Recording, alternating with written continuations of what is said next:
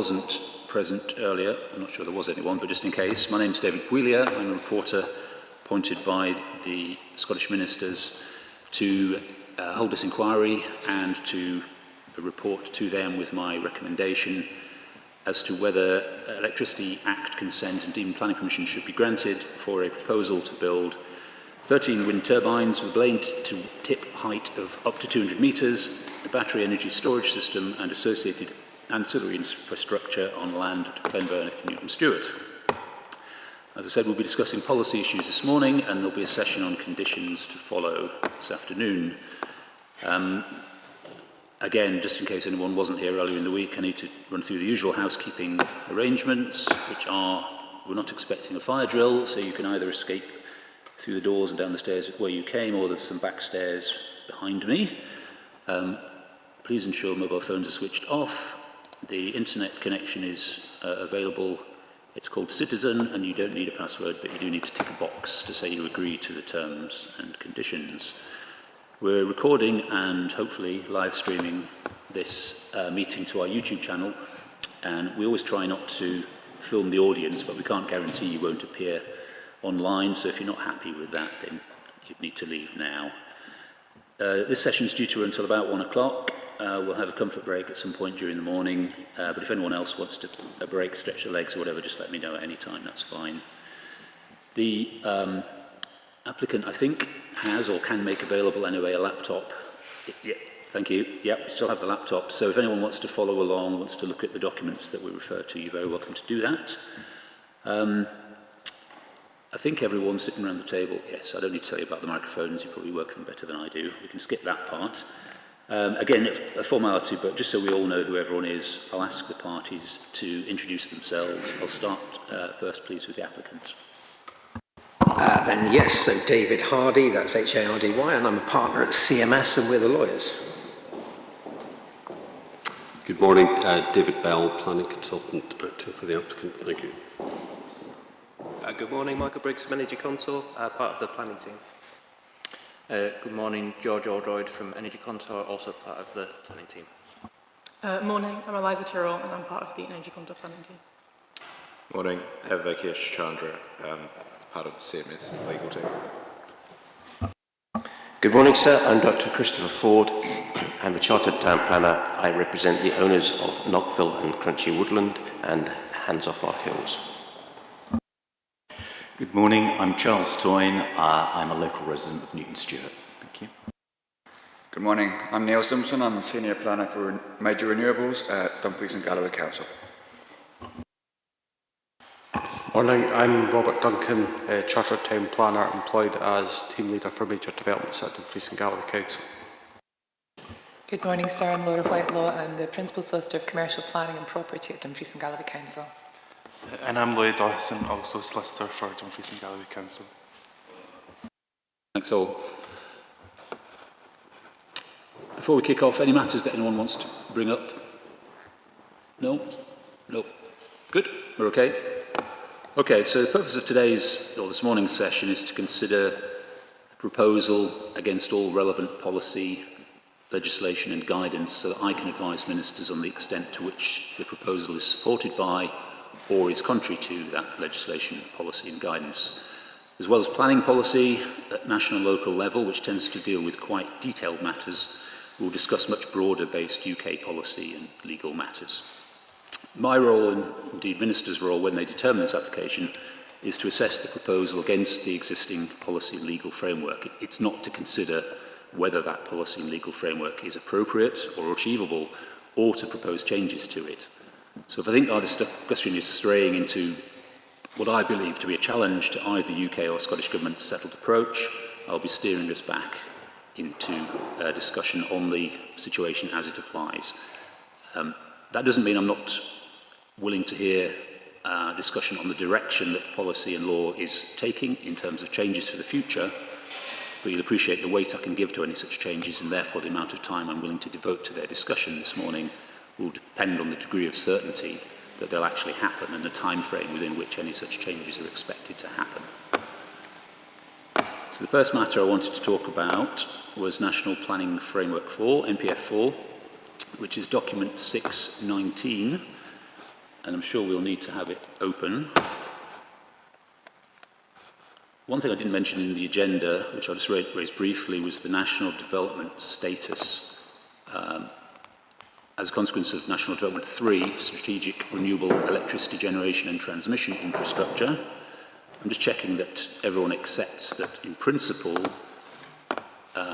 there is support for this form of development, albeit not necessarily on this site. Nobody disputes that. Sorry, I pressed the... Thank you. Yes, I think that there seems to be agreement on that it's national development qualified given its installed capacity and the statement of need is engaged.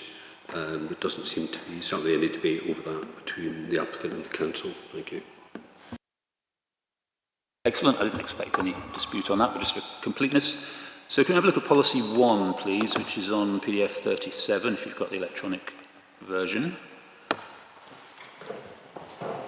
And this provides a clear direction that when considering all development proposals, significant weight will be given to the climate and nature crises. Mr. Bell describes this as a radical departure, that the matter of weight is no longer left entirely to the discretion of the decision maker. Does anyone disagree with that? No? Good. Policy 4, page 41 of the PDF. I want to consider the regional scenic area in particular.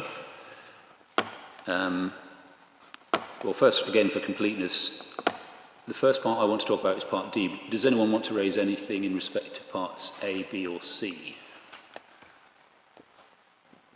No? Good. Okay, so part D. Development proposals that affect a site designated as a local nature conservation site or landscape area in the LDP will only be supported where, and that gives you some circumstances which we'll come on to. In relation to part D, the Council's hearing statement argues that the RSA, Regional Scenic Area, is a regional rather than a local designation because it was the creation of the former Regional Council, and I appreciate that position is consistent with what's set out in the LDP, but NPF4 Policy 4 doesn't have a category for regional sites. So even if regional designations are a thing, or were a thing, in the LDP, do we accept that regional importance isn't a category that's recognised in NPF4? Do you accept that?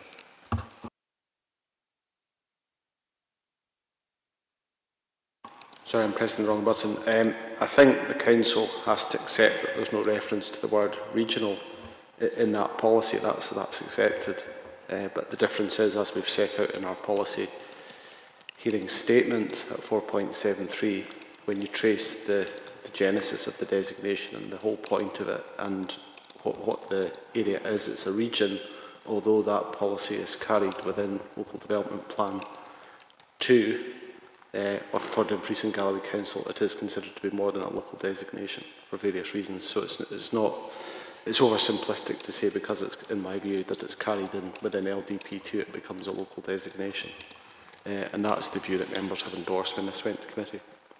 In terms of just looking at NPF4 Policy 4, we should be assessing it, the effects on the RSA under Part D as a local designation. On the basis it's not a national or international designation. So if we were to assess it at all, it must be a local designation. I would agree in the sense that Policy 4 of NPF4 does give you the option of looking at that as a regional designation, but as I've said, the Council's view is this is more than a local designation, more than local importance. I will come back to the issue of regional importance later, but just in terms of Policy 4, well, I've got your answer. Mr. Bell, am I right in that, you think? The applicant rejects the proposition that the RSA is some sort of middle tier between a local and a national designation. The historical context of the structure plan from the last century, we think, has no bearing, and there's no provision in any planning legislation for any safe policies. In England there is, where you may get a very historic development plan document which has got a safe policy provision under the Planning Act in England, but we don't have that in Scotland. And if there was to be a middle tier of policy, then NPF4 would have recognised that. So our position is that the RSA is a local designation, and it's simply a naming choice of the council to continue to call it an RSA rather than a local landscape area or a special landscape area. So we would say that policy 4 is engaged, and there should not be an elevated artificial position given to the RSA when there's no basis in any policy or guidance for that. So would you say that as a designation, or insofar as the LDP regards the RSA as a regional designation, that would be incompatible with MPF4?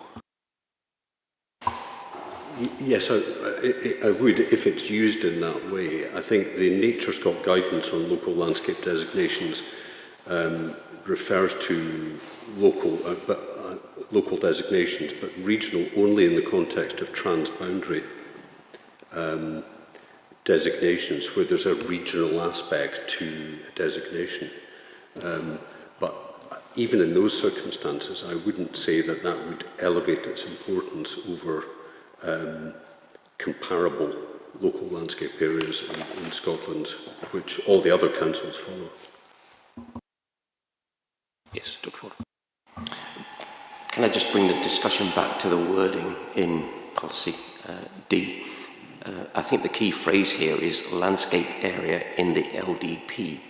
Landscape area is not defined, it's not in capital letters or anything like that. It's a fairly loose description. The qualification appears to be that it needs to be in the LDP. You accept that Part D is dealing with local, it's either local nature conservation sites or local landscape areas. Do you accept that?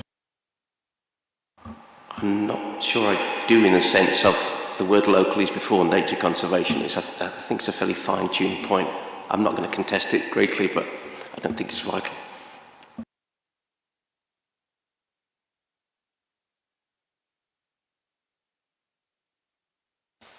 Okay, well, I have your interpretation of that. Thank you.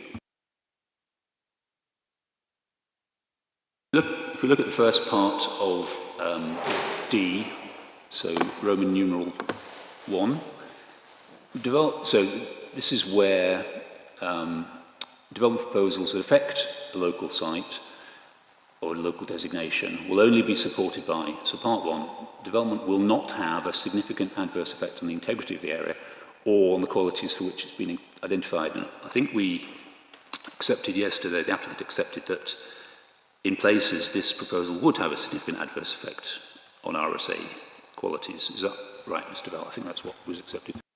That's correct, yes. It's accepted. Therefore, you can't draw support from part 1 of D, because you do, albeit not throughout the RSA, but you do have some. That's correct.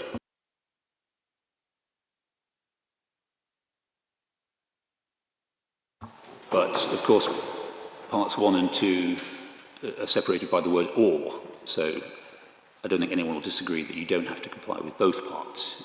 It's either 1 or part 2. And part 2 says, any significant adverse effects on the integrity of the area are clearly outweighed by social, environmental or economic benefits of at least local importance. And I'll come back to that in a minute, because I know there's a question about the wording that Mr. Bell has raised, which has also struck me many times. But just in terms of the integrity question, we agreed yesterday the RSA covers a very large area and that the proposed wind farm would be visible from only a relatively small part of it. And the council accepted that damage to the integrity of the RSA was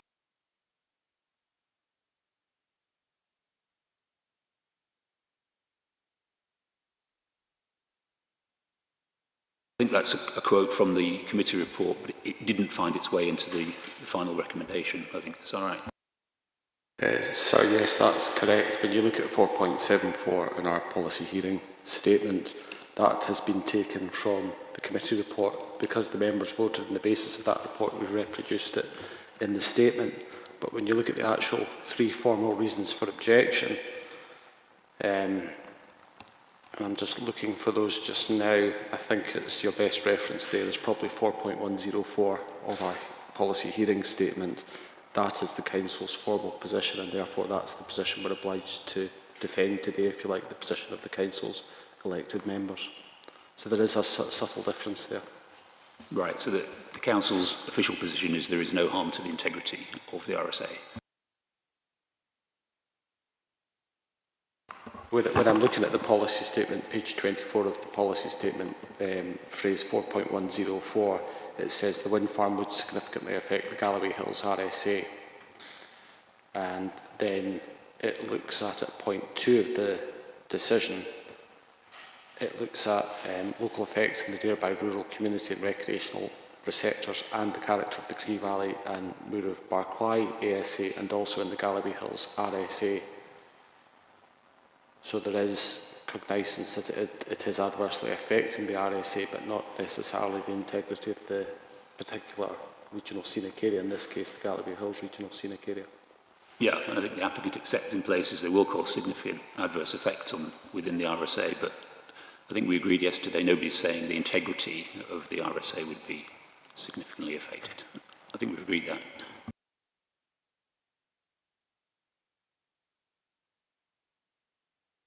I want to come back to Mr. Bell's identification of an apparent anomaly in the wording of the second part of 4D, where it only talks about integrity. So the second part of 4D is a way of getting around any conflict with the first part of 4D, and we've accepted there is a conflict with the first part because there would be, in places, some significant adverse effects within the RSA. Mr. Bell says it can't be right that, I think you can probably explain it better, but as worded, the reference is only to integrity, which is obviously a much higher failing of the scheme. Something that's so bad that it harms integrity potentially qualifies for an exemption, whereas something which has lesser effects and doesn't go to the integrity, apparently, according to this, doesn't qualify for an exemption from any conflict with Part 1. Am I right? I'm sure you can explain it better than I can. That's a good summary of the issue, yes. So, Councillor, do you accept that? I mean, the wording is what the wording is in Part D2. Any significant adverse effects on the qualities for which the area has been designated are clearly outweighed by social, environmental, economic benefits, national importance.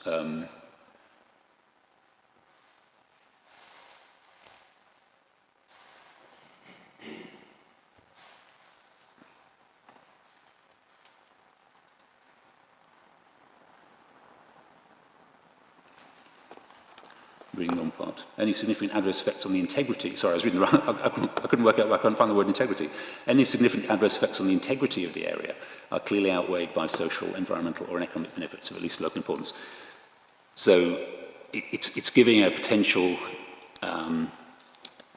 exemption where you can demonstrate locally important benefits for schemes that are so bad that they harm the integrity of the, in this case, the RSA.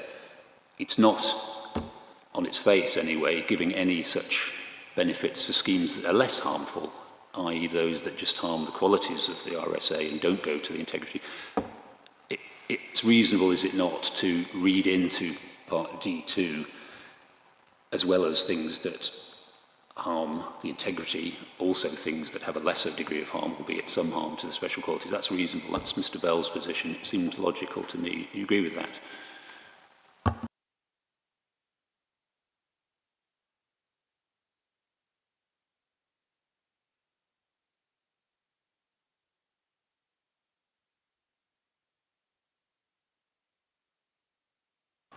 I think when you look at Part D of MPF 4, Policy 4, you've got bullet point 1, which says development will not have significant adverse effects on the integrity of the area or the qualities for which it has been identified. So there's effectively 2 options there. But when you move to point 2, it says any significant adverse effects on the integrity of the area are clearly outweighed. So that does give you, if you like, a caveat if you find yourself in that situation. But I don't think that's a point that's in dispute in terms of the interpretation of that policy in MPF4. So you're saying that the applicant can't benefit from that balancing provision in Part 2 because they don't cause enough harm, because they don't harm the integrity. Is that a logical interpretation of the policy? Had they caused more harm, they would have been able to benefit from Part 2, but because they don't cause harm, they can't benefit from the potential exemption in Part 2. That doesn't seem entirely logical. My reasoning with that would be if there were significant adverse effects in the integrity of the regional scenic area, then you could look at whether or not that was outweighed by social, environmental or economic benefits, but that is not something that's in dispute at the moment. But you're confining that to the situation where there would be harm to integrity, but surely a less harmful situation, they should be able to benefit from a similar balance, because at the moment, Mr. Bell has accepted they can't be supported by Part 1 because they do harm in places the qualities of the RSA. So if you interpret Part 2 only to apply to effects on integrity, then they couldn't be supported by this, even though nobody's saying they're bad enough to be in a position where they could have benefited from Part 2. It doesn't seem logical to me. I appreciate that's what the policy says, but I'm just, and I can't rewrite the policy, but I'm just trying to interpret it in a logical way. Do you see what I'm saying?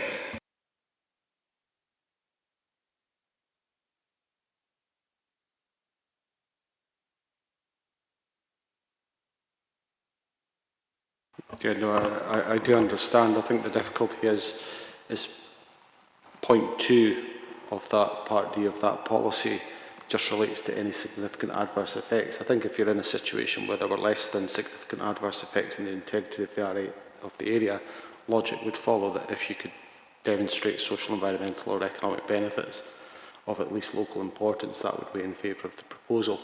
It's just the actual wording just says any significant adverse effects on the integrity of the area. Yeah. So it gives you an or. You've got two options, 1 or 2 there.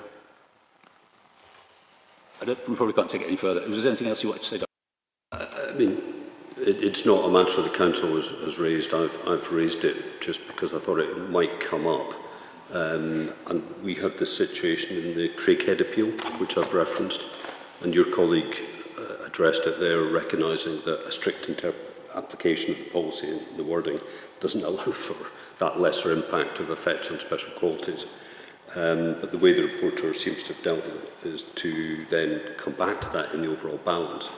And policy 11 allows for that.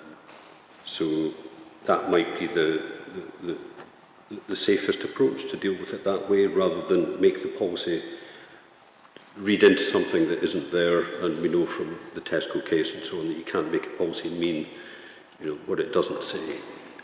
So just caution around that. So that's hence why I raised it. It's probably, I think, an error in the drafting of the wording that's given rise to that sort of perverse situation that you don't have a carve-out for lesser impact. But that's probably as far as we can take it, I would have thought. Thank you. I should be very cautious about not landing myself in court on making the policy say what I wanted to say. So thank you for that. Right, so Mr. Bell argues that scale of energy output and emission savings from the proposal are of more than local importance, which is what you need to demonstrate under Part D if you've got a local designation. In fact, Mr. Bell says they're of national importance. Is your conclusion of national importance simply because these are types of development that are included within National Development 3, or is it more than that? It's principally National Development 3 status that engages that. Then maybe other considerations we might come on to this morning that would add to that position. But except that local in itself may not be enough, because the policy says at least local importance. But in this case, it's not major development, it's nationally important. So I think there's significant headroom above that threshold in our view. Thank you. Do others accept that the benefits of the proposal would be of at least local importance? Does Council accept that? Yes, it's recognised in the committee report that this is a national development, for example, and there is quite a considerable narrative on the benefits of the proposal in principle.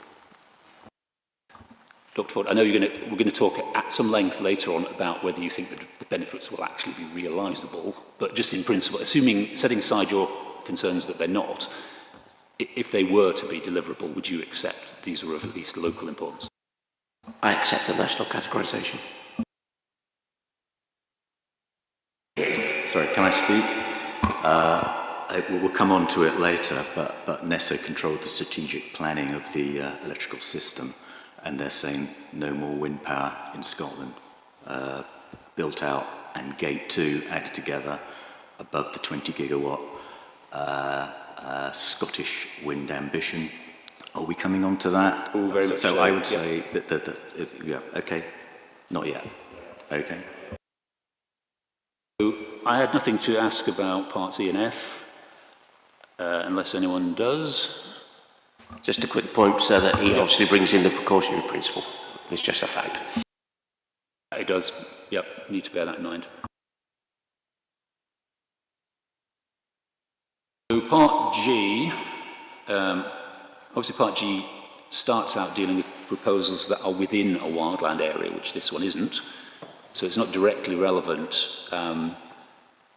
I wondered whether the council would agree that because this part of the policy is on the one hand very protective of wildland areas, but on the other exempts development that would support meeting renewable energy targets, could one reasonably conclude that the achievement of renewable energy targets is of at least as importance as protecting wildland areas?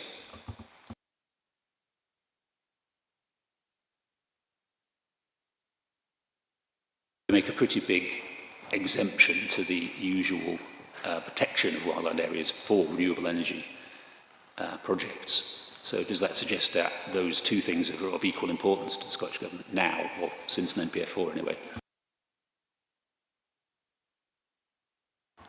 I don't think the council has a formal position on that as such. My own opinion, and this is just my own professional opinion, is my reading of that policy sends the message that the achievement of renewable energy targets is of greater importance to the Scottish Government than protecting the wildland areas. Not to say that that is not important, but that's just my own interpretation. That's not the position of the council as such. I don't think the council has a position in relation to that question. Thank you, that's helpful.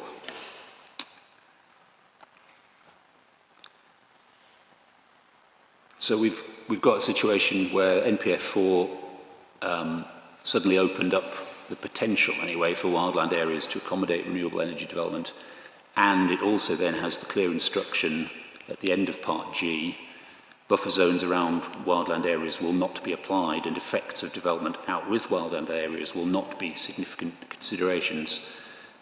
Do you accept that those two factors are a clear instruction from NPF4 to give very limited weight in the planning balance to the effects on a wildland area of a renewable energy proposal like this that is sited outside of that wildland area?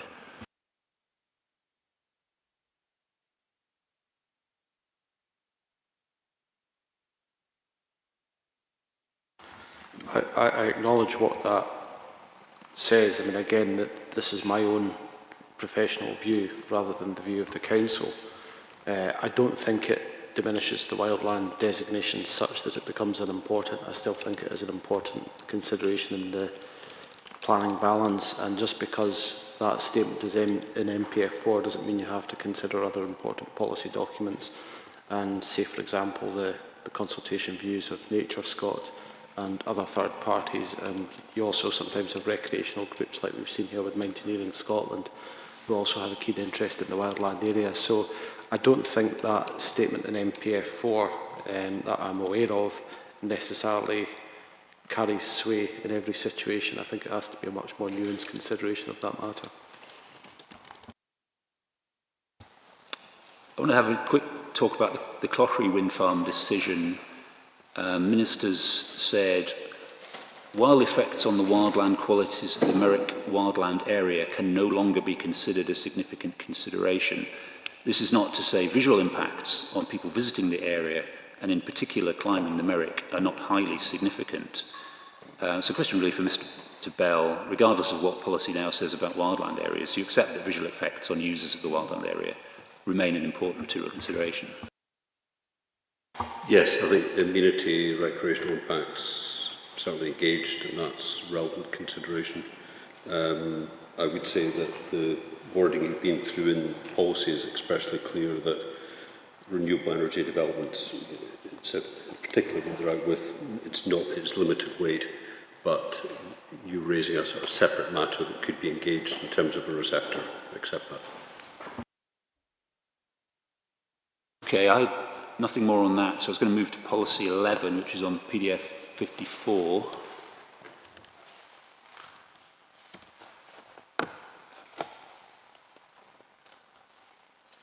So this is the policy that deals with energy specifically. The first point I wanted to read, or I wanted to address, was Dr. Ford's interpretation of part A1. I'll read out A1.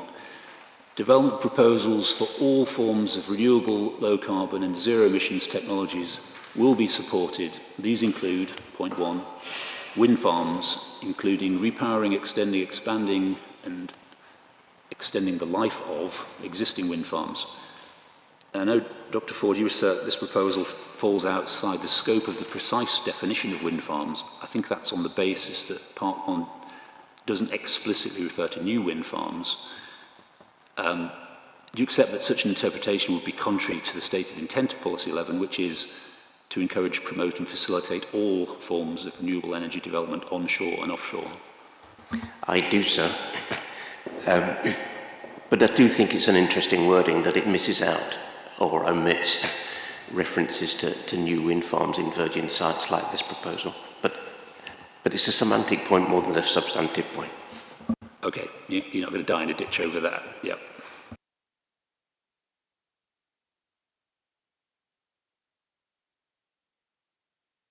We go to point B of Policy 11. This confirms wind farms will not be supported in national parks or national scenic areas. Obviously, the common feature between those designations is a landscape of national importance. Some objectors to this proposal argue that because the Galloway Forest was considered quite seriously as a potential national park, although it didn't make it eventually, that's an indicator of the value of the landscape and that this should be factored into the planning balance. What does Mr. Bell think about that? That's a concept that's come and gone. There's no weight should be placed upon that position. What we do have is a detailed landscape and visual appraisal. We've been 2 days through that, which has looked at landscape character, and that may identify areas of value that you recognise.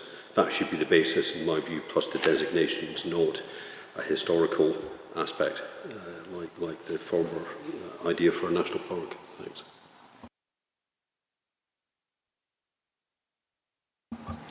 I accept it doesn't qualify under D, it's not a national park. However, there is the general recognition that it did meet the qualifications in terms of landscape designations and the potential to become a national park, and that is a recognition that doesn't exist outside this area.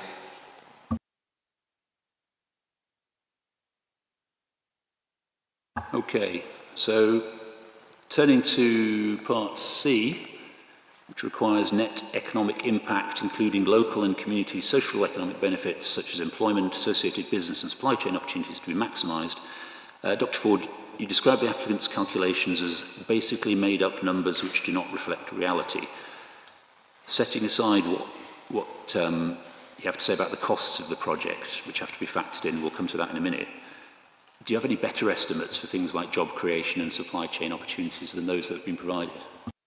Only anecdotal, okay, so there's no kind of formal research into this, but my experience is, I live in a village where in fact there are two, well, one still is, but one's a former wind farm manager. And the numbers that I hear in terms of discussion from them about the level of employment that comes through, but also the general picture in terms of if you take the numbers that are kind of estimated for this proposal and extrapolate that to the number of wind farms and wind turbines that are across the country, it's very clear that the level of employment out of wind energy onshore in Scotland should be far more higher by orders of magnitude than is the reality. And I appreciate the difficulties in producing the research that the applicant has produced, but at the end of the day, with all due respect to them, and Mr. Bigger knows my views, they're not properly researched, I think is a fair description. And therefore, I don't think they're reliable, essentially. But in terms of what the numbers might be, my experience is that a wind farm like this, which is, with all due respect, relatively small, will involve a site manager which is probably covering south of Scotland or something like that. The contractors that come in to do the work for maintenance, and turbines are getting more efficient and require less maintenance as the years go on, which is good. These are specialists that are working. They'll obviously be concentrated in Scotland because that's where the wind energy is predominantly, but the numbers are just not there, and some of them are actually working internationally. But my feeling is, anecdotally, and it doesn't perfectly qualify it, that the numbers are not there, that the orders are substantially below the numbers being predicted here.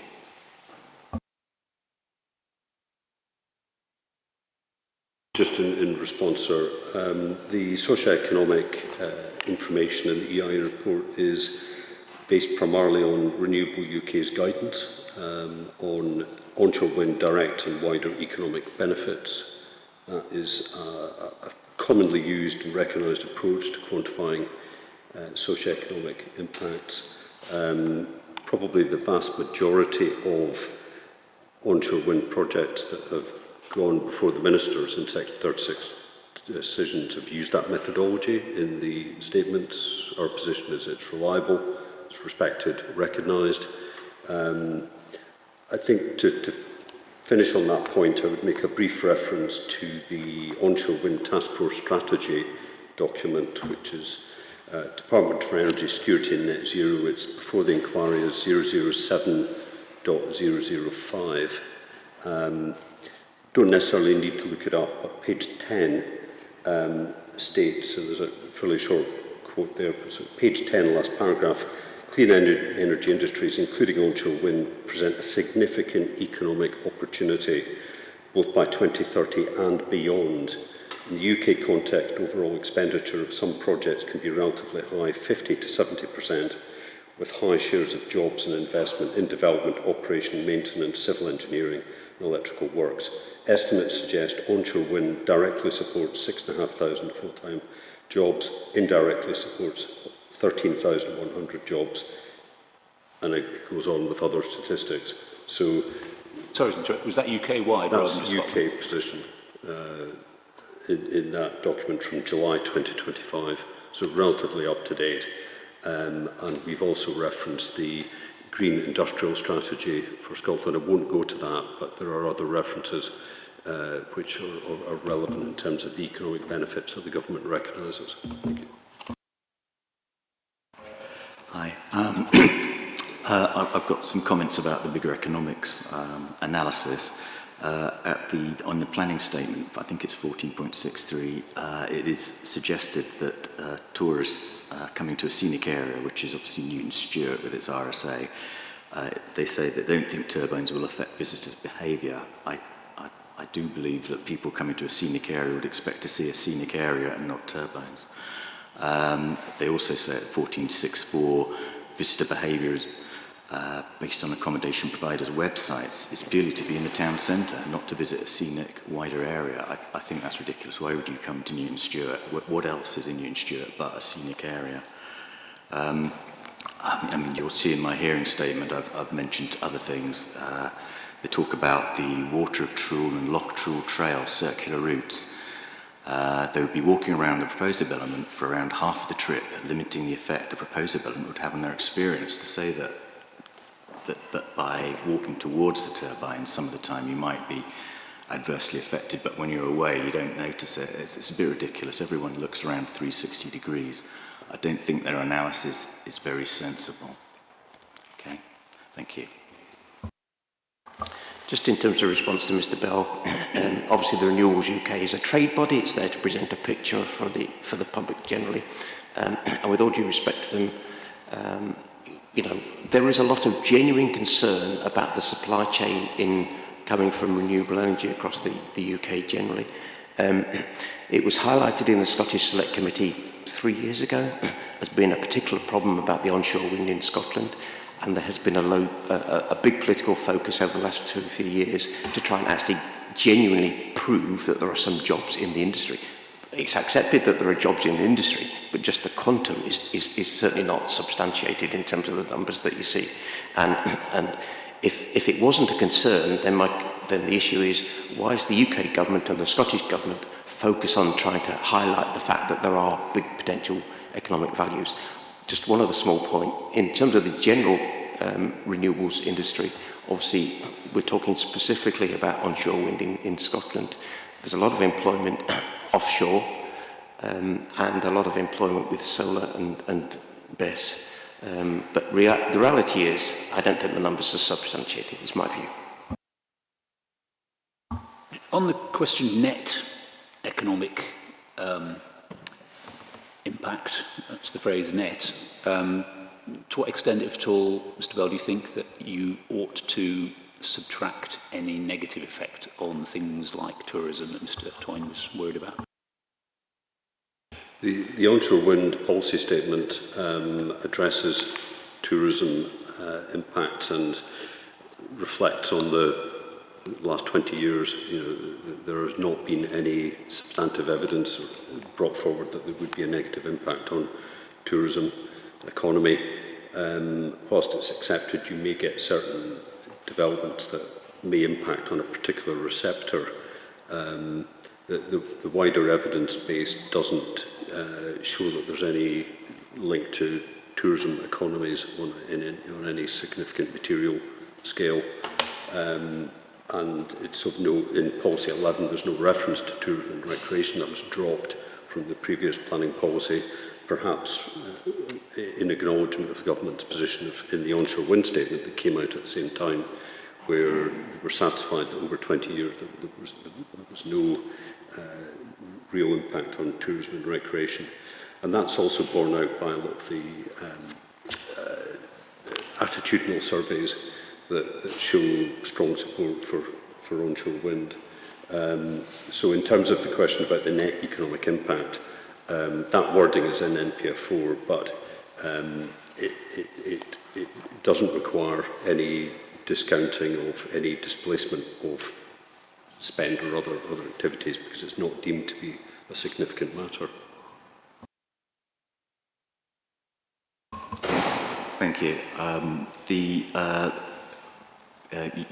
It's been stated, obviously, that the public attitudes to wind farms is generally favourable, as you're saying, which I would agree with, but it doesn't mean that they then seek out wind farms to come and visit in a scenic area. I don't think it's really been properly tested about how visitor numbers are effective, because at the moment the wind farm development is to the west, away from the regional scenic area where all the beauty is, and that's where it's one of the key areas of Dumfries and Galloway for visitors to come to.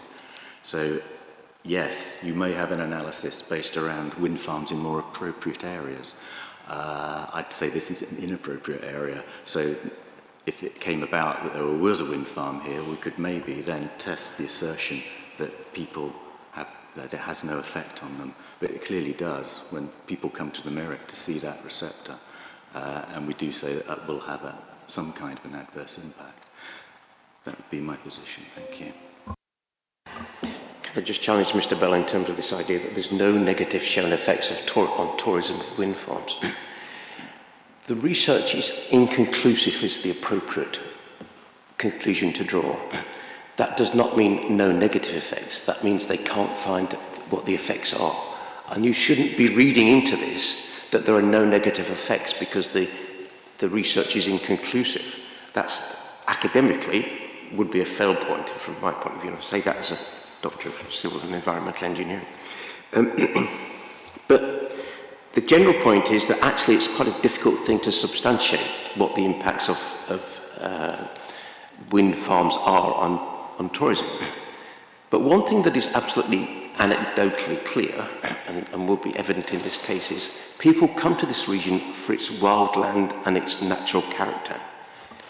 Putting in 200-metre high turbines in a new area away from other wind farms and very close to this particularly valued area, I can't see, without any research on any basis, but any logical terms would say it's going to have an effect.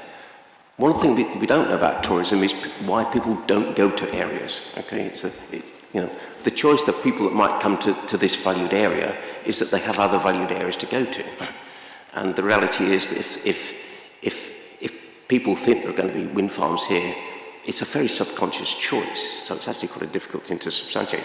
But I think realistically, it's a choice which is likely to happen. But also anecdotally, when you speak to the local businesses that are receiving these people, okay, and I don't think Mr. Bell's research gets into that level of detail, but when you talk to them anecdotally, they talk to their consumers, their customers, their clients, and they say they don't want to see wind farms here. Thank you. Staying on the net effect. Can I comment? Sorry. Yeah, I just referred to paragraph 4.59 in the determination, which is referred to in the hearing statement. The planning balance was fully assessed, including the benefits of the economic benefits. But there is a proviso to say the potential for such development to impact on recreational resources and tourism are neither disputed nor agreed. There's inadequate evidence available to qualify this aspect, although the effect of NPF on the consideration is fully noted.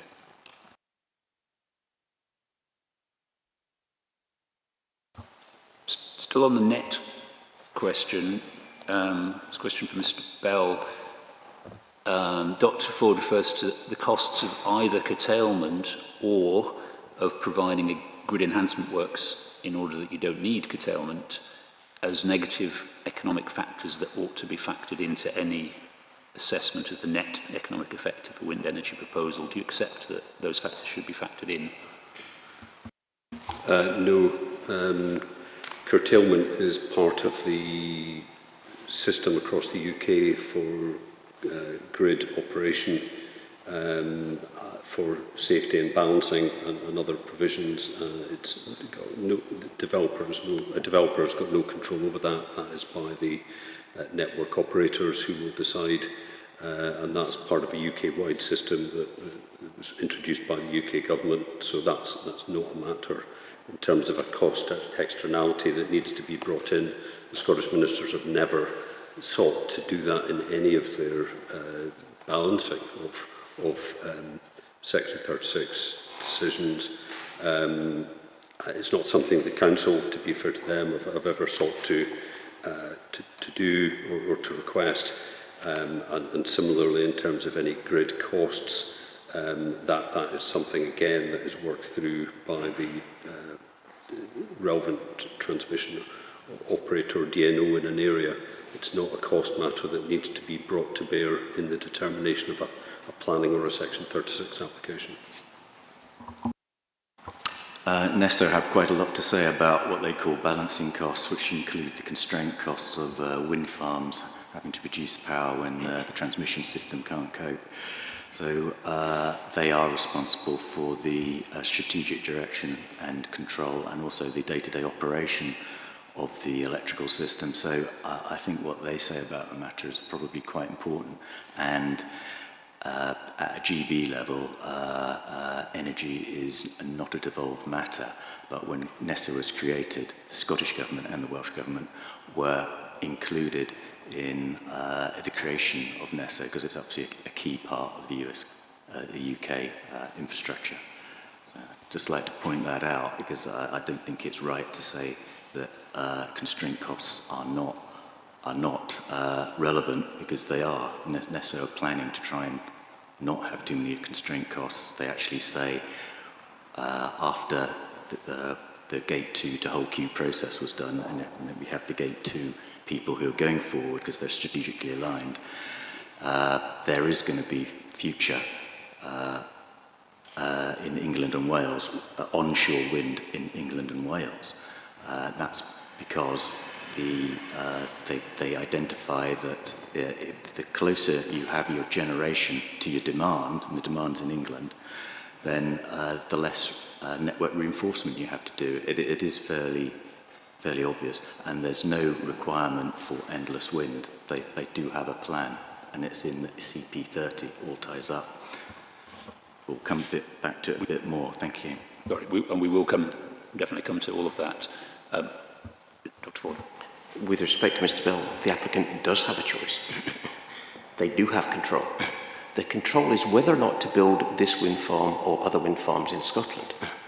And we're getting to the point where the excess is considerable these days. Just to point out, the economic cost falls on UK consumers, currently standing about 1.8 billion a year. Which, if you share it across, is a relatively small number per household, but it's still significant, and we have heavy, extensive energy bills at the moment.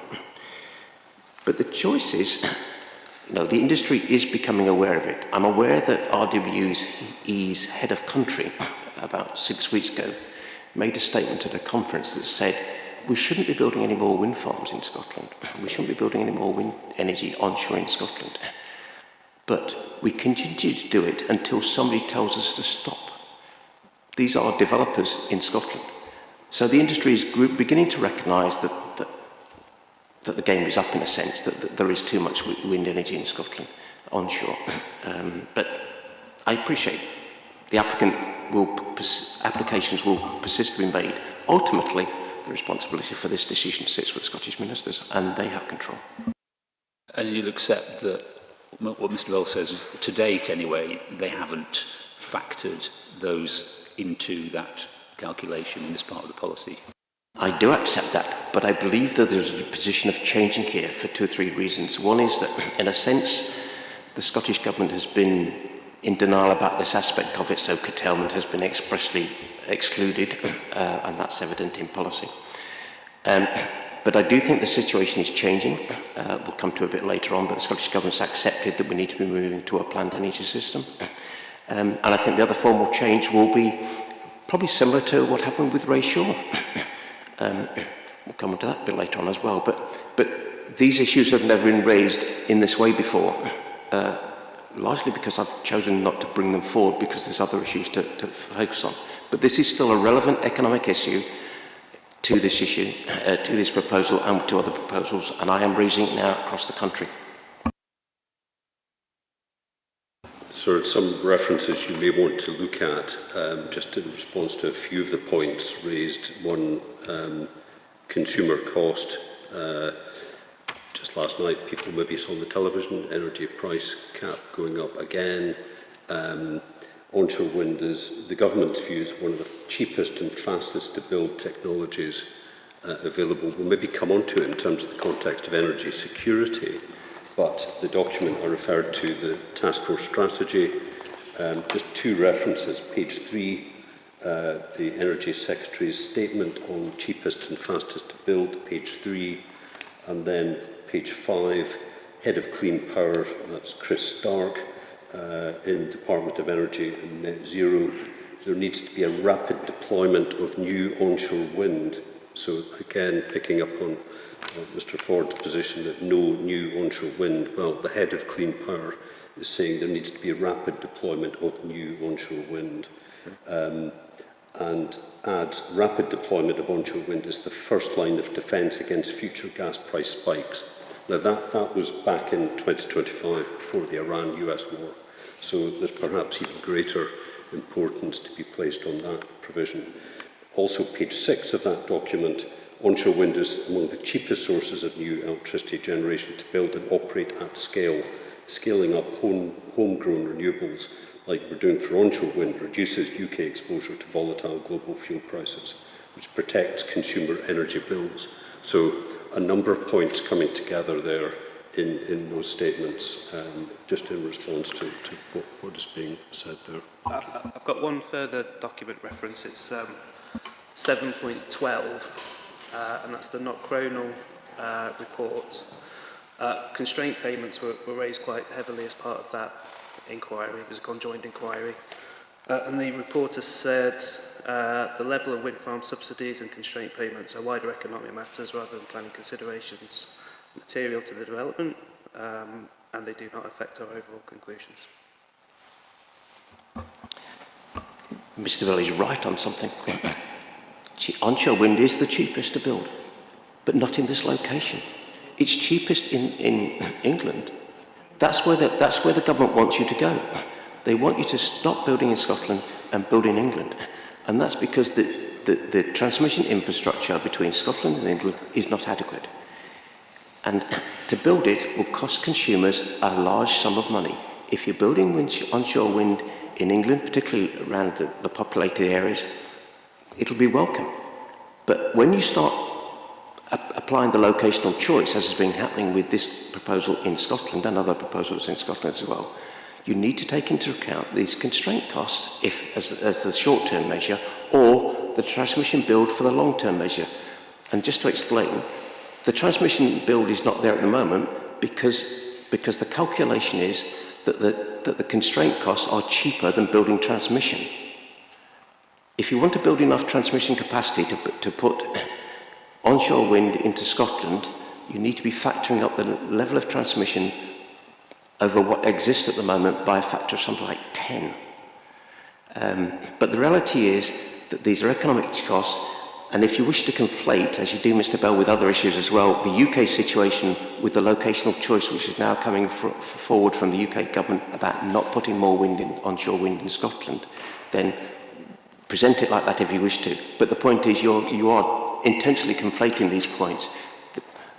But the government's intention is now that we have a kind of spatial perspective on this thing. To be fair, that's the UK government's position. It may or may not be the Scottish government's position. We may come to that later on, but I think that's probably as far as we can get on this point for now. Part E of the policy is a whole load of checklists. I'm not going to go through them all. You'll be relieved to hear. First one deals with impacts on communities and individual dwellings. I don't think I need to ask anything more about that because Mr. Wells accepted that effects on individual dwellings are relevant, and amenity harm can be a relevant consideration. I did want to ask about point 2. Point 2 accepts that significant landscape and visual impacts are to be expected for some forms of renewable energy. I don't think anyone will doubt that this form of renewable energy is kind of what they were thinking about when they wrote that policy. I could with that. Okay, where impacts are localised and or appropriate design mitigation has been applied, they will generally be considered to be acceptable. So clearly the and or in part 2 means either they can be localised or they must have received appropriate design mitigation. It doesn't require both. So logically, does that mean that design mitigation doesn't have to bring down the levels of effect to a localised level in order to be considered acceptable? Do you accept that? That's a fairly semantic point, and I think it's overreading the terminology. And I mean, the applicant argues that they've put in mitigation. With respect, I don't think they have. I mean, I don't want to get too involved in the tunnel of embedded mitigation because we could spend years in it. But at the end of the day, the proposal is what the proposal is. And I think the issue is really about whether it's localised or not. The applicant will say the effects are localised, but I'm just wondering if our ministers were to find that they weren't localised, would it nevertheless, if they found that they'd done their best, they'd appropriately mitigated it, notwithstanding the fact that localised effects were exceeded, would it not be the case that ministers could still find they've done what they can, the mitigation was appropriate? But you then get into the issues about degrees of mitigation. And I appreciate the wording is just mitigation, it doesn't categorise it or define it or anything like that.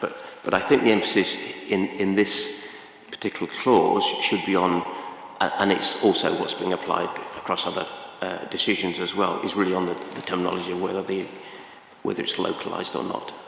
So I wouldn't rest too much on the mitigation, because I think it can be disputed and contested to a great degree. Did you want to say anything on that, Mr. Bell? I'm going to come on to what localised means. Just, is there anything in this issue about, or are you seeking to put any weight on the appropriate mitigation, given that you think it's localised anyway? I think we've covered both points, that we consider that the landscape and visual effects that arise would be localised, and we can come on to why that is the case. But also there has been appropriate project design and mitigation, and I set out a number of factors in my hearing statement on that at 4.5.25. But the point you raised about, could you still have a development where the effects are more widespread beyond localised, but there's been a really good design of that development, then I think the wording allows for that to be deemed circumstances where you could support a development. So turning to the question of what localised means, Ms Bowman accepted on Tuesday, although she didn't want to get into the realm of policy interpretation, she did think that a geographical extent that wasn't the only factor to consider, so measuring the radius over which you might experience significant effects, wasn't the only factor.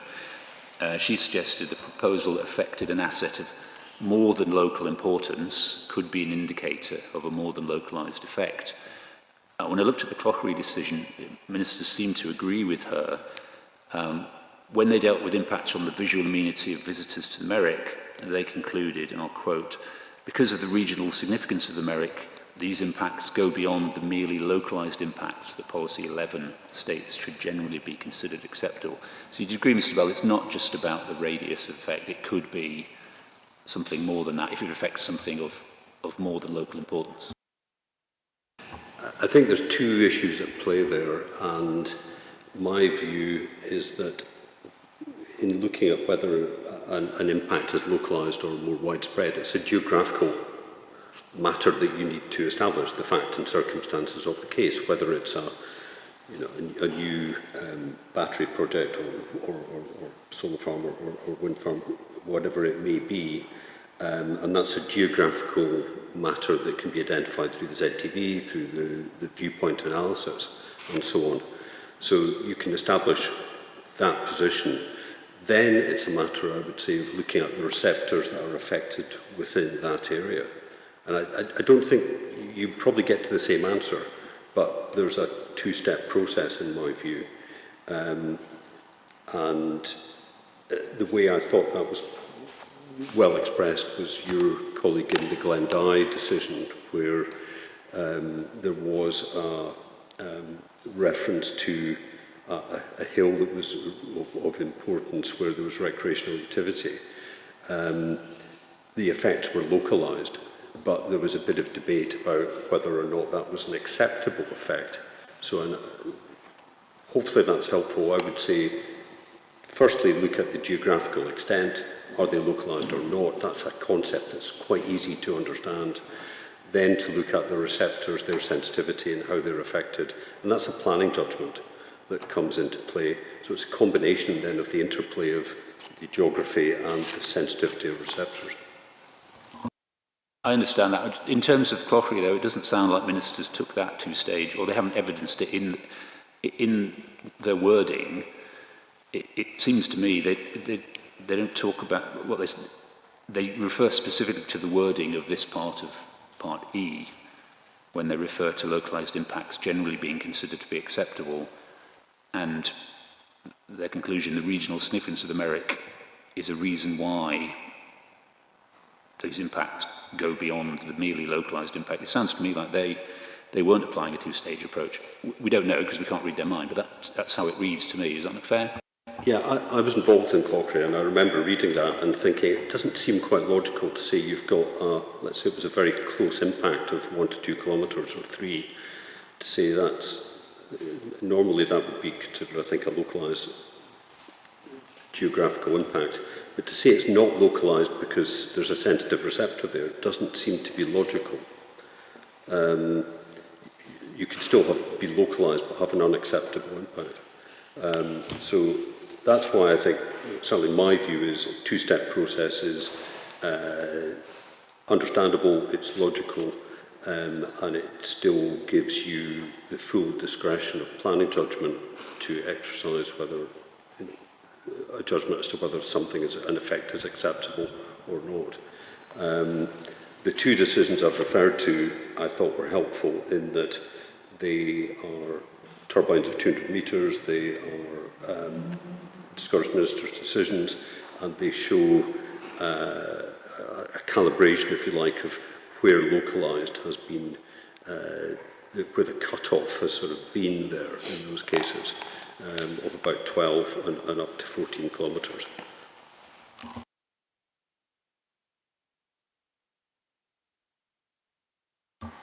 Just to be clear, sir, in my judgment, the effects here are not localised.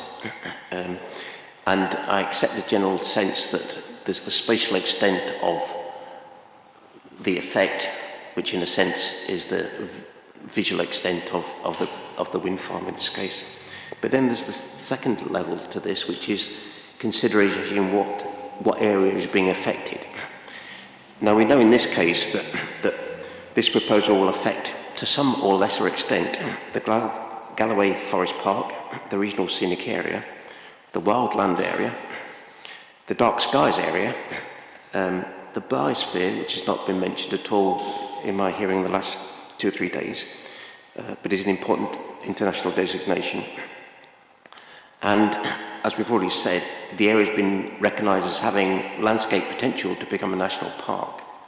So, in my view, the area that is visually affected and the extent of the effects from the proposal includes areas which are of regional, national, international designation, and therefore, in that sense here, that's why I'm concluding that the effects of this proposal are not localised.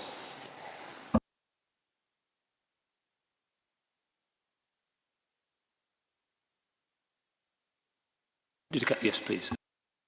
Thanks, sir. It was just to pick up on what Liz Bowman said yesterday. I would broadly agree with that and what Dr. Ford has said there. It's more, in my view, this is more about proximity and the value of the receptor rather than just proximity in itself, which is one consideration. When you talk about the geography of it, you can quite easily get that from the ZTV information that's been provided, but where the balanced judgment comes in, and I don't want to stray into EIA language here, is the value of the receptors affected and the kind of impacts you would have upon those. So, for example, you couldn't say just because something was 5 kilometres from a wind turbine or part of it, that would be a localised impact. It needs a much greater consideration of the value of that receptor, and you need to take that in combination with others. And I think that's what we've done when we've assessed the case. There is a great difficulty in Policy 11 and MPF4 in the sense that when you look at the glossary of definitions within that document, on page 144, there's no definition of localised and there's no definition of mitigation apart from the mitigation hierarchy. So it's obviously a matter of interpretation for you, sir. But that's always been an unhelpful part of MPF4, trying to understand the meaning of localised.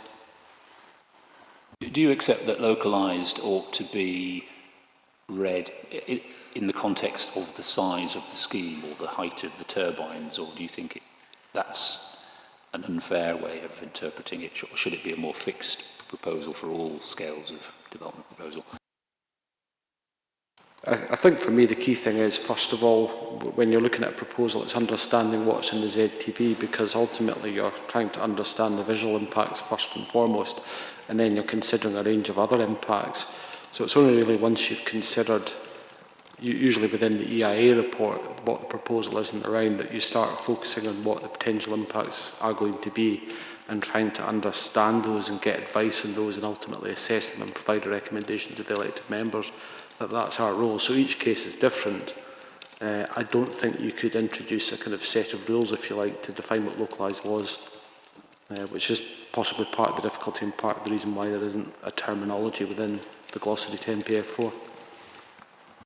Just on that point, sir, there's nothing in the wording of the policy that gives you any kind of hook to put that in. I don't disagree a lot with what Mr Duncan says there. It's been an issue we've had to grapple with over the last few years. I think the way we try and get a settled position on it is to look at the other decisions.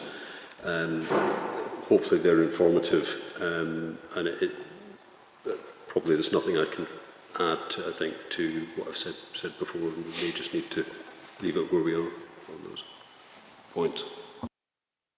Okay, so moving on to the bottom of Part E, the policy advises us, in considering these impacts, significant weight will be placed on the contribution of the proposal to renewable energy generation targets and greenhouse gas emissions reductions targets. And we'll talk about Mr. Ford's submissions on this. Mr. Ford claims, Dr. Ford, sorry, claims, and we'll discuss this later when we talk about connections reform, that the project will be unable to obtain a grid connection. As such, it would be unable to contribute anything to renewable energy targets. But in that scenario, the wind farm simply wouldn't be built, would it, Dr. Ford? So there'd be no impacts to weigh against that in the planning balance. So can we just kind of discount that scenario? With respect, so you can't. Logic says that, but actually there is a living example of it happening. There is actually a wind farm in Wales called Hendy, where the wind farm was built without the grid connection. It may sound absurd, it takes a lot of comprehending to understand the situation that arose, but the fact is it did happen. And still doesn't have a grid connection, or did that follow? It went in about 3 years later. Want to say anything on this point? I certainly want to make a point, if in reply, if it's about Mr. Ford's contention that the prospects of the proposed development being awarded a Gate 2 grid connection, he says, are bleak to entirely non-existent. We'll come to that later. Fine. Yeah, we'll coming to that later. Okay, that's fine. Thanks.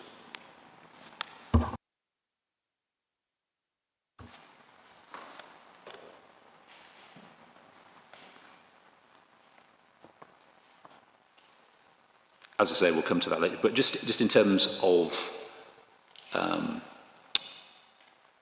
an assumption that you do get a grid connection, do you accept that that's probably going to be several years from now?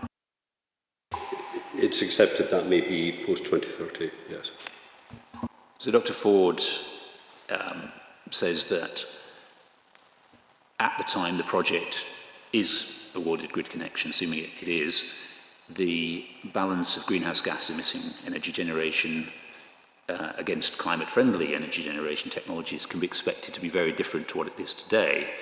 And he says that any estimate of the contribution this proposal would make to emissions reduction targets should have been based on the mix of generation at that time, at the point of grid connection. Is that how you've based your estimate of carbon savings of 104,000 tonnes of CO2 per year? That is a guide at the moment based upon the carbon calculator that's in the EI report. I don't know, so I'm sure you know better than I, whether that's based upon current energy mix or some prediction of how that will change and presumably improve going forward at the point of 2030 or whenever it is you get a grid connection. My understanding is it's based on usually the three scenarios of the grid mix, or typically grid mix or fossil fuel. And the grid mix is the balanced approach of a mix of renewables being on the grid as well. But as ever with these figures, it is a broad guide. It's not a determinative issue in itself, whether it's one or the other. We know from the policy documents, one or two we've been to this morning, that onshore wind is a technology to be deployed. So the actual forensic analysis of any particular carbon savings from a given project isn't that helpful.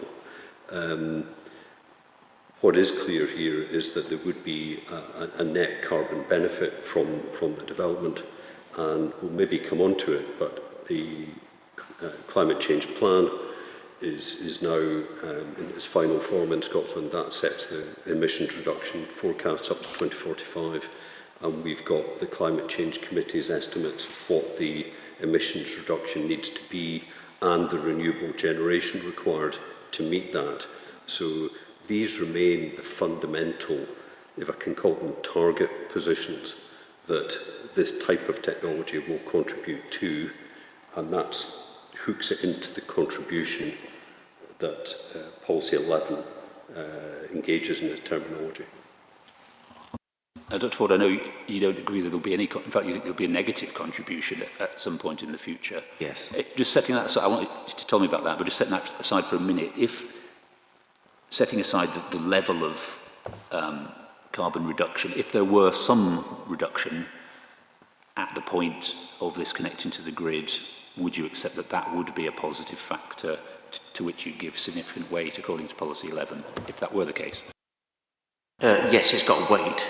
I think the question is the facts as to whether or not, when it's completed, it will actually produce carbon savings or not. That's a key test. Could I just add that, I know I keep coming back to this point, but if you're not within Gate 2 at the moment, then you're not within CP30, because that has all been, I know we're coming back to this, but on that basis, excessive wind energy surely does not contribute to net zero, because you're building one too many farms, two too many farms. It's surely not. Surely it does not contribute. Okay. And we're coming back to that very shortly. Quick question on the following paragraph. Grid capacity should not constrain renewable energy development. Is this simply an instruction to the decision maker, planning decision maker, that any capacity upgrades to the transmission network that the operator might need to make to the grid in order to accommodate the renewable energy proposal are a matter for others to worry about and should not factor into the planning balance? What's your understanding of that paragraph, Mr. Bell? I think this is a clear instruction to decision makers that just the very type of issue that's being raised by Mr. Ford, that we should place significant weight on grid constraint issues, and that should be a matter in the balance against the development. The Scottish ministers are saying here that that is not a matter for the decision maker. The Council's been very fair consistently on that over the years, and indeed this is not a new matter. It was in the former SPP from 2014, I think,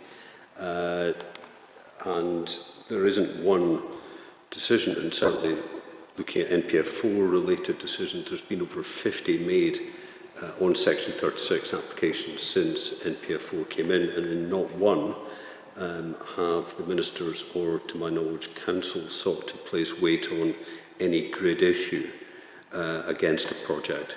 And so really that should cut short debate about materiality of grid constraint issues in our view. Thank you. I know Mr. Toyne and Dr. Ford will be saying, well, things have changed now. We've got NESO connections reform, which we're going to come to in a minute. As I understand it, if a developer can't demonstrate, or prospective developer can't demonstrate compliance with strategic alignment criteria, as well as simply being ready to proceed, grid connection may become an issue for them. Do you think that, and we'll, as I say, we'll come to whether that's a reality for this project or not, but in a situation where the grid connection revisions, the NESO connections reform programme, means that there is an inability to connect to the grid, would that actually change your position in respect of this? Notwithstanding the fact that in matters of planning judgment, ministers have never taken a view before, and notwithstanding what's said about grid capacity in NPF4, would this be a factor, given that we're not tied to the development planning because we're not a planning application, would that factor, if it were to transpire, be a factor that might count against what it says in black and white in NPF4? Well, a material consideration or not is a matter of law, and I think there would need to be clear legal position for that. Then weight is a matter for the decision maker. At the moment, the statutory development plan makes it expressly clear that that's not a matter that should constrain decision making. So unless that changes, If that changes and the government comes out with a new position, then yes. But at the moment, that would just be pure speculation. Do you think that would need to be an explicit decision by the Scottish Government, perhaps a revision to MPF4 to say, OK, we are now adopting that formally for the purposes of planning? Yeah, I think if the NISO comes out next year and the zonal geography position is such that there are clear capacities for technologies and areas, and then they revise NPF4 with some form of spatial strategy to reflect the what's called sometimes the buckets of technologies, capacities within areas, that links then to targets. That could be a position where it becomes a material matter in a similar way to the former regional spatial strategies when they had targets and they were met and they weren't capped. Then that could be a new area of planning practice, but we're not there at the moment. Can I just add the Planning and Infrastructure Act 2025, which became law in December 25, it specifically says at 165A, the ISOP, that's NESO, when carrying out any of its functions relating to the management of connections to the transmission system, have regard to the designated strategic plans. NESO are in control of strategy for the electricity system. So they're basically saying NESO's to decide. Yeah, I do want to come to the strategic plan very shortly and what stage it's at and what its implications are for things like MPF4, as well as what its implications are for what NISO does in terms of awarding or not awarding grid connections. So we'll come to that, definitely. That was all I had on MPF4. Was there anything else anyone wanted to? Yes, Mr. Dr. Ford. Just to pick up on this last point about the grid connection, I mean, broadly, I'm in agreement with Mr. Bell, but obviously just to be explicit about it, and your last question obviously recognises this to percent, but just to be explicit, obviously the Scottish Government has committed to the commissioning of the SSAP, and within that it also expressly says NPF4 may well change. I think that particular clause in NPS4, the grid capacity constraint issue, is a likely candidate for change in those scenarios. And I'd like to add there's the National Spatial Strategy. It says our commitment to a just transition means that our journey to a net zero society and nature recovery must involve and be fair to everyone. I believe the community here is against the proposal.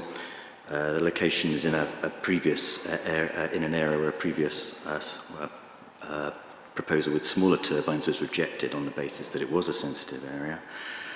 It's seen as a special area by the locals, and also the current proposals are that people should be building wind farms in England, not Scotland, for reasons that we've gone through and everything.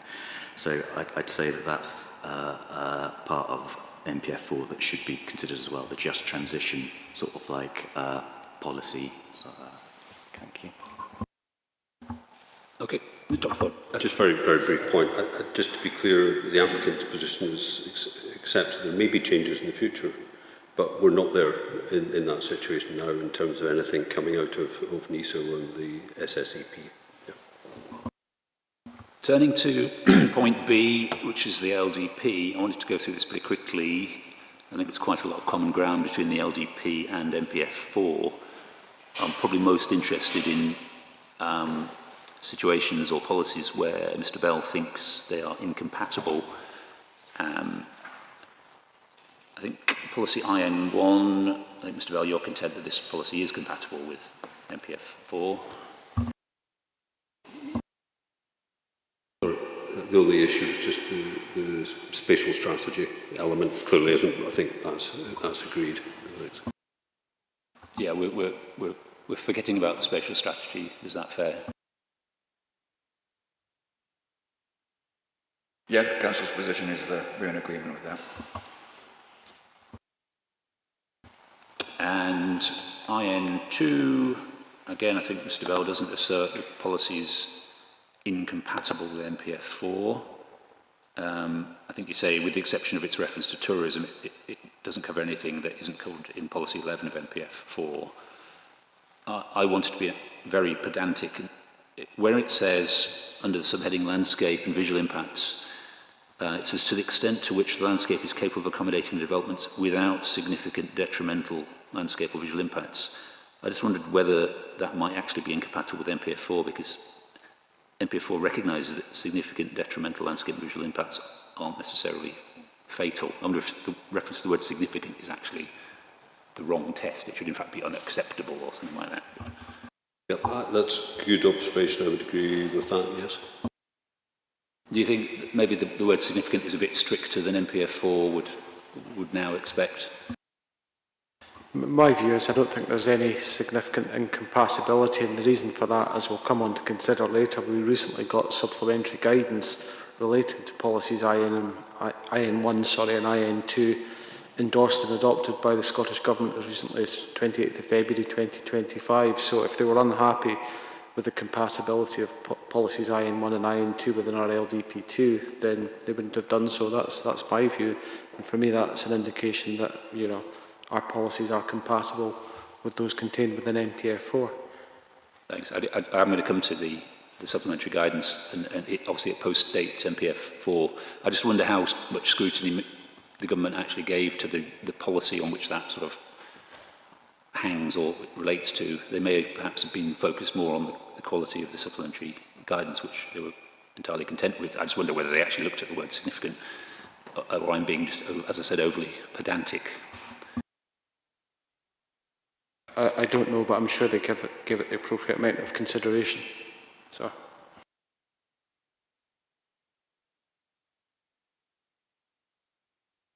Turning to policy NE2, this deals with regional scenic areas. And Mr. Bell, I think you find the policy approach incompatible with MPF4 because if significant adverse effects are found, which there are in this case, the proposal must demonstrate a specific need, and there's no requirement in MPF4 to demonstrate a specific need. Do you accept, Mr. Duncan, that this goes, again, beyond what MPF4 now expects? It's an interesting point because we discussed policy 4 of MPF4 earlier in this session, and I accept when you look at our committee report at paragraph 4.74, it suggested that there was an adverse impact on the integrity of the Galloway Hills Regional Scenic Area, which didn't exactly chime with the recommended decision, and it didn't co-align with Liz Bowman's view yesterday. There is the Regional Scenic Area technical paper that you have as well, which goes into the background, so I won't repeat that. I think the key difference here is that policy 4 of MPF4 talks about damage to the particular integrity of the designation. It doesn't refer to obviously as an RSA. I think it refers to any general landscape designation contained within an LDP. The key issue here is it's different in the sense that the key issue isn't integrity, if you like. It's the factors taken into account in designating the area would not be significantly adversely affected. The one thing I would say is the Galloway Hills Regional Scenic Area is a very large designation in terms of its geographical extent. This proposal, in terms of the location of the turbines, does not actually go within that area, so you're looking at an issue on the setting of a very large regional scenic area. And I think part of the difficulty for the Council is that when you're looking at such a large designation, which is of huge importance to Dumfries and Galloway, if you have a proposal like this, which has a certain kind of degree of impact on one part of that, it's then very hard to argue that the actual integrity of the designation has been undermined. It's more a case that there would be significant adverse effect. That's the view of the Council in this case.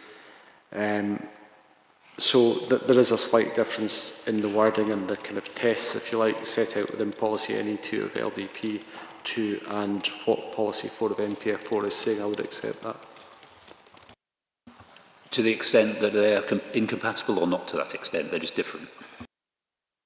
I don't think they're incompatible. I think that the wording is slightly different. As I say, the LDP2 policy is requiring us to look at the factors taken into account in designating that area and trying to ascertain whether those would be significantly adversely affected. MPF4 policy 4 is asking us to consider whether or not the integrity of the actual designation is affected or not, which is something different, and you have to consider the whole area, if you like, and go back and consider the first principles upon which it was designated, the reasoning that's set out in the RSA technical paper document 013.012. So I think it does change it, but I don't think the two are incompatible, even though they say slightly different things. Would you accept that the wording, the other part of the wording used in MPF 4 Policy 4, which is significant adverse effects on the qualities for which the area has been designated, which the applicant accepts they will cause in some parts, is synonymous with the wording in NE2, which is effects on the factors taken into account when designating the area. So in other words, those factors that cause it to become an RSA are the qualities for which the area has been designated.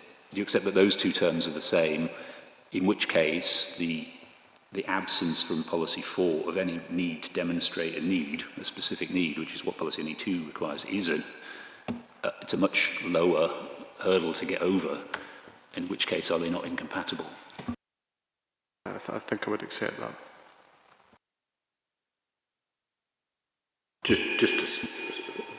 Sorry. My position would be it's a simpler way to look at whether or not there's an incompatibility. I think the first point would be there's no balancing provision in the policy to allow for an adverse effect on integrity, or indeed in relation to special qualities. And I recall it was one of your colleagues, sir, that said one way to establish whether or not policy is incompatible or not is to apply the two policies, and would you get a different outcome from applying them? And I think you could in this case, because if you were benefits of more than local importance, even a major application, and you had an adverse effect on integrity, then you could get a way through that with NPF4 with the carve-out exception that there is. Whereas in NE2, you don't have that.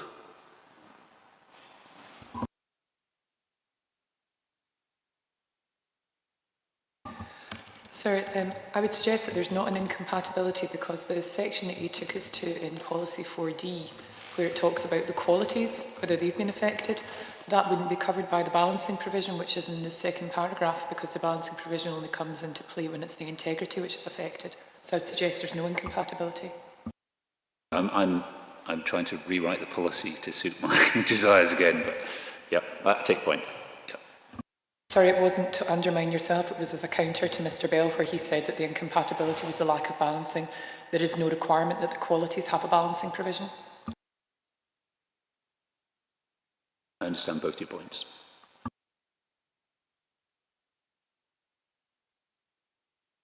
NE3 in the LDP, which deals with wildland, it requires significant effects on the qualities of wildland area to be substantially overcome. I think we've moved on a bit in respect of wildland protection with MPF4. Does anyone disagree that this stricter approach in the LDP is now incompatible with MPF4 Policy 4?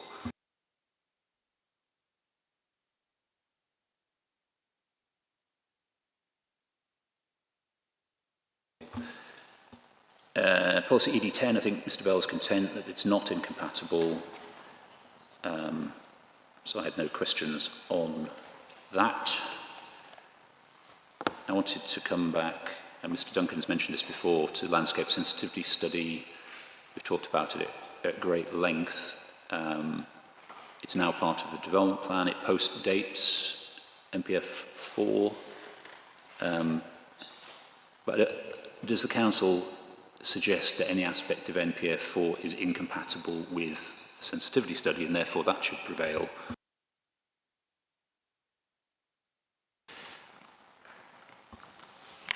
I think the view in this is as presented in the policy hearing statement. That the Council's stance is that this document was produced to update a part of our policy under LDP2, which was becoming out of date by events basically overtaking policy. So this was an attempt to try and produce a policy basis to deal with the practicalities of dealing with the type of applications we were receiving. So it was a reaction to that, to make it relevant to circumstances that were prevailing at the time, basically.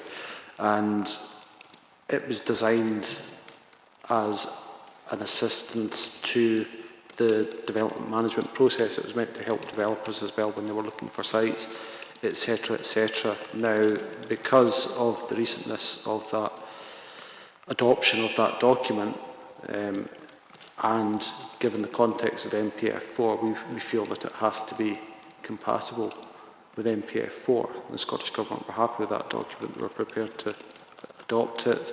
So again, as I've said, we feel that's an endorsement of policies IN1 and IN2 in the local development plan that we have at the moment. There is work ongoing on local development plan 3, but at the moment we are still working to LDP2, but very much the adoption of that supplementary guidance we felt continued to make our policy relevant and up to date in relation to MPF4. So the Council's view is it's completely compatible with what MPF4 says, otherwise the Scottish Government wouldn't have adopted it, as simple as that. So it's the most recent expression of policy.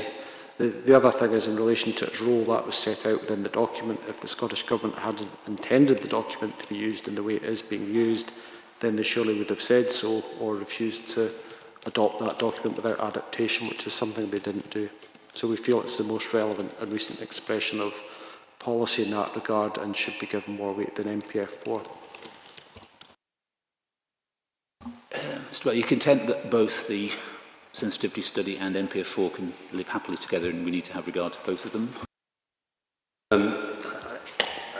Don't have any issue with the status of the document and the process that it's been through with the Scottish Government. I think to say that that carries more weight than NPF4 is problematic, and I think the key point is it's more how it's used and the weight to be afforded to it. In my experience, strategic level capacity and then more recently named sensitivity studies are deemed a relevant tool to assist the decision maker, but it's very much a starting point, and always in these cases you have a much more detailed landscape and visual impact assessment which goes into matters of detail of the particular project and its effects. So my view would be more weight should be placed on the detailed appraisal and the wealth of information that there is on impacts on landscape character and other characteristics of the landscape, which Mr. Cook has been through and refers to in his evidence. I think there's 2 or 3 other planning points I would make, though.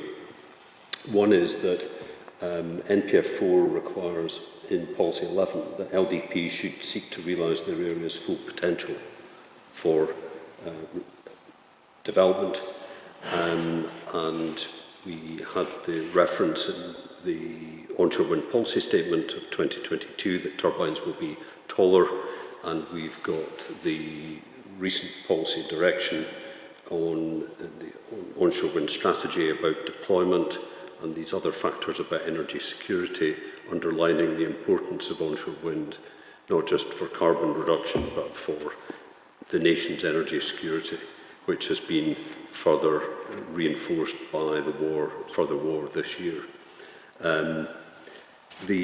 There is a figure in the document, figure 9 on page 37, which shows the areas of high sensitivity, and it pretty much covers Dumfries and Galloway. That's perhaps been referred to in evidence. There are 2 small areas, Estill-Muir, where we know there are technical constraints, and I think an area of the Glen Kens, a small area. So I think a legitimate question is that the area, is that the council meeting its obligation of full potential, or is that an undue constraint? But again, it depends to the extent to which the decision maker places weight on that. But there are certainly a range of decisions across Scotland where decision makers have looked at former capacity studies and invariably they have said no capacity for any development. One good example of that, more local here, is the Larbrax wind farm in west of Stranraer, which is a coastal location fairly sensitive landscape character type. The capacity study at the time said no capacity for any wind turbine development, but that was allowed on appeal, where more weight was placed upon the site specifics of the project. So my view would be strategic tool, some weight, but not elevated above NPF4, and more weight towards the site specifics on the assessment that's been undertaken. I was just going to add to that. So this is dealt with in the Pegasus landscape hearing statement. So the references start at paragraph 4.10, and that deals with the 2025 update. But perhaps most importantly, paragraph 420, where Pegasus confirmed that in doing the LVIA, they provided a sensitivity rating for each of the areas in line with the approach which is advocated in Glivia 3. So with respect to the host LCT 174, that's the plateau moorland with forest, and Pegasus assigned in each case a high rating against landscape value, susceptibility and sensitivity. So in any event, there is no difference in the starting position on sensitivity between Pegasus and the updated 2025 guidance in any way. And it goes on to say that the 2025 guidance was dealt with by the Planning Application Committee report. That's in paragraph 427 of the Pegasus statement. You can then read what the council had to say. But the outcome from that is that Pegasus believed that the council itself was saying that there was at least some capability to accommodate turbines of the height proposed. So, the point I make, I'm not taking away anything David has said, that in any event, it's not that the position in the 2025 document has changed very much, because that was actually what we were saying anyway, or we were accepting anyway.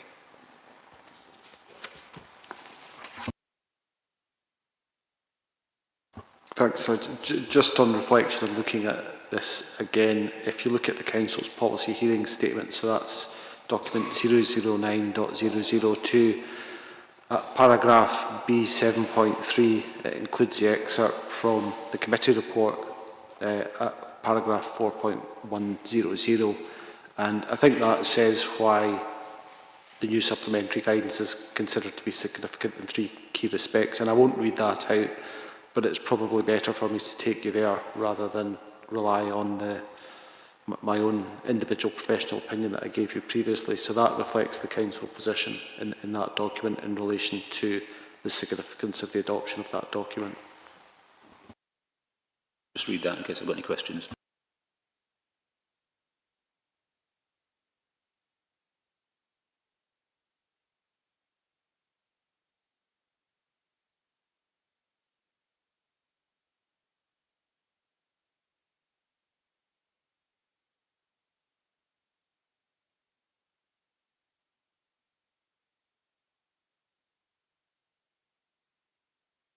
Okay, so yeah, that's what it says, and it recognises that it's designed to inform strategic planning for wind energy and to provide information that can assist in the evaluation of specific development proposals. And I think you accept it's not the end of the matter, but it's a helpful tool to which I think Mr. Bell will accept as well. Yeah, thank you. That was all I had on the LDP, unless anyone has anything else. No. How are we doing? We'll get on to current and emerging energy legislation and policy. So based on the documents that parties have referred to, I've drawn up a list of things I want to talk about. I was going to divide it into UK issues first, and then Scottish issues. And by issues, I mean current policy and law. Mr. Bell's hearing statement, there's a lot of information on this, so we'll definitely need that in front of us, which is document 9.1.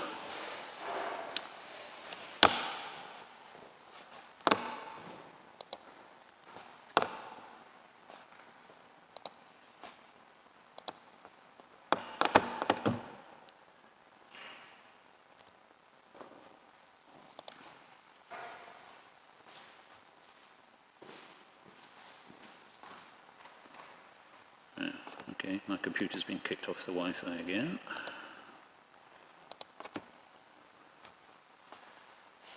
Well, I think I can do without, because I've made a note of what it says. So the first issue I want to talk about was the 7th Carbon Budget and the Clean Power 2030 Action Plan, including its annexes.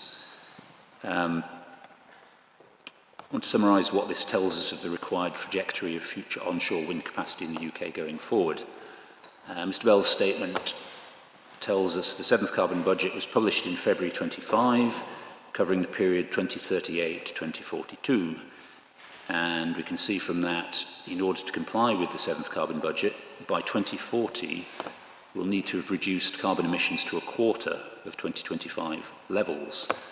And it says that to achieve that, by that same 2040 date, we'll be using twice as much electricity as we do today, and will require an anticipated UK-wide doubling of onshore wind from 16 to 32 gigawatts. And the current UK government is committed to achieving that in its Clean Power Action Plan, which sets out by 2030 there should be between 27 and 29 gigawatts of onshore wind operational within the UK. And on PDF page 12, Mr Bell's document, which is taken from the Carbon Budget Report, which I would like to look at if I had internet connection, but I'll try and live without it. He shows the rate of delivery of onshore wind capacity needs to increase significantly in comparison with recent years. I'm doing it from memory now, but I recall there's a graph that suddenly gets very much steeper between now and 2030. Suddenly a huge uptick in the rate of delivery of onshore wind from now until 2040. And of course the line doesn't stop there, it keeps on going up all the way to 2050, which presumably is when we hit net zero. Anyone got any argument with that? That's what it says. That's what UK government thinks we need to be doing in order to hit this 7th Carbon Budget. Everyone content with that? Just a minor point, sir, which is obviously carbon budget's not policy, but also these predictions about what's required are really kind of being taken away from the CCC and obviously moving more ingrained into government itself. I'm not sure what you mean there. Well, what I mean is that NESO have taken over this responsibility to do their actual predictions. We'll come to how they intend to do that in a second.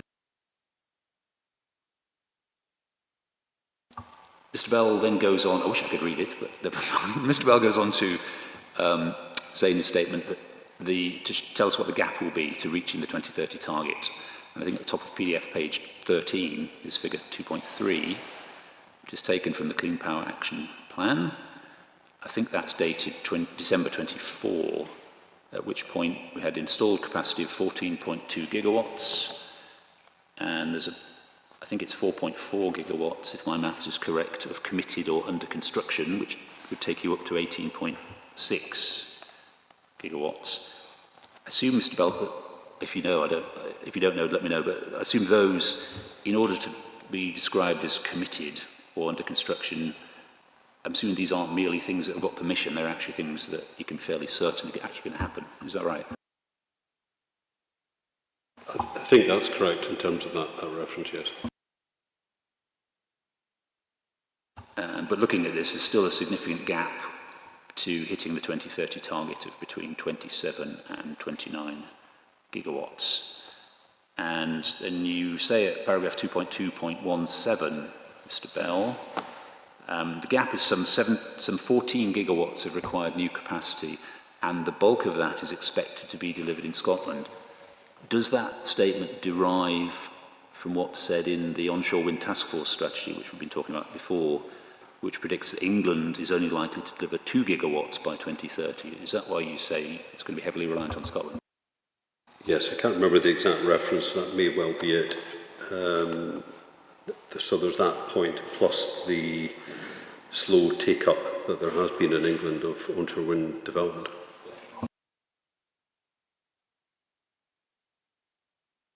That was the only clarifications I had on current UK law and policy. We're moving on to connections reform and things in a second, but just in terms of that. Could I just point out the 2 gigawatts for England for 2030? Obviously, they had a moratorium on new onshore wind in England, and that got lifted by the new government sort of pretty soon after they started.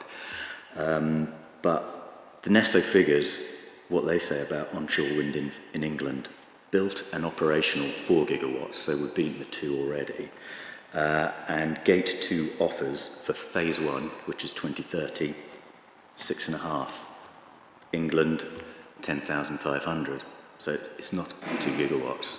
It's that these are NESO's figures. They're the independent system operator, and they are the independent voice of the energy system, as appointed by Ofgem and government. Thank you.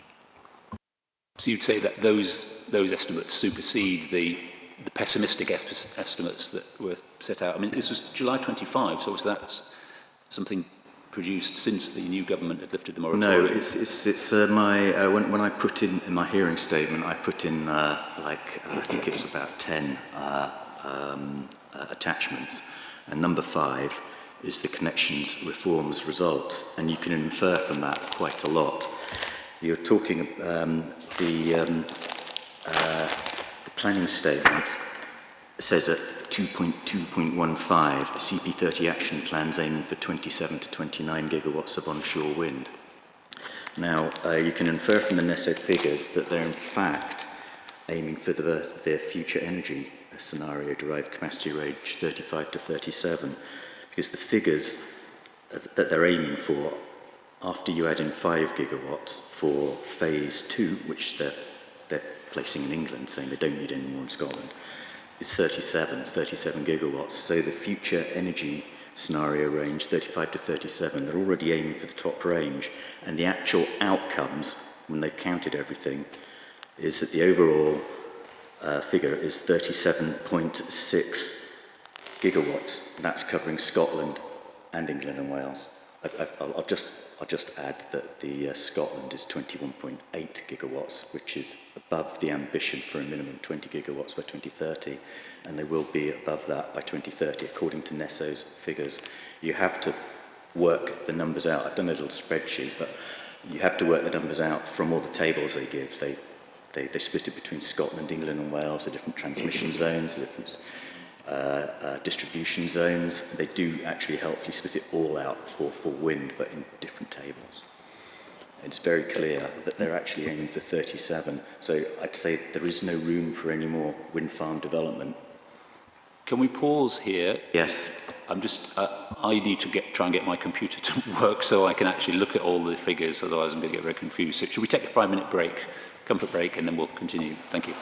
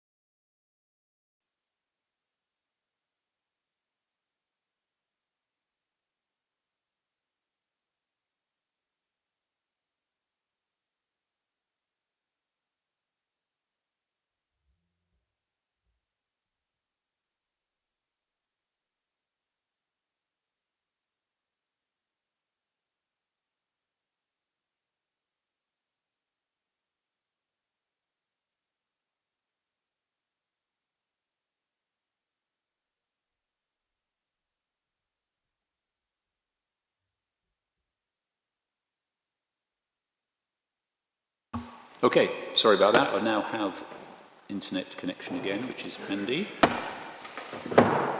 Before we crack on with where we were on the agenda, I just wanted to introduce Mr. John Thompson, who's here to speak about the biosphere and implications for it.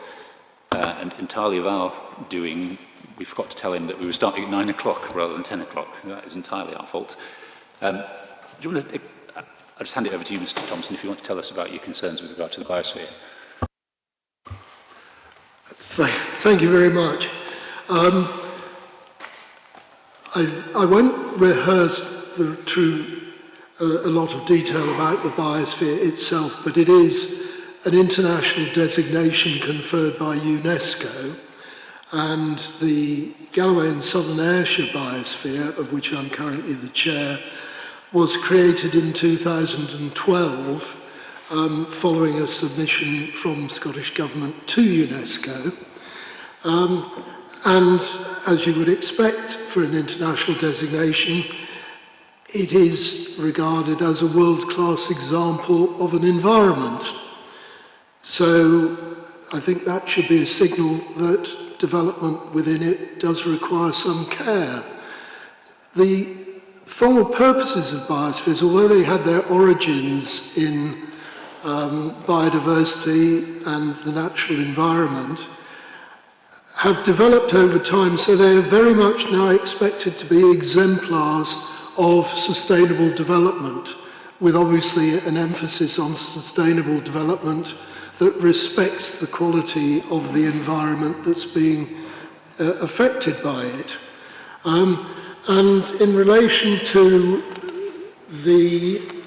this particular proposal and wind energy development more generally, I think it's worth quoting one of the comments that Scottish Government included in their submission to UNESCO when the biosphere was designated. It's paragraph 16.3.2 of a document. I'm afraid I haven't actually got the name of the document here, but I can supply it if you want it. It says, "The uncontrolled spread of wind farms could have a detrimental effect on the landscape and on the attractiveness of the area." And this is the really significant bit. "Care needs to be taken that wind farms are only allowed where the impacts are minimal." Now, I recognise that that goes back to 2012, which is now quite a long time ago. But nonetheless, it seems to me a pretty significant statement, given that that was included in the submission that went to UNESCO and formed the basis for UNESCO's decision on designation. It also, interestingly, just to explain the sort of spatial nature of biospheres, they're divided into three zones, a core zone, a buffer zone, and a transition zone. This particular site lies within the transition zone, which is obviously, you would expect, less sensitive than others, but this particular statement in the submission related specifically to the transition zone. So it isn't just a statement that would be made about the core area of the Galloway Hills. It is actually about, in effect, the whole of the biosphere. And this area, as you know, is quite close to the buffer zone, which is the Galloway Forest Park, and not that far away from the core area. As a biosphere, we have obviously taken a close interest in the way in which wind energy has developed across the area over the past 14 years. We were reviewed by UNESCO in 2022 after our first 10 years. That's a regular review process. I think it's fair to say that we passed with flying colours, and we were recognised as an excellent example of what biospheres are intended to achieve. But the review did note that one of the main pressures that we were now facing as a biosphere was the extent of wind farm development. At that stage, there were already 11 wind farms operating, 19 more that had been approved, and 73 further proposals at one stage or another of development. And obviously, since then, there have been a significant number of further applications, including this particular one. We've never taken the line that wind energy development in the biosphere is unacceptable. We recognise the carbon arguments for doing it, decarbonisation arguments for having them. But we have called for, the sensitivity that I've mentioned earlier in terms of the nature of the development, and also for attention to be paid to community views, which is very much part and parcel of this underlying philosophy that biospheres are about people and nature, and securing a satisfactory reconciliation of those interests.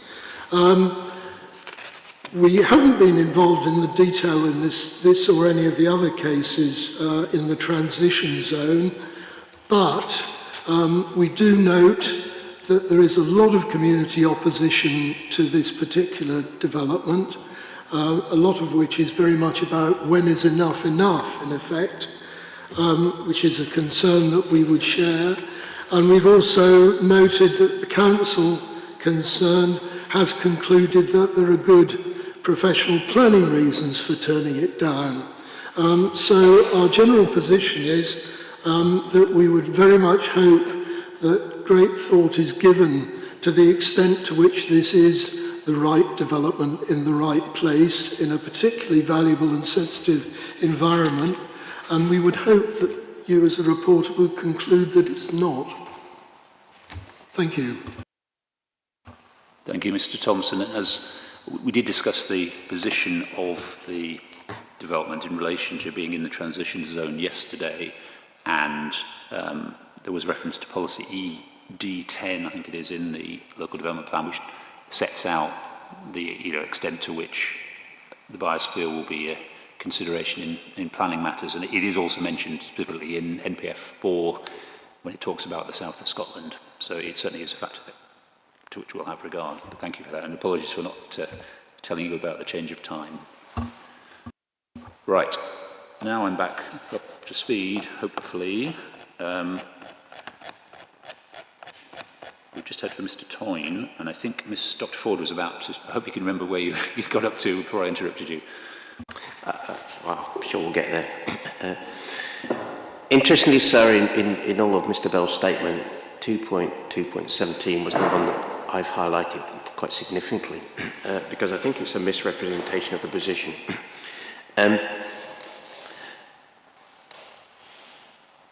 14 gigawatt shortage for 2030 and the shortage to get into 27-29 gigawatts for 2035 is a UK-based figure.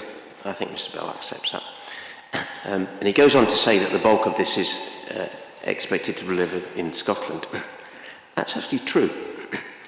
However, it's not a fair representation of the picture, because the position is that the pipeline of onshore wind developments in Scotland is full and overflowing, and the position in England, and to a lesser extent Wales, is very short.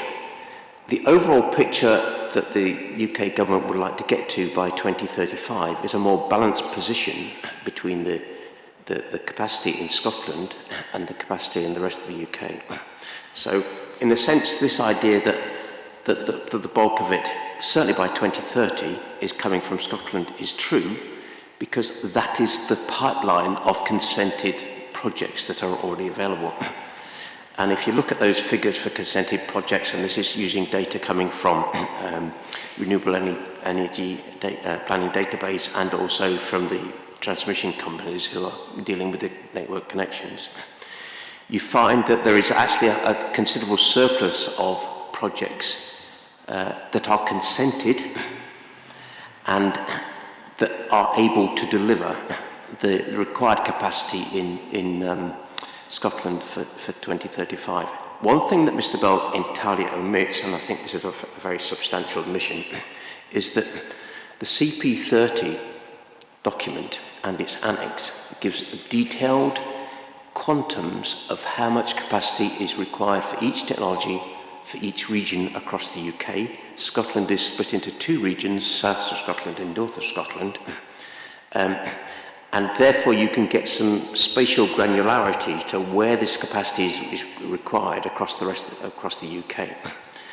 And as already been mentioned, the capacity required in Scotland by 2030 is 2.5 gigawatts, which is just half a gigawatt, up from the Scottish Government's onshore wind 20 gigawatt. And then interestingly, the figure for 2035 is 21.2, which is a very small step up. So essentially the way that the UK government is seeing this is that they are accepting the pipeline of consented projects which are in Scotland and content to see those completed. But there isn't really any need to give any more consents in Scotland to achieve that. And thereafter, they won't wish to see the pipeline developing, because we're going essentially from a zero start in England and Wales, where there's obviously been what is generally known as the de facto moratorium in England, where there's been no projects coming forward, and therefore it'll take time for the pipeline to build. But the key message that comes out of CP30, which is not fairly reflected in Mr. Bell's submissions, is that we now have a spatially planned and giving fixed numbers of how much capacity is required for each technology for each region. That just doesn't come through. And as part of that, and part of the other arrangements that are coming through in terms of UK policy, there is a broad recognition of the volume that is already existing in Scotland and the pipeline that is existing in Scotland of consented projects. But after that, essentially the UK government doesn't want any more. So in other sense, it doesn't want any more projects being consented in Scotland. And that's because of this underlying issue that if you start to do things in a coherent, logical, planned way, rather than the old developer-led energy system that we've had for the last 35 years, then you start to say, well, you don't just allow developers to go wherever they want to. You say, let's try and put transmission and generation into a coordinated system of moving forward so that we deliver A, these things at the same time, but B, we also put them into the locations where we're going to need them so that we minimise the amount of transmission that we're going to build. Because if you build all of the generation in Scotland, the problem is that you've got a 700-kilometre distance to get it to where the demand is, which is essentially the centre point of gravity in UK electricity demand is essentially somewhere between London and Birmingham. And essentially, you have to build that transmission capacity, which is inappropriate for the environment, but also very expensive for consumers, because the overall cost of transmission is substantial. And actually, if you look at the numbers projected going forward for the total capacity of wind energy onshore and offshore in Scotland, which actually gets you to 66 gigawatts, you would need something like 30 new connections between Scotland and England. In economic terms, it's just not feasible. And as the government tries to take control over the future of the energy system to deliver net zero, it is acutely aware of how important cost to consumers are, and therefore is trying to do it in a much more rational way. It is turning the super tanker from the direction it's been heading in for the last 30 odd years into something a bit more logical and structured. But frankly, that just does not come through in Mr. Bell's presentation, and I think it's a substantial omission. The key point is that the required capacity for onshore wind in Scotland has already been met by existing consents, and we don't really need any more consents in Scotland. Thank you. I will come back to that. I'd kind of chopped up my references to CP30 into two bits, really, kind of up to now and going forward, and there's a whole section to come on the regional subdivisions and predictions of capacity requirements 2030, 2035. So we will be coming back to it. So maybe we won't ask Mr. Bell to come back just yet, because we are going to come back to that, where I've got a whole load of other questions, which I'm sure you'll have, or you want to have the chance to respond to. So could we just park that for a moment? Mr. Toyne? Sorry, I was about to go through the connections reform detailed results at a point in time, because I think that's actually very, very useful in that it actually details exactly what's going to be happening. We'll deal with that later, yeah. I want to deal with current Scottish issues, so current Scottish planning policy, before we go on to the future. Well, some of it may be the present, but we'll deal with that as well, about connections reform, etc. But I just want to deal with things like the onshore wind policy statement, etc., which to date formed the backbone of Scottish energy policy. Deal with all of that, then look to where we are now and where we might be going forward and what relevance that has to this decision. So if we can look at the OWPS, document 6.002, probably worth having it open because there's a few references to it. Now my internet's gone again. No, it hasn't. We're okay. So it's an expression of Scottish Government policy on onshore wind.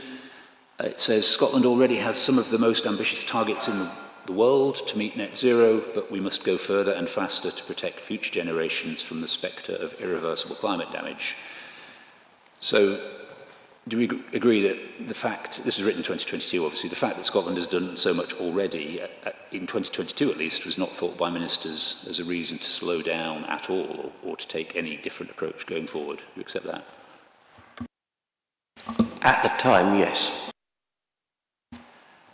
And some other relevant quotes.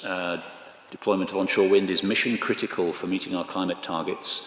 Continued deployment of onshore wind will be key to ensuring our 2030 targets are met, and meeting the ambition of a minimum installed capacity of 20 gigawatts of onshore wind in Scotland by 2030 will require taller and more efficient turbines. This will change the landscape. You're probably very familiar with that phrase. It does also say ensuring development, the right development happens in the right place, so it's not approval at any costs.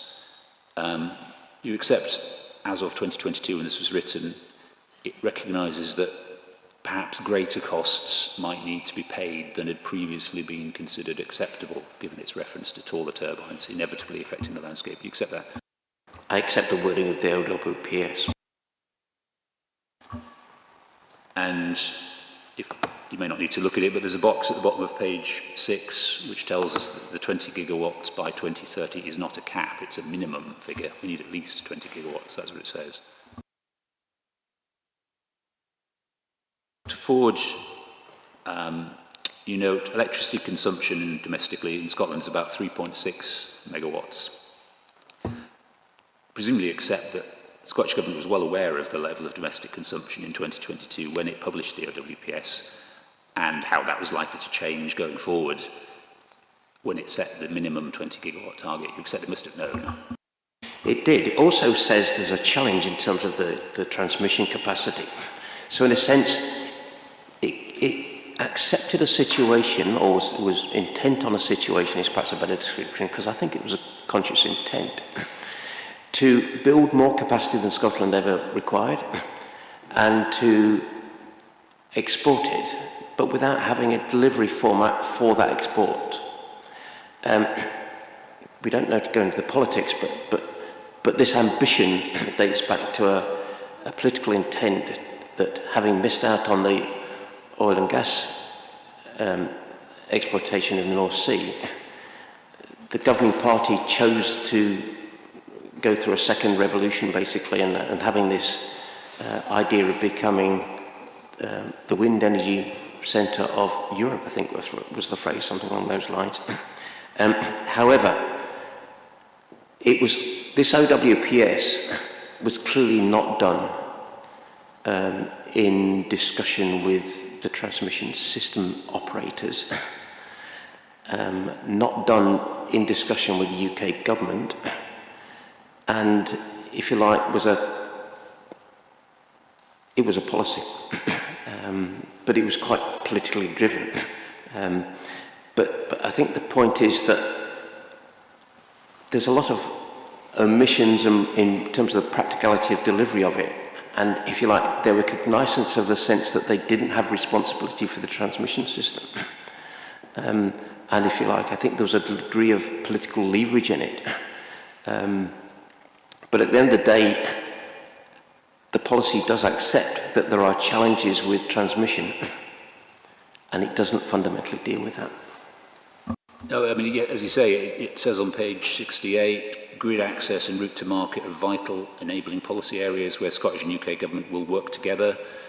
And on page 77, commits to tackling barriers to deployment, including those caused by the grid. So you're right, it acknowledged there were issues. Notwithstanding those issues, it set a very ambitious target. You accept that? The bit I don't accept is discussions with UK government and other agencies, basically. There was a level of discussion, okay? I'm not saying there wasn't no communications, but it wasn't a substantive engagement. And what we've seen in the joint commissioning of the SSAP in October 2024 is a kind of change of tone and approach coming from Scottish Government, and I think it's substantive and important. And in a sense, when this was written in 2024, there was a very much kind of laissez-faire kind of attitude to energy in the UK, and in many ways the Scottish Government were playing that game. They were engaged in an idea of we'll try and capture. They would obviously be aware of the de facto embargo in England, and very much wanting to kind of capture as much market capacity, if you like, to be based in Scotland. What they didn't take account of, in my view, is the economic cost of that. Okay, and that's not fairly reflected in the OWPS. And whilst it's their statement, and it's what they're saying, it's their policy, I do think the extent to which they undertook an economic analysis with it is deeply flawed. And if they'd entered into any degree of that, and I have to say some of that pervades through into the offshore plans and ScotWind and all that kind of thing, but we won't go there. But in a sense, it's about gamesmanship as opposed to about building an economic policy which is rational and sensible. And I think that's the major hole. It doesn't take account of cost to consumers. In a sense, you could probably argue that the Scottish Government were aware of the fact that the cost of their policy would be to consumers across the whole of the UK. Maybe that was a tactical thing that they were interested in. But right or wrong, that is the latest statement of Scottish Government policy on energy. That's correct, isn't it? Apart from the SSEP joint commissioning. Which we're going to come to, yes. Thank you. Council points out in its hearing statement, it's your paragraph C 1.17 if you want to see it, but you say, and you're right, the OWPS recognises that other renewable technologies require to be considered as part of the wider mix. If you look at the ministerial forward, that's hard to say, on PDF page 3 of the OWPS, it says, Scotland's been a front runner in onshore wind, and while other renewable technologies are starting to reach commercial maturity, continued deployment of onshore wind will be key to ensuring our 2030 targets are met. So there's no suggestion that any other renewable technologies, at least up to 2030, should be favoured, or that any suggestion of a decreased appetite for onshore wind as a result of these other technologies. Ministers, in 2022 anyway, are absolutely committed, despite these other technologies, that onshore wind is critical. Is that fair?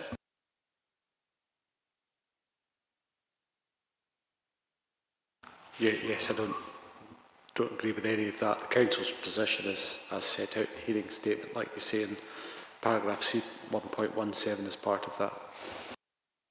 Okay. In terms of how much installed capacity we currently have, I think there's quite a bit of disagreement between Dr. Ford and Mr. Bell, and any variations might just be due to different data sources. By my reckoning, Mr. Bell's statement on page 18, at the end of December 25, Scotland had 10.5 gigawatts of installed onshore wind capacity, which is an increase of 1.8 gigawatts, I think, since the OWPS. Dr. Ford, you were referring to the April 26 database. I think you said 10 gigawatts, so slightly less, but same ballpark. That's installed capacity. And then the pipeline, Mr. Bell, I think you say 2.8 gigawatts under construction, which would give a total of 13.3. And Dr. Ford, you say 2.1 gigawatts at the time of your data, which would give a slightly lower, but they're in the same ballpark. Where you differ, I think, is in the pipeline of consented schemes. I think Mr. Bell records 6.2 gigawatts consented, and Dr. Ford 9.7 gigawatts. My question, which you can probably predict is coming, is what certainty is there that all of that, or even any of that consented, will actually be developed? So I'll come to you first, Dr. Ford. The issue is not whether it's going to be developed or not, and I accept there is uncertainty on that. There's no guarantee that it can be delivered. In fact, what the industry has demonstrated in the last 5 to 7 years, arguably, is that actually they're not building the capacity. There are actually sound reasons for that. The economics of wind farms is quite volatile. Building wind farms is quite volatile. There's been a big step up in equipment costs, supply chain costs, and other development costs, basically, in the last 4 or 5 years since the pre-COVID period. So it is much more challenging than it was. But similarly, you can also apply that uncertainty to this project, to its future as well. I mean, it's a genuine problem across the board. Applies to offshore wind as much as anything else. So there is uncertainty about whether it be delivered. There's actually quite a lot of uncertainty about the whole deliverability of moving to this stuff. In part, it's coming from the volatility in the market generally. And so there are uncertainties about how quickly we get to the end point of, if you like, clean power by 2030, or whichever end point you wish to see.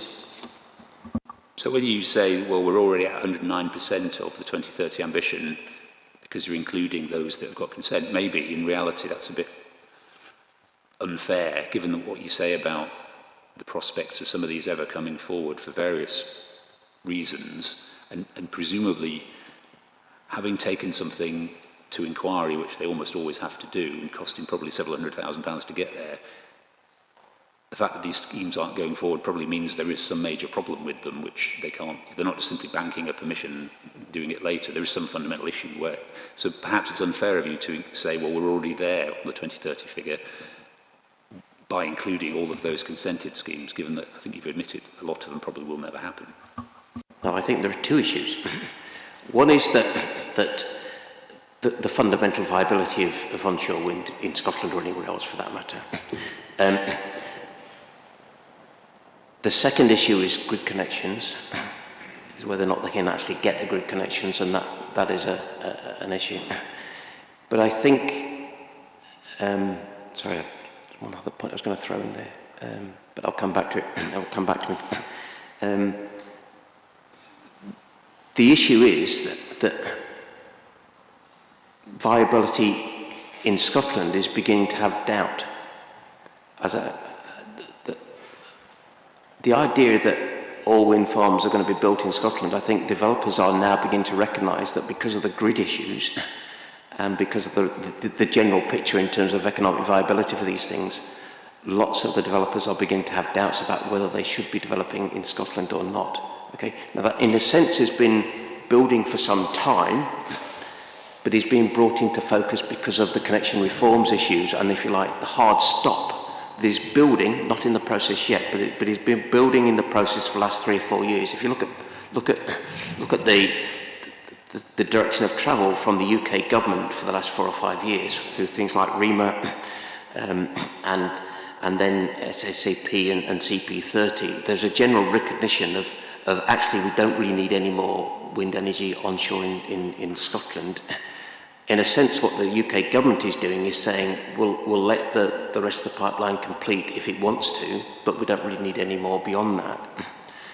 But frankly, if the existing pipeline wasn't built, that would be a favourable solution in a sense, because we're having to build transmission to get to Scotland for capacity, which is really quite marginal in terms of its long-term need. And it's no accident that the 2030 figure for Scotland is a kind of politically acceptable 2.5 gigawatts, a little bit above the Scottish Government figure, but a very small step beyond that, and the general sense to move. So in a sense it would be in the consumer's interest if it wasn't delivered actually in the long term, and that we focus wind energy development much more around the points of demand.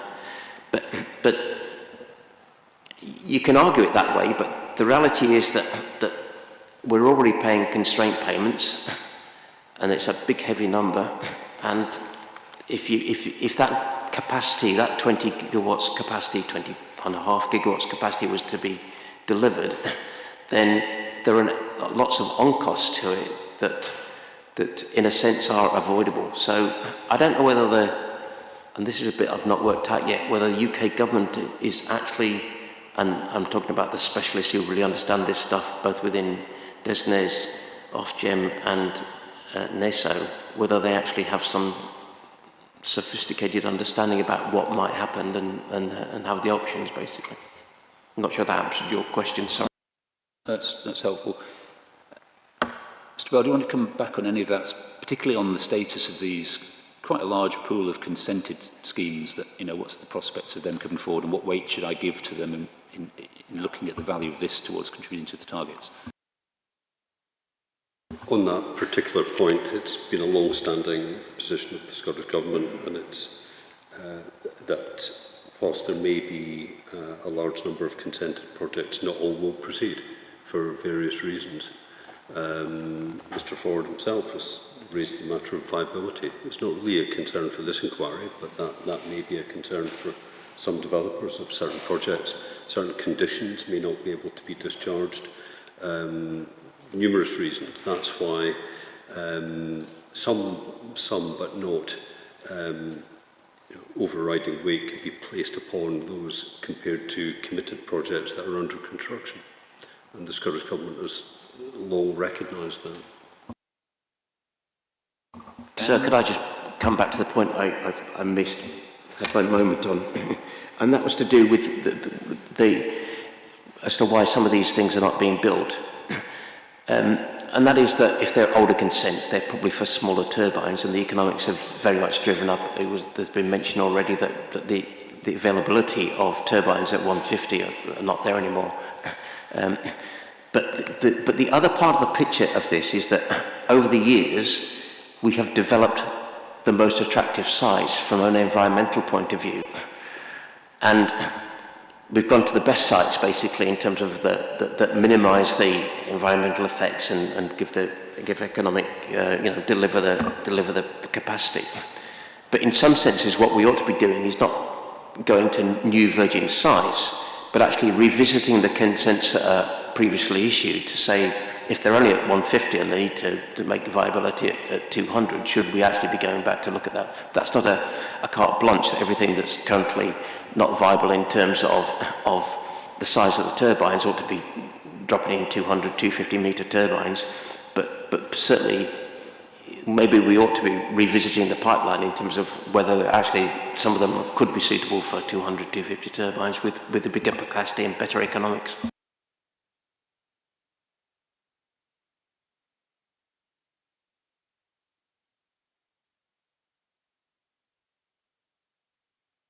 There's clearly been a number of statements made that I do want to respond to, but just wonder where's the best point for me to do that. Yeah, good question, because you don't know what's coming. I'll tell you what's coming. I didn't have a lot more to ask about current Scottish policy. I was going to ask about energy security a bit. I was then going to move into the four matters that Dr. Ford has raised: electricity market reform, strategic spatial energy plan, the Clean Power 2030 action plan, the other bits of it which Dr. Ford wants to talk about, and which is kind of tied together, the NESO connections reform. So if there's anything that doesn't fall within that, please tell me now. Maybe just come in at the end once you've been through that. Yeah, it may be that our discussion is a bit more rambling and we might cover anything you were going to say anyway.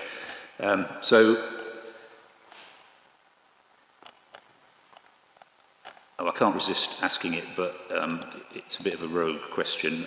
In the context of Scotland, it's very topical, the subject of data centres. I don't think there's any explicit reference to the energy demands of data centres to date. I just wonder what the parties think about the relevance, if any, or what weight I can give, if any, to the likely energy demands in Scotland of data centres. I'll start, Mr. Bell.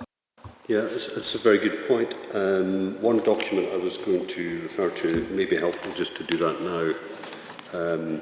And I think Mr. Ford did refer to the 66 gigawatt figure, just to find a home for that in the documentation.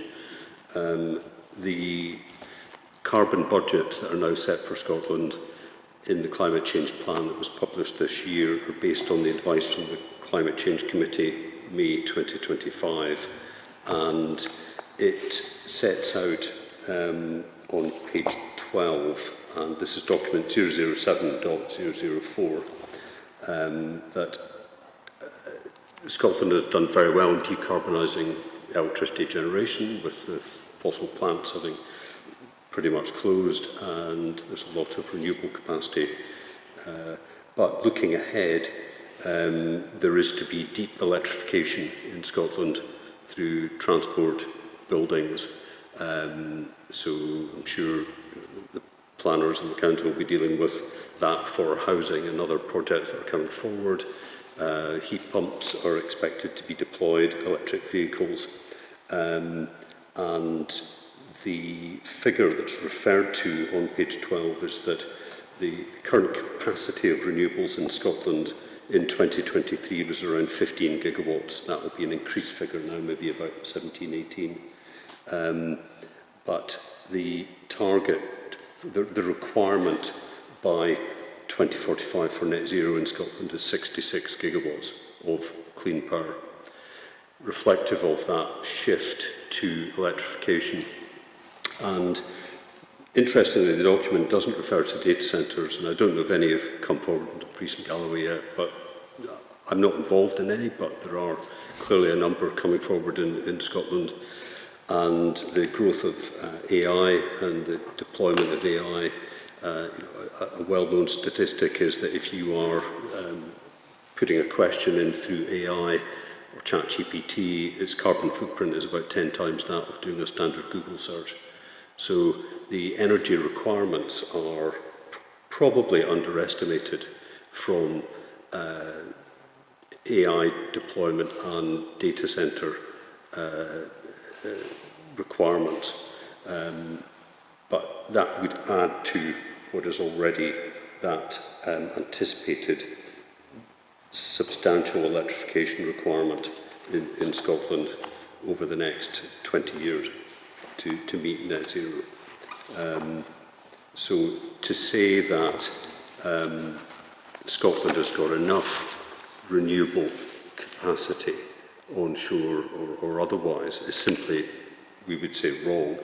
The Climate Change Committee figure of 66 gigawatt is that set out in the balanced pathway of the 7th carbon budget. We started off on the discussion today, and it carries through, is threaded into the climate change plan in Scotland and the various carbon budgets that are set now in law.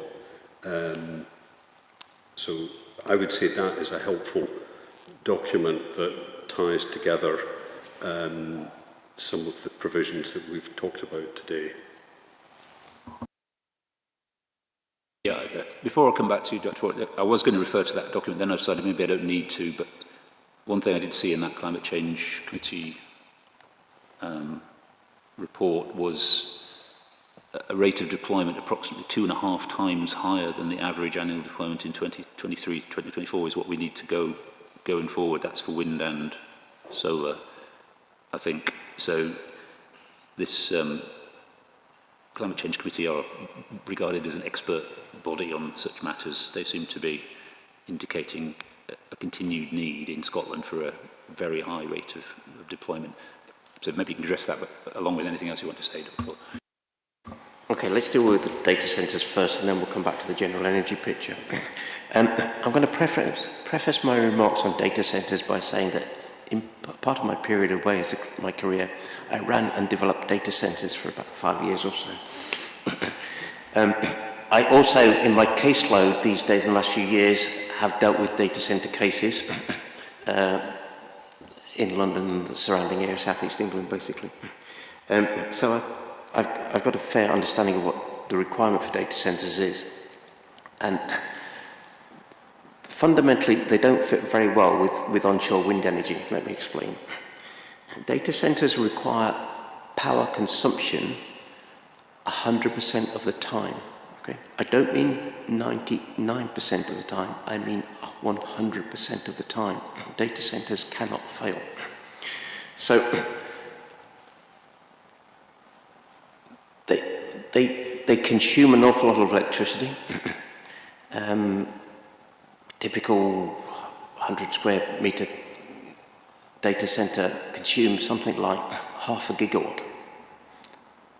And that's an old form of data centre, and new data centres that are doing AI will have a higher energy consumption per square metre than the old ones.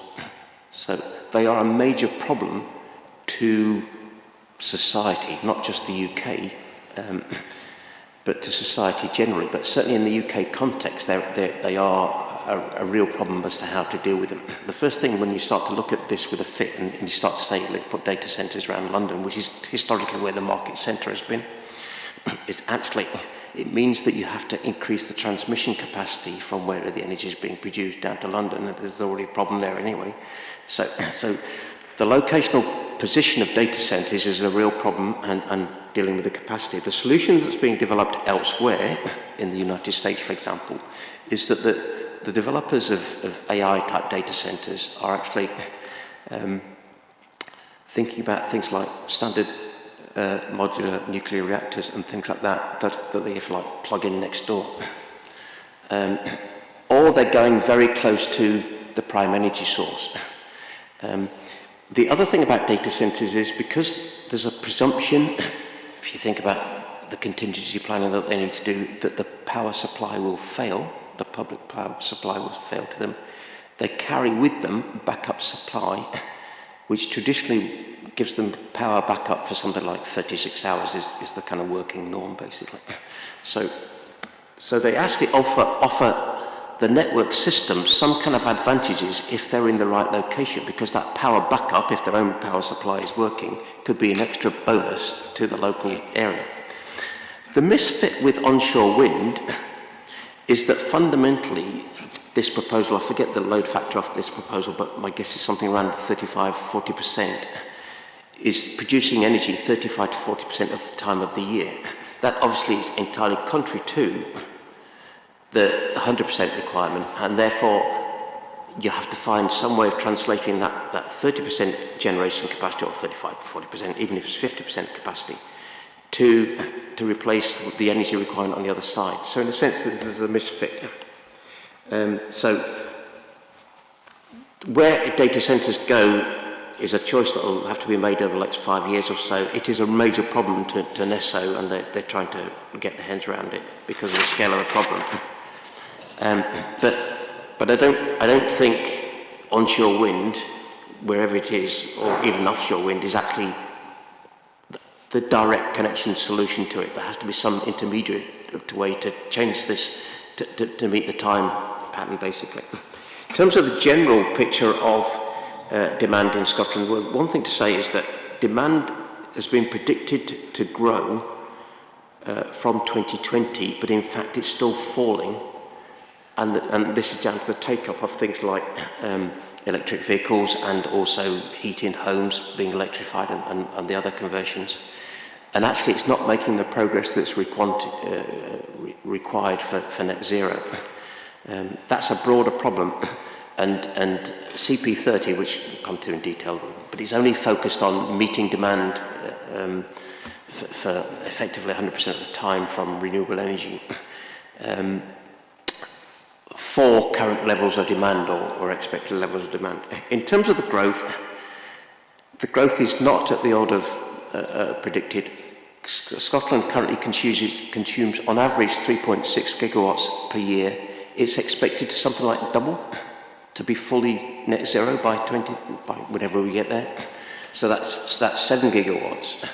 But the issue in getting there is actually not necessarily to do with generation, but to do with storage. If you're building an energy system based on renewable energy, which is obviously time-based in terms of when the wind's blowing and when the sun's shining, you need to find a way to fix the long-term energy storage problem, and we frankly don't have a solution to that yet. But even if Scotland's demand requirement changed literally tomorrow, we would have enough onshore wind to be able to meet that already from the existing capacity. And in a sense, the situation doesn't change. All that would happen is that we would be reducing the amount of export that's going out of Scotland, which actually would reduce the constraint payments, but because of the fixed capacity of the export capacity. But if essentially there isn't a need to be planning ahead for that far ahead. The growth in demand, in terms of unmet demand, which is actually the point that's really important here, is in southern England. And that's where the transmission and generation needs to be for the future. And that's where NESO are thinking about putting it. Sorry, from the NESO figures, the Gate 2 offers in phase 1, when you're saying the speed of deployment, is about 10,400 gigawatts need to be deployed, which are not built yet. Some of them will be in building, some of them won't. So by 2030, that is quite a rate. So yes, but that ties up with that energy policy that you mentioned, onshore wind policy statement, sorry. Okay. Just a few points briefly. I think the main point we would say about data centres is that's likely to increase demand yet again for power. Mr. Ford said that the load factor means the wind farm would only produce energy 30 to 40% of the year. He's misdirected totally on that point. The load factor is an indication of the percentage against the theoretical maximum output of the development. It doesn't indicate that the turbines would only turn 30 to 40% of the year. That's simply wrong. So that has to be pointed out. I think to say also that there is no need to plan ahead is simply a challenge to the clear position in the CCC report and in the climate change plan. Just the CCC report makes it clear, page 9, getting to net zero by 2045 will require immediate action at pace and scale. And that links to what you were saying, sir, about the deployment requirements per year. There's a few other points I'd like to pick up, but as I say, I'll leave it until you've perhaps come to the end of reference to your questions. I mentioned energy security in the agenda, and just now, I'm just looking down my list of documents that I referred to. I'm not sure I actually necessarily need to hear from you. I'm happy to hear if you've got any points you want to make, but I have read British Energy Security Strategy 2022, Powering Up Britain Energy Security Plan 2023, and the very recent government statement on energy security, March 2026. As I say, I think I know the people's positions on all of those documents and the issue more generally, but I'm happy if something brief on this, if you think there's something I need to know.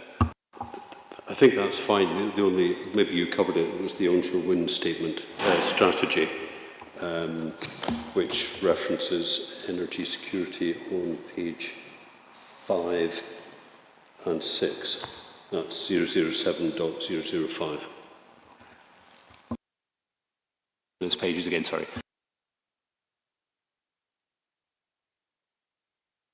Yes, Dr. Ford.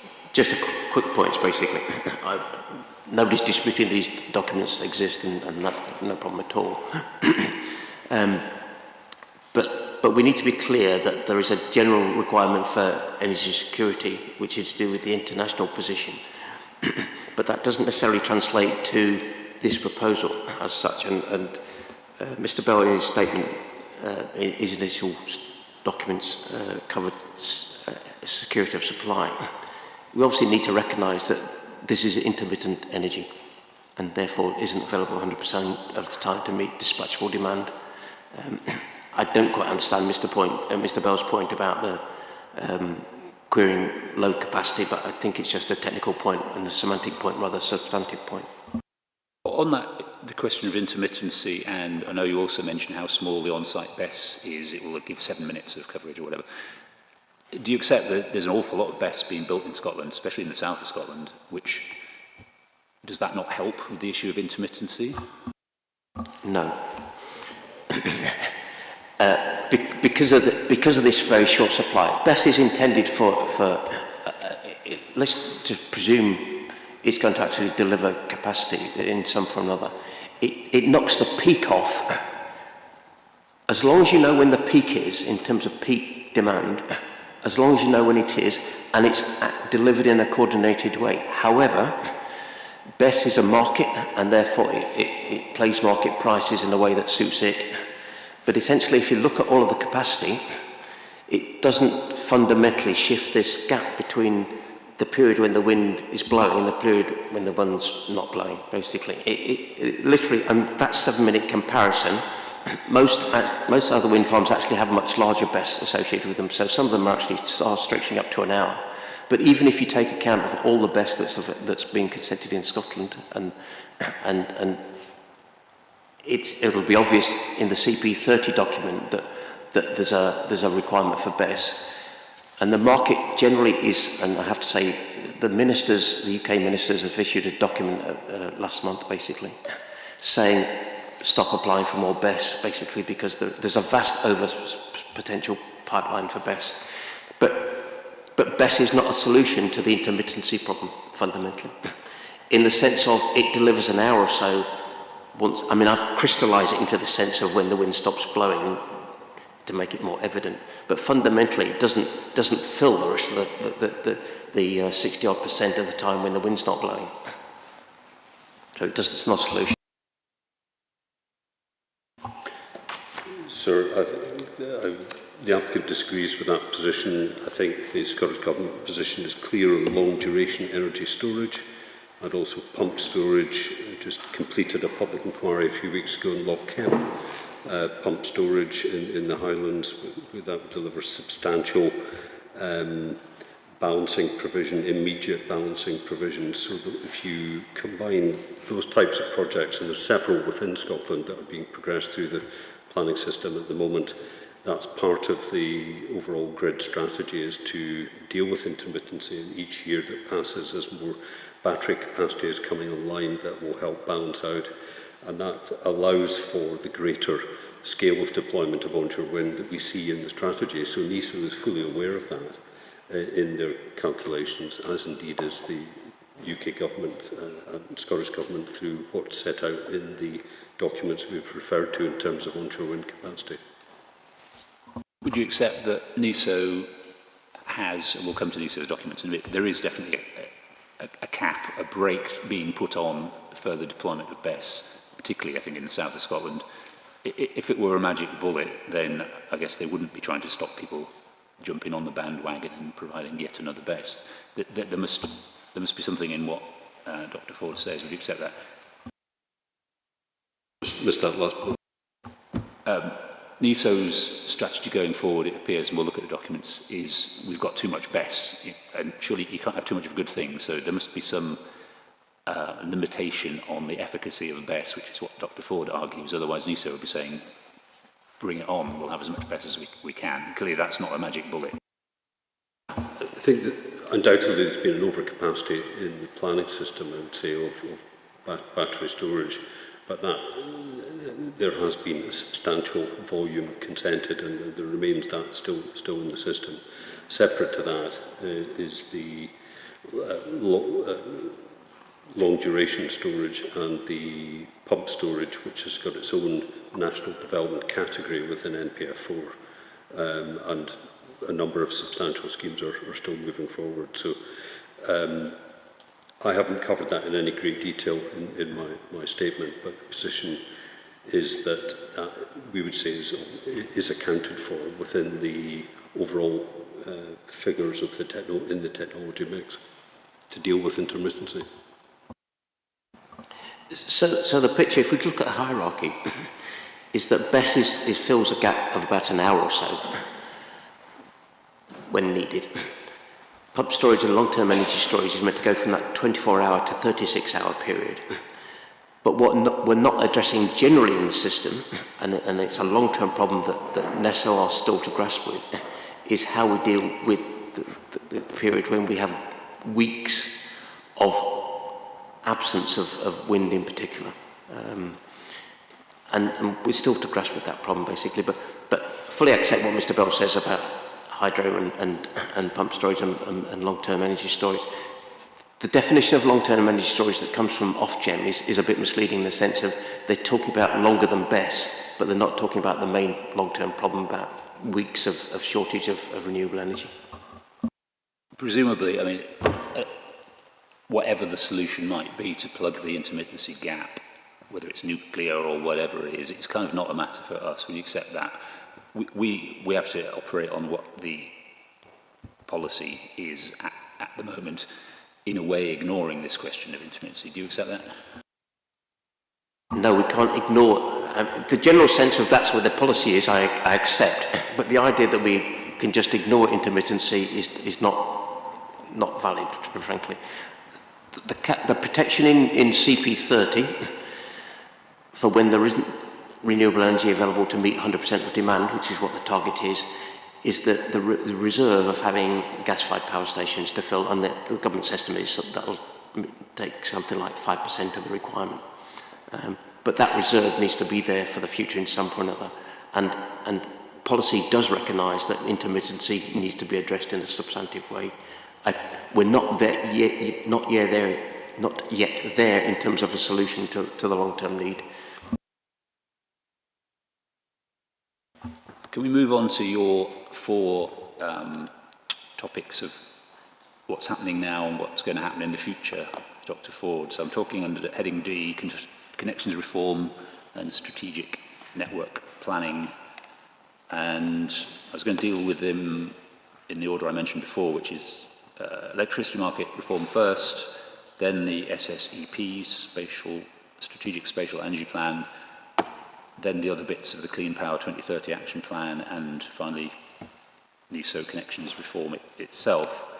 So on the first, electricity market reform, the reform of electricity markets, or REMA, and there's a reformed national pricing system being talked about, RNP, and I think you say, Dr. Ford, this could disincentivise new generation in Scotland by increasing transmission charges substantially so as to encourage energy production where it should be, you say, down between London and Birmingham, somewhere where the highest demand is.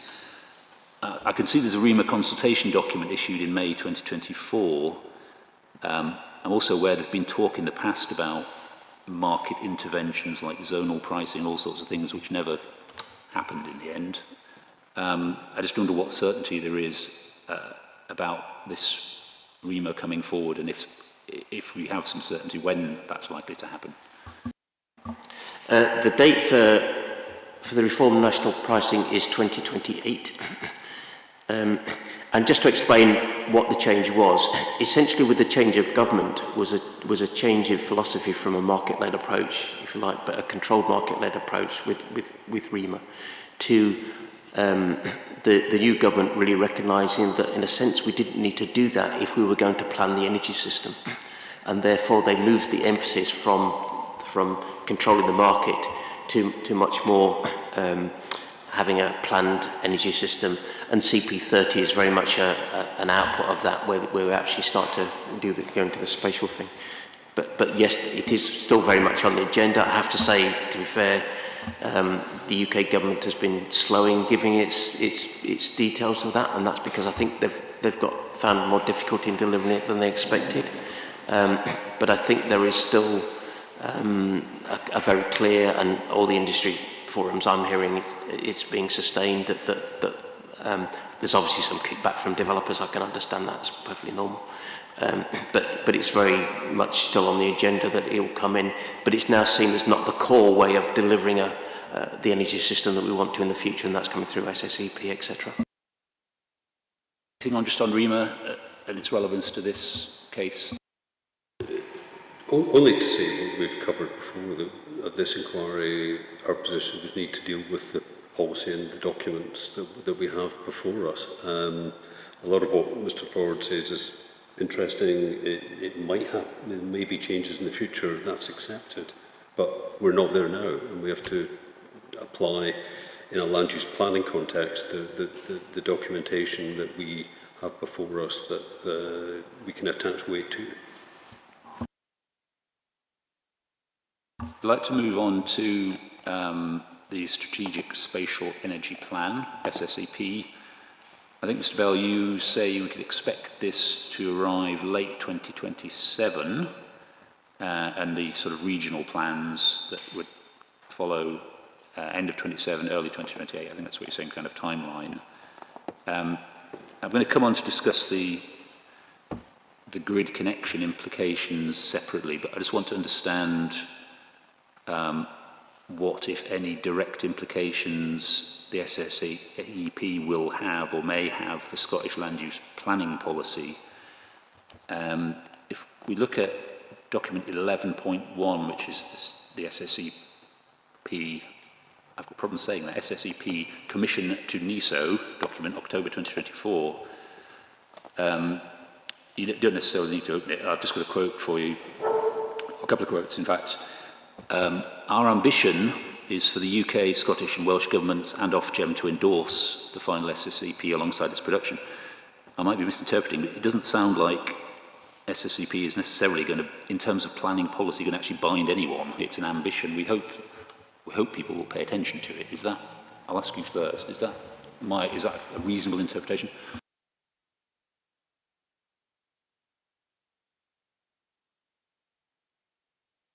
Better quote, actually, before you answer that, which is later on in the document. Following publication of the SSEP, the Scottish Government will consider whether it would be appropriate to amend the National Planning Framework for National Marine Plan or sectoral adopted marine plans. Again, it's just in terms of direct influence on Scottish planning policies.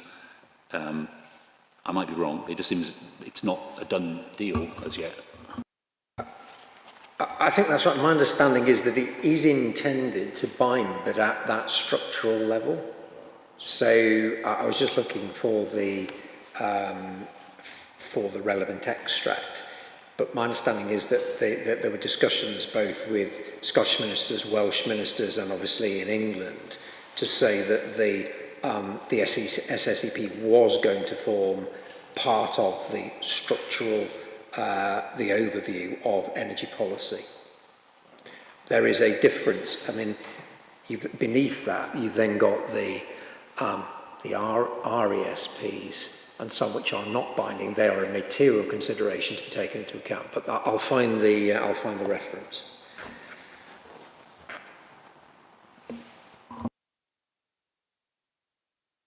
Did you want to say yes, please? Yeah, let's just correct Mr. Harding. Was applied. It suggests it's in the past tense, and that was the intent. It is still very much alive and a very strong and active process. It is the prime activity that NESO are now undertaking. So all of their general management of the electricity industry and the energy industry process is focused around the SSEP. It is an ongoing and live process. So when in many senses they would like to do it quicker than they have done. But when commissioned in October 24, it was they knew, and the governments, three governments, subscribed to the idea that this was going to take over how we determine where energy development should be in the future. You can argue that CP30 is a stepping stone to it, and we'll come to that in a minute. But this is very much the idea of taking control back into government agency about determining where energy development should be. And it's very much live and active. I'll go into the details of the process if you want to. It's probably necessary. I think I might just have been reading more into this wording, which, as you say, was quite early days. it just seemed a bit cautious as to, well, we'd like people to pay attention to this, but in fact, and I think Mr. Hardy's fairly accepted that the intention, in far as the SSCP goes, is that it will become a binding document when it comes in. Do you accept that his point with the regional RESPs will not become binding? Is that correct? I think the best way to see them is RSPs as being subsidiary to the SSCP. They're going into demand as well as to networks and that kind of thing. And the idea, the hope is that we start to see much more, not just community-based demand, but much more management of demand in local areas. So potentially community generation of heat and things like that, and all into those kind of details. So new technologies really, but I don't think they're crucially relevant to us at this stage.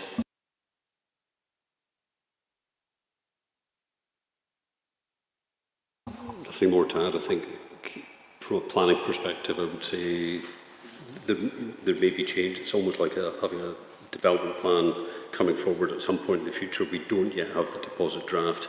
We can't attach any significant weight to that. And that we're looking at a planning-related decision. Obviously, it's Electricity Act consent, but it's based on planning principles. Do you accept, Dr. Ford? We have what we have at the moment. We're not going to defer a decision. Well, ministers could defer a decision until 2027, 2028. It's probably unlikely that they would want to do that. So just in terms of the weight we can give this emerging overarching document, what do you say to that? I accept the principle of weight. I think the direction of travel is absolutely evident and clear. And as I mentioned earlier on, the kind of stepping stone to getting to this in the future is CP30, and that's the key document. Which is perfect timing, because that's what I want to talk about next. CP 2030 Action Plan itself, I don't know if we need to open it, but it's document 624, and then the Connections Reform Annex is 625. And just to make sure I understand what the Connections Reform Annex does, and correct me if I'm wrong, Dr. Ford, it's like a link between the action plan and what NESO is currently doing in terms of grid connection reform. Is that a fair kind of summary of what it's supposed to do? Yes, it's whereas when we get to SACP, the intention is that we have coordination of generation, demand and transmission. This is a kind of recognition that early on that actually even in 2024 and earlier, and in a sense it comes out of REMA and the other things that were going on, is that we wanted to take over control of where generation goes to, because there are certain types of generations in certain locations where there was a problem, okay, and those problems specifically are with BESS across the whole of the country and with onshore wind in Scotland. And it's very clear that whilst the UK government has accepted the 20 gigawatt capacity that came from the Scottish government from 4 years earlier, that if you like, we're building on that, but we don't need to go any further. But it's very clear in trying to manage where we build generation in the future, and it's very relevant to this proposal and to other onshore wind proposals in Scotland. And this is the document which has the national capacity figures, and then it breaks it down to region by different types of technology, BESS, wind, etc., etc. And as you say, there are two regions in Scotland. We're in the south of Scotland, or whatever. Yeah, this is where I find those figures. Yes, we're in southern Scotland. Question for Mr. Bell, really: what weight do we give to these regional figures in terms of the planning decision that must be made? I'm going to come on to the implications for whether you can get a good connection or not, but just in terms of what weight should I give to these apparently quite restrictive figures applying in southern Scotland in relation to onshore wind? I think they need to be viewed in the context of ongoing planning and the more recent documents as well that we've seen, and the statutory underpinnings to the climate change plan and the advice that the Scottish Government received on we've been through in terms of the CCC report. That's all in the energy policy context, and then looking specifically at the planning context of the development plan and the onshore wind policy statement. We talked earlier about targets not being capped, and the policy remains in policy 11, the approach remains in policy 11 to encourage and facilitate. So these are all powerful indicators that there should be no break on deployment, and the wording coming through the onshore documents, the onshore strategy, is pace and scale of delivery. So that remains.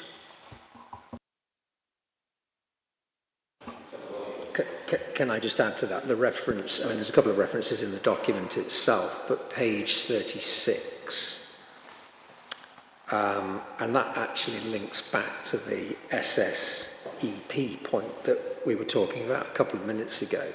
So this is the quote, page 36, to continue progressing infrastructure required beyond 2030, our connections annex also sets out technology capacity ranges that NESO proposes to use as an indication of what is required on the system by 2035 to guide new connection offers until the Strategic Spatial Energy Plan is published in 2026, providing a 10-year horizon, mostly derived from NESO's net zero aligned future energy scenarios. So they're not binding, they are there as indications, and the heavy lifting is going to be done by the SSEP in due course.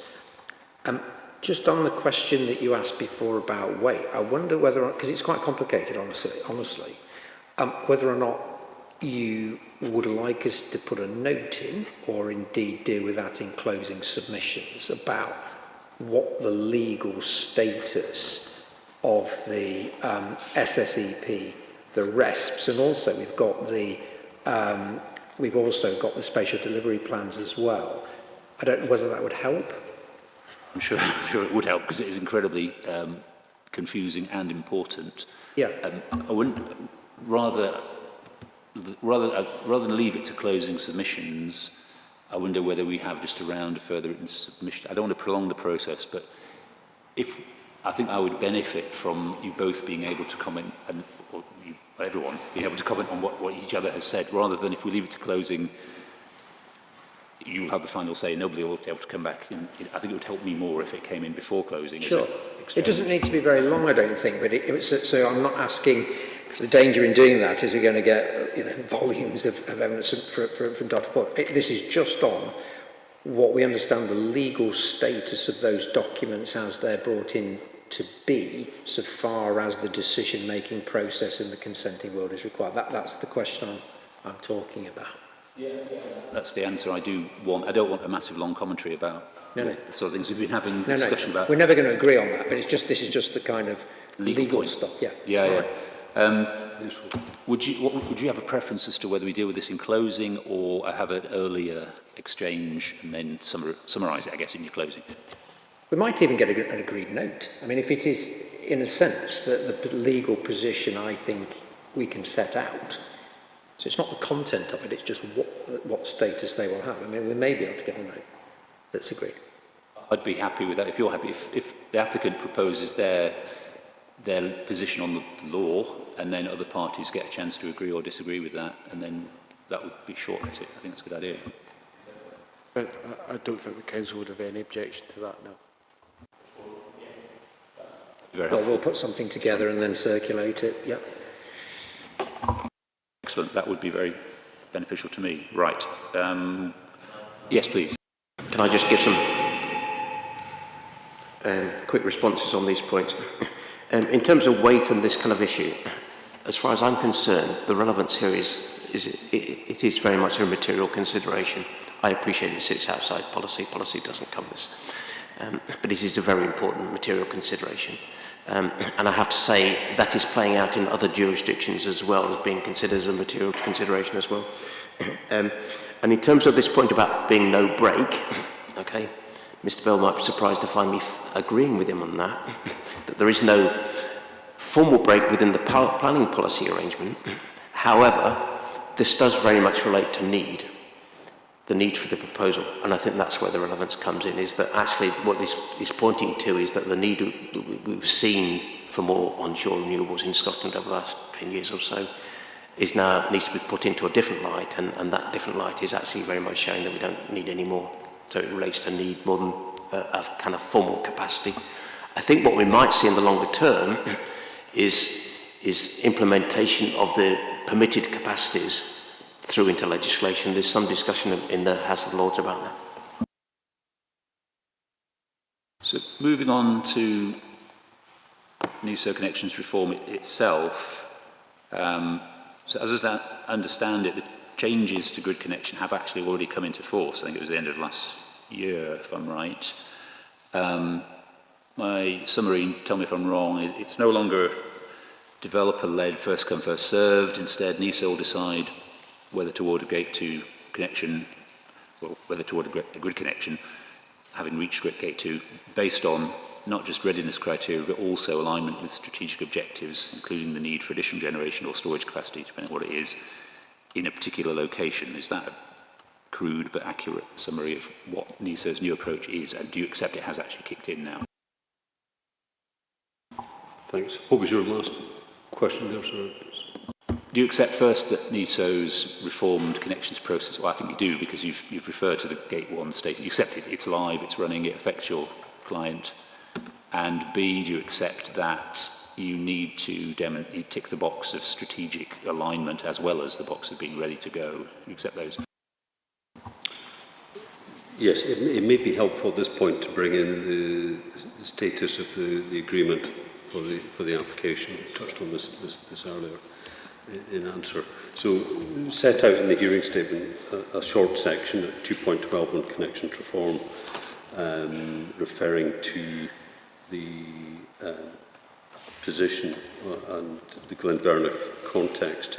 So, and I appreciate Mr. Ford may not be across the detail of the particular agreement and the protections that the applicant has. That'll be confidential to you, sir. He states, I think, that the prospects of a connection or of a gate 2 connection are bleak to non-existent. Now, Glenvernoch benefits from what's called a Clause 3A protection, which relates to projects that were submitted into planning before December 2024 and which were undetermined at the date of the NESO gated application window in 2025. So they hadn't reached a determination in the planning system. But what it means is that if these projects are consented, then even if the permitted capacities in the SSEP would be exceeded, they will get a guaranteed gate 2 offer and connection. So this was a particular protection clause to save advanced projects being pushed back if there was a planning delay. So it gives full protection and a guarantee of a gate 2 connection for the project. So that is the position. So just to be clear, it means that if the project is allowed to, the project would be allowed to connect, even if the specific area of the grid has technically run out of its permitted capacity in any SSEP. That's very helpful. That was a question about protected status. That could be added into the note potentially. So that'd be helpful. Playing devil's advocate. It's a factual position. Playing devil's advocate. So the fact that you can go ahead and get your gate 2 and get your good connection, if Dr. Ford is right, in the face of there being no need for your energy, or this being the wrong place for your energy, you get the go-ahead anyway. Is that not a material consideration to weigh in the planning balance that would weigh against your proposal if Dr. Ford is right that this is the wrong place to be building it in terms of the ability to export the energy you produce? I would go back to my earlier observation that what is a material consideration is a matter of law. I don't know what the law will be at that point in time, and there may be particular reliance placed on the agreement now. So I can't fully answer that position without just speculating on what a legal position may be. That's right. any submissions on that would be welcome. Yes, Mr. Stoyan. Hello, yeah. Thank you for letting us know that, yeah, I've got 3A protection. I was wondering, that means that you're not strategically aligned, and that's why the project's Gate 1, which is like the unwanted queue, Gate 2 being the important queue, it's going ahead, it's contributing to CP30. So if you're not contributing to CP30, you should not get a Gate 2 connection. That's what the rules are at the moment. But if you have a protection, the way around it is that you get it anyway. Surely that is, if you need to rely on a protection, then surely that demonstrates there is no need for you.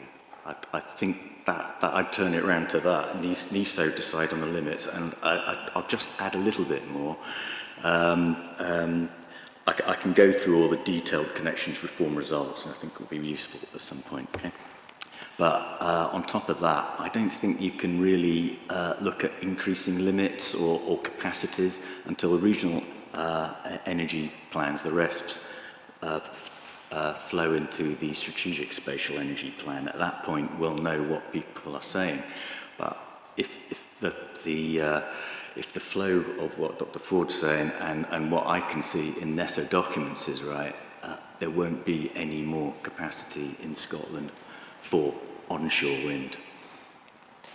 Just messing it up even more, turning around the other way around, and the UK government, when they drew up this new system, purposely wrote in these protections, knowing that a consequence of that could be conflict with perceived levels of regional need or problems with exporting the energy. They wrote them in. Arguing it the other way, could you say, well, that's a reason not to look behind that decision, regardless of what might be argued to be oversupply in this area? Oh, no, I wouldn't have said so. To meet your net zero objectives, you obviously mustn't build too much in the wrong place, in inappropriate locations, because that's completely anti-net zero. It's like a waste of resources, so it's counter to that. So I think it's a little bit obfuscated because of the commercial concerns, with so many people being encouraged to go for developments and spend a lot of money. The applicant has spent a lot of money. So how does that play out if you then just say no, you can't get?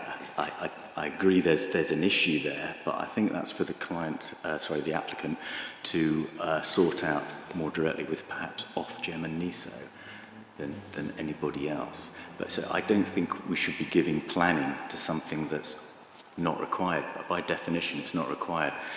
They're in Gate 1, they're very clearly NISO are sending a message, you're not required for CP30. That's it. Did you want now to discuss any of the detailed figures? Because I've been stopping you talking about them all morning. I'd love to, yeah. Please. Okay. Thank you. Right, it's the NISO detailed results. I have, it's the way they produce them has it means you've got to sort of work through it. Have you got a copy of the detailed results by any chance? Have you got a document reference number so I can find it quickly? Number 5, ones that I put in. It's the 5th. Check to see whether they were physically attached to the same document as your statement, and they're not, so they must be recorded as a separate document number, I'm hoping. So bear with me for a second. Right, they are there somewhere.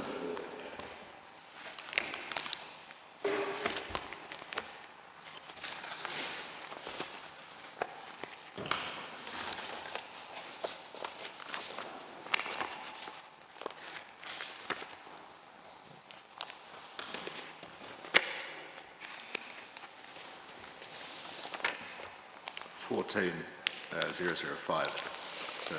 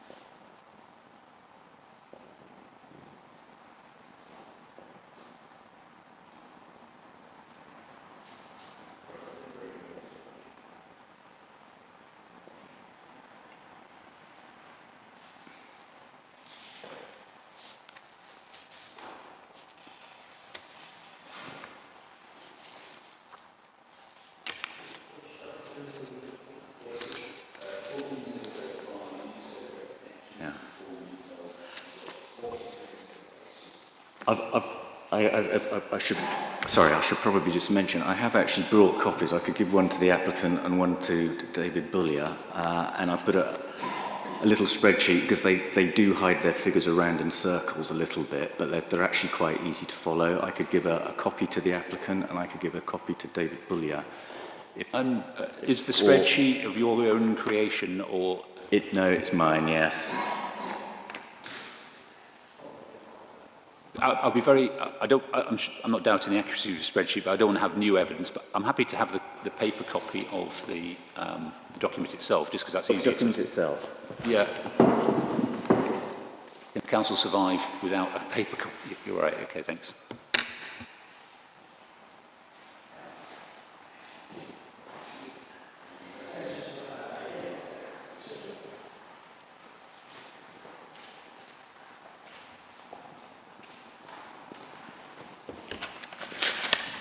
Right. Well, I better find my copy of it here. Right, okay.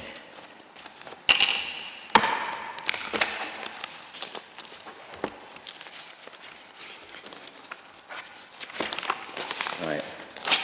So, how they split it, it's the numerous tables, but basically they're splitting it built capacity. If you look at table 23, I'm doing it this way around because I think built's probably more appropriate to do it this way around. So you find table 23, and that lists out onshore wind as 14,644.4. So that says built capacity by technology at the close of the gate to whole queue process window. So 14,644.40. This report's dated January 26, so therefore it may be December 25 or somewhere around there.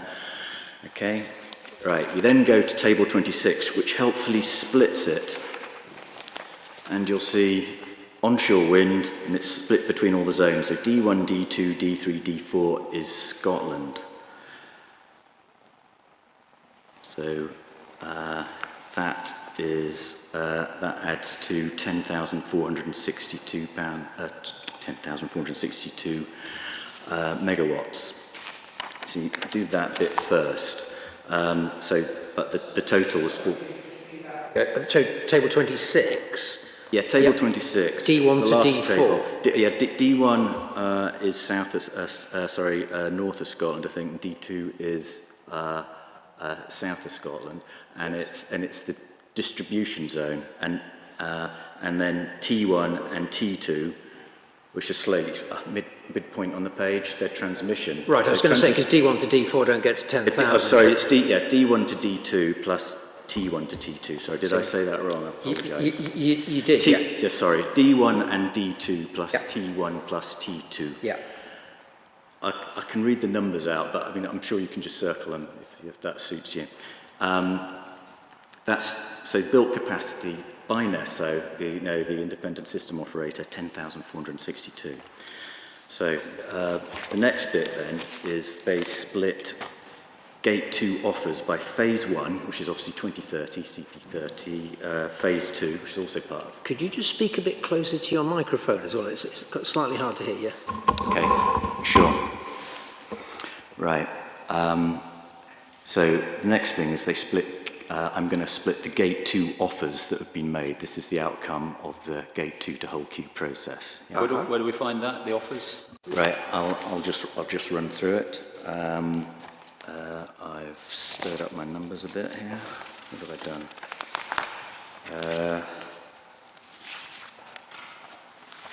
Right, it's table 1. Table 1. Yes, and you should be able to find onshore wind on that, listed as 13,061.9. Hold on. Okay. Table 1. 13,061.9. Onshore wind. Yep. Right. That's obviously total for England and Scotland, England, Wales and Scotland. So table 2 then helpfully splits this between D1, D2, T1, T2, and all the English regions as well. So you can get a Scottish split. Yeah. So D1 is on table 2, 148760, D2 is 89280, T1 is 310510, and T2 is 493710. Yeah? So they're so that's for the delivery by 2030. And incidentally, that's just, so if you add the 10.462 megawatts built in Scotland to those numbers, you're getting just over 20. So you're actually getting beyond the minimum ambition of the onshore wind policy statements for Scotland. Yeah. Right. There's another table you need to look at. This one's table 4 is phase 2. So that's by 2035. Okay. So table 4 gives a total of onshore wind as 4,805.5. And again, you have to sort of search for it. Table 7 splits it by Scotland, England and Wales. So Scotland gets 927.8 megawatts on table 7 of onshore wind, which, if you have to add those figures for yourself, but in Scotland that gives Gate 2 offers as 11,350 megawatts. Add that to the 10,462 built capacity and you're at 21,812. I could give you what the spreadsheet shows and you can then add it up yourself. Well, following that so far, yeah. Okay, great, that's great, yeah. So 21,812. The totals, which you could also have followed, are 32,511. Right, and then there's yet another table that they reference, table 20 for onshore wind, and it says megawatt permitted capacity remaining for future gated application windows, because obviously the Gate 2 application window is shut, and this is why we've got connection reform results we're reading, and that says 5,107.7 megawatts, right? And yet again, you have to go to table 22 to read it again. Right, I've stirred my numbers up somewhere, but they split that as England 5,100.7 and Scotland 0. There is no more capacity in Scotland for onshore wind, is what they are actually saying. So, table 22, where is it? There it is. There we are. Yeah. So capacity in Scotland remaining at the moment is 0. It also flows through in other NESO documents where they say that capacity for onshore wind in Scotland is 0. Right. You can then, so what you can say then is that the Scottish capacity is 21,812.5 per these documents, and that's after phase 2. And then England and Wales, if you added them, would be 15,800, gives you 37.6 gigawatts, or 37,600. And that neatly ties up with the Clean Power Action Plan, but future energy scenario range, which is the higher ranges. On page 17 of the Clean Power Action Plan, you'll find the figures for these figures that I've quoted there, and it splits onshore wind up to 2035, 21,200 for Scotland, and 15,800 for England and Wales, which gives you the 37,000. If you look back a level, by 2030, the Scottish target in CP30 is 2,500. So CP30 is obviously referencing, or the other way around, the onshore wind policy statement, the Scottish onshore wind policy statement. And NESO is the people who are, they're not making policy, they're actually executing the policy. This is what they're saying. And they obviously want this to play out. And yes, there's going to be a vast number of projects getting completed up to 2030 to meet the phase 1.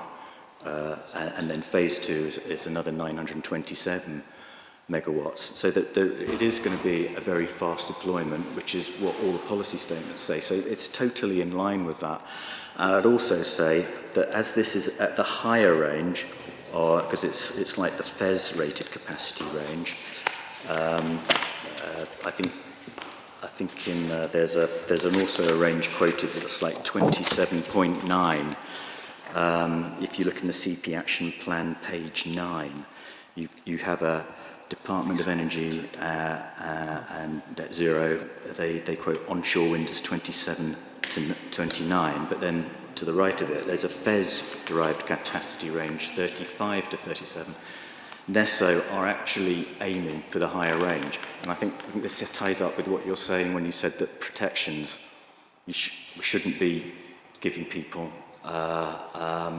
planning so that they can use a protection purely to defeat the targets, because it's anti-net zero.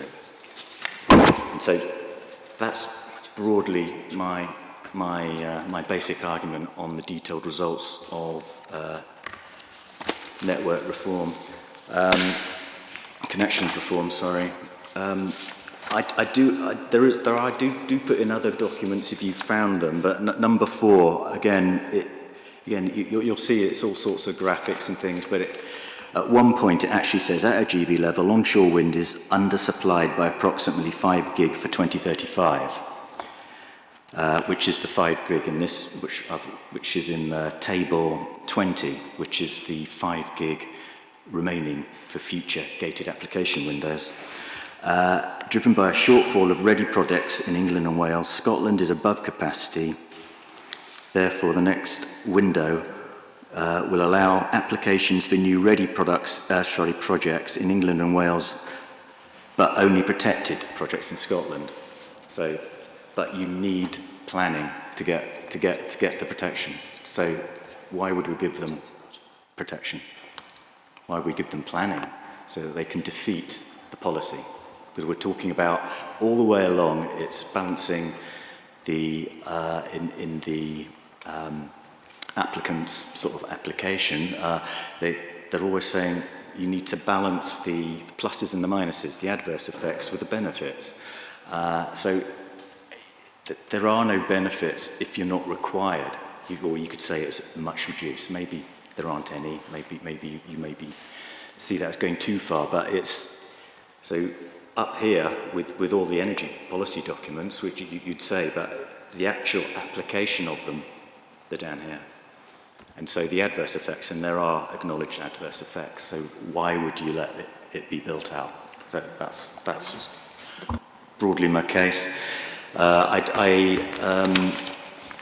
think I mentioned it earlier, but I'll just say it again. It's the Planning and Infrastructure Act 2025. Got sent just in December. The independent system operator must, when carrying out any of its functions relating to the management of connections to the transmission system, have regard to the designated strategic plans. So the strategic plans are run by NESO, and ISOP is a reference to NESO. So that would say that they're in control. So until the strategic spatial energy plan comes out in 2 years' time and perhaps shifts or modifies numbers, but we don't know if it will, then that is where we are. So not required. So I would say not required. That's what I'm saying. Thank you. Yeah, that was really helpful. I would never have got through those figures without that taking me through it all. I just come back to the point that in an ideal world, all that you said makes perfect sense, but there remains the fact that somebody decided to write in a protections clause, that was considered to be the right thing to do. So I've got to factor that fact in as well, do I not? Yes, you need to consider where you are on everything. I totally agree, but you don't have to. It doesn't say you must give planning to somebody. So when just because another document says that they've got a protection, it didn't say so the planners give you planning, because but the logical extension of that, there's yet more figures in that great long report I gave you, but one of them is something, oh God, I'll have to try and find it, but one of them is Gate 1 offers, or as in not an offer at all really, and it's like 10 gigawatts. Why would you let that much be built that's not required. And I do accept there's a huge issue with how did you let it get to that stage, but that's government. Okay. All right. Thank you. Well, it's a difficult one. Yeah. Okay. And I'm sure Dr. Ford has a. Come in, Dr. Ford, and then we'll go back to you. Yeah, I think it might be easier to come here and then go over there. Because you're alluding to this fact that people have written this protection. This protection is part of the transition process from an old developer-led system to a future controlled system. And perfectly fair that developers have rights. And nobody, I've gone into the jargon about Gate 1 offers as to whether it's an offer or not, kind of thing. I won't go back into the detail of that. But the principle is that they were given this protection under the old system. But essentially what this process does, and what Mr. Bell's Clause 3A protection refers to, the fact that fundamentally this project is not strategically aligned with the CP30 figures. That's the basic conclusion. And that's where I just jumped to the final outcome, if you like, earlier on, which is that fundamentally this project is not needed. And that's where the applicability of this comes into, is that actually we do have enough. And I appreciate this debate about whether it's still there and that kind of thing. But fundamentally, the experts in this field are saying it's not needed, is the current conclusion. Just one other small part, I don't want to be a major distraction on it, but what a grid connection means in South West Scotland is not what you might think it means. Okay? South West Scotland has particular problems with the amount of wind energy trying to get through the existing system. So there are localised protections here, which are generally known as active network management, where generators have to take it in turns to use the capacity. Okay? And how long that's going to, in theory, that should be taken out by increased transmission capacity into the region. But when that's taken out, it's actually under considerable doubt. Okay? And if you look, there is movement in trying to put in more transmission capacity generally. Okay? And even the latest report published by NESO earlier this week, even their latest update, in going into some more details, makes no provision for new capacity, new transmission capacity into the Galloway region. And that's a significant emission about, a significant point about when transmission is going to arrive in this region. And it looks like it's going to be well into the 2030s, which puts you well beyond anything in terms of, it's a completely different scenario fundamentally. But the point is, a grid connection in this part of the world, there are other parts across the UK where this is a particular local problem. But in this region, that localised constraint, as opposed to, if you like, general Scottish English constraint, is a particular problem in this area. And it looks like it's not going to be addressed for the foreseeable future.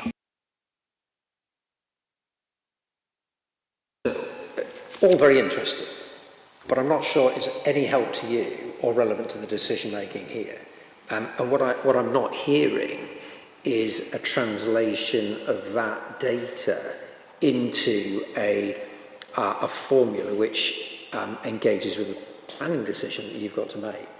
So I don't know what you propose to do with that material, and whether or not we're going to hear how the two gentlemen suggest that that is a material consideration in this planning decision.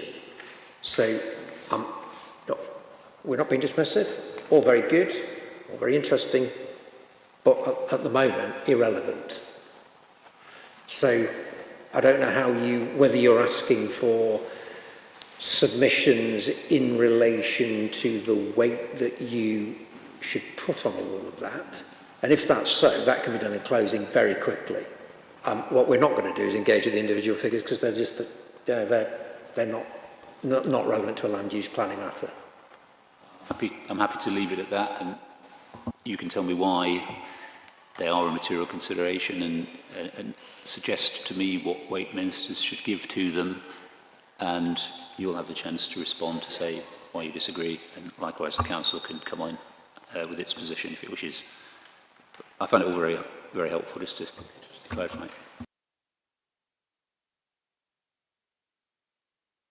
No, not quite the final, but, well, actually, the final item where I'd specified anything in particular was item E, Schedule 9 of the Electricity Act.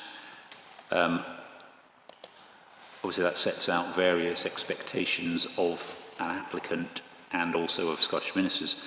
I just had a query with Mr. Bell. You said the applicant doesn't currently hold a generation licence. I was just, given that this isn't like a single-purpose vehicle type site-specific company, the applicant is Energy Contour UK. I was surprised when you said that. Is that correct? Yeah, each of our wind farms are built as an SPV, so there'll be a special SPV set up to develop this wind farm, and that SPV will hold the generation licence.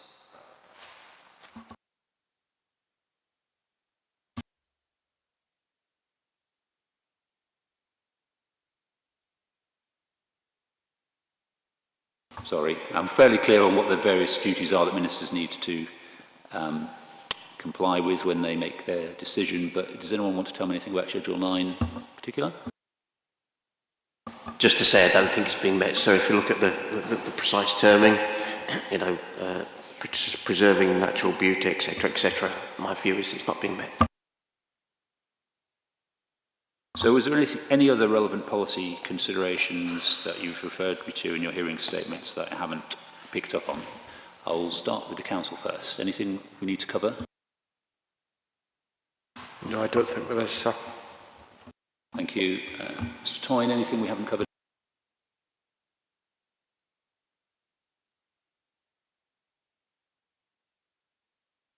Ford?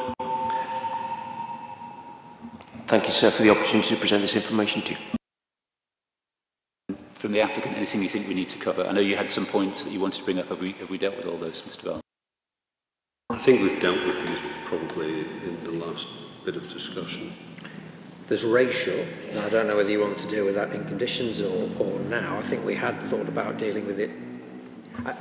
There's a more general question about timing. Are we going to run straight onto the conditions before we finish finally, or?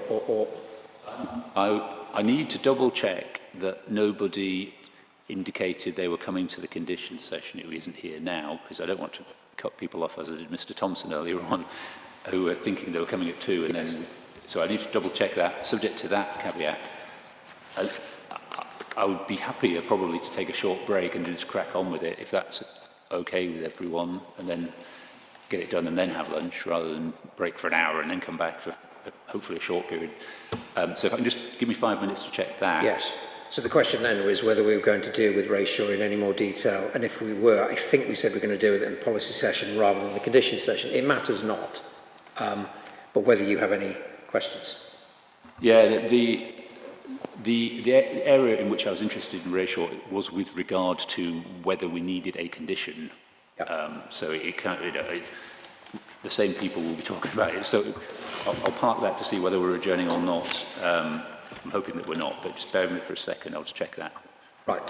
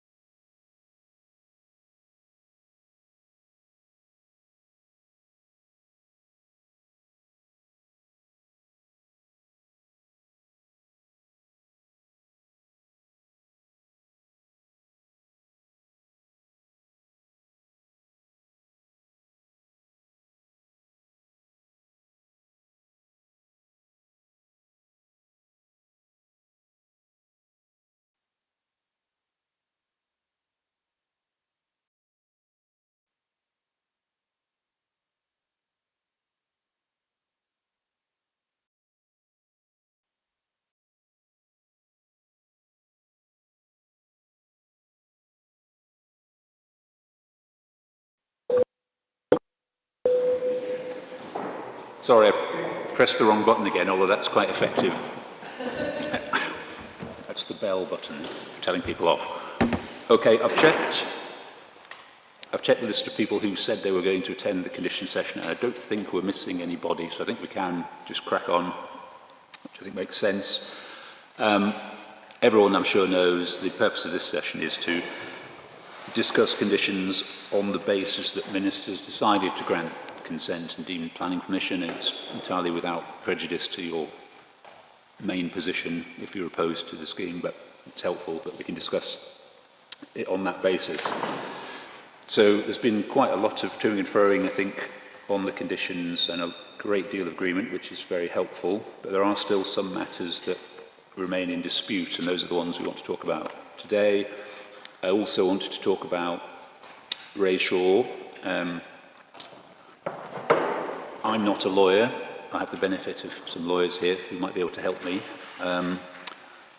There's been criticism of the quality and or quality of the environmental information submitted in respect of the grid connection, or the potential grid connections, one of which may or may not be the one that was ultimately selected. But the first question which Ray Shaw required to be addressed is whether or not the grid connection is or is not part of the project in environmental impact assessment terms, and that's a matter that ministers will need to deal with first, on an assumption first that they are minded to grant consent, secondly on an assumption that they find it all to be one project.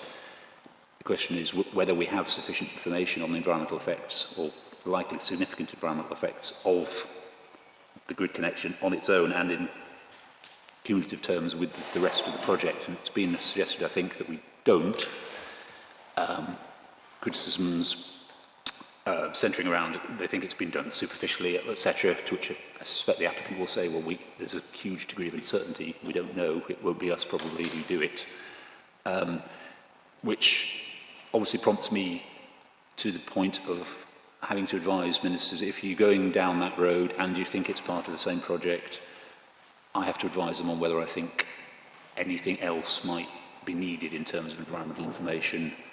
And one way of possibly doing that, it seemed to me, as a non-lawyer, was to take the multi-stage consent approach and devise some sort of condition that says you may not know the details of the grid connection yet, but before you build the wind farm, you need to have those details approved.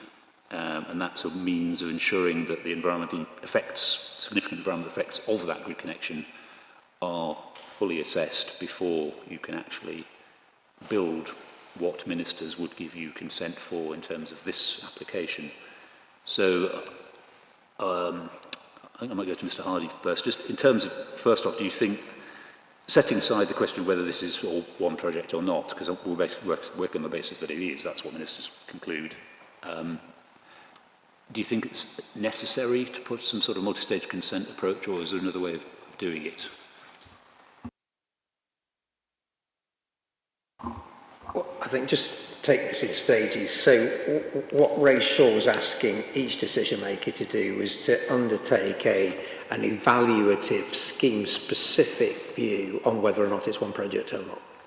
So you've got our response on that, and if you were, there is a view that you could take that it's not, but just let's assume that it is. You then have to have sufficient environmental information.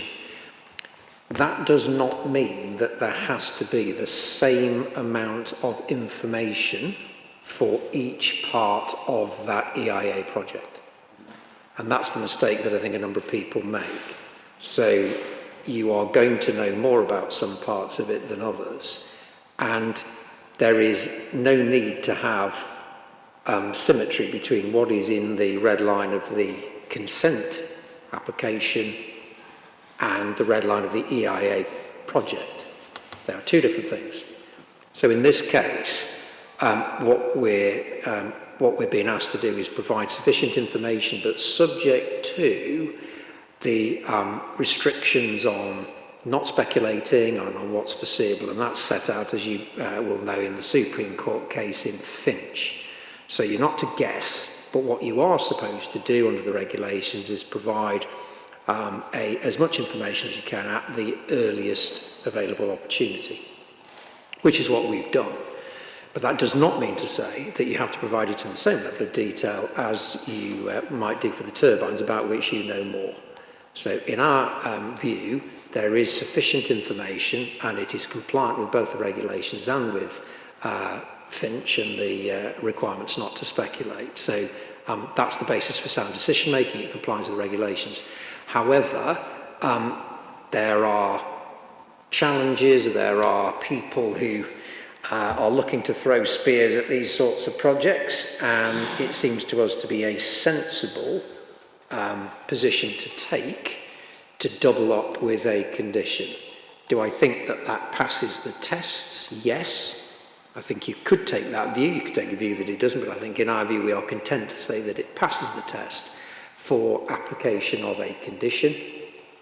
I think the final point to say is there are a number of variants of that condition which have been passed around the sector. A number of those I am troubled by, but I think that the variant that is being proposed by the unit is as good as it gets. So there are some, I think, which don't pass the tests. I don't think they are enforceable, and I don't think they've got, I think there are a number of things wrong with them, but I think that the variant that has come from the unit, we think, is as good as it's going to get. So in short, we are content to have a doubled up approach, both with you can say there's sufficient information, but you can also say that you can have a condition as well.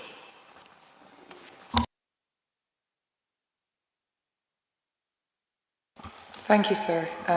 The Council largely agrees with the position that the applicant has put forward with respect to the interpretation of ratio, agreeing that it is not a requirement. In the Inner House, we're quite careful to point that out. It is not a requirement that you have the same level of detail for both projects. The important part is whether or not you've addressed your mind to whether or not they are one project and you've done the best that you can at that time.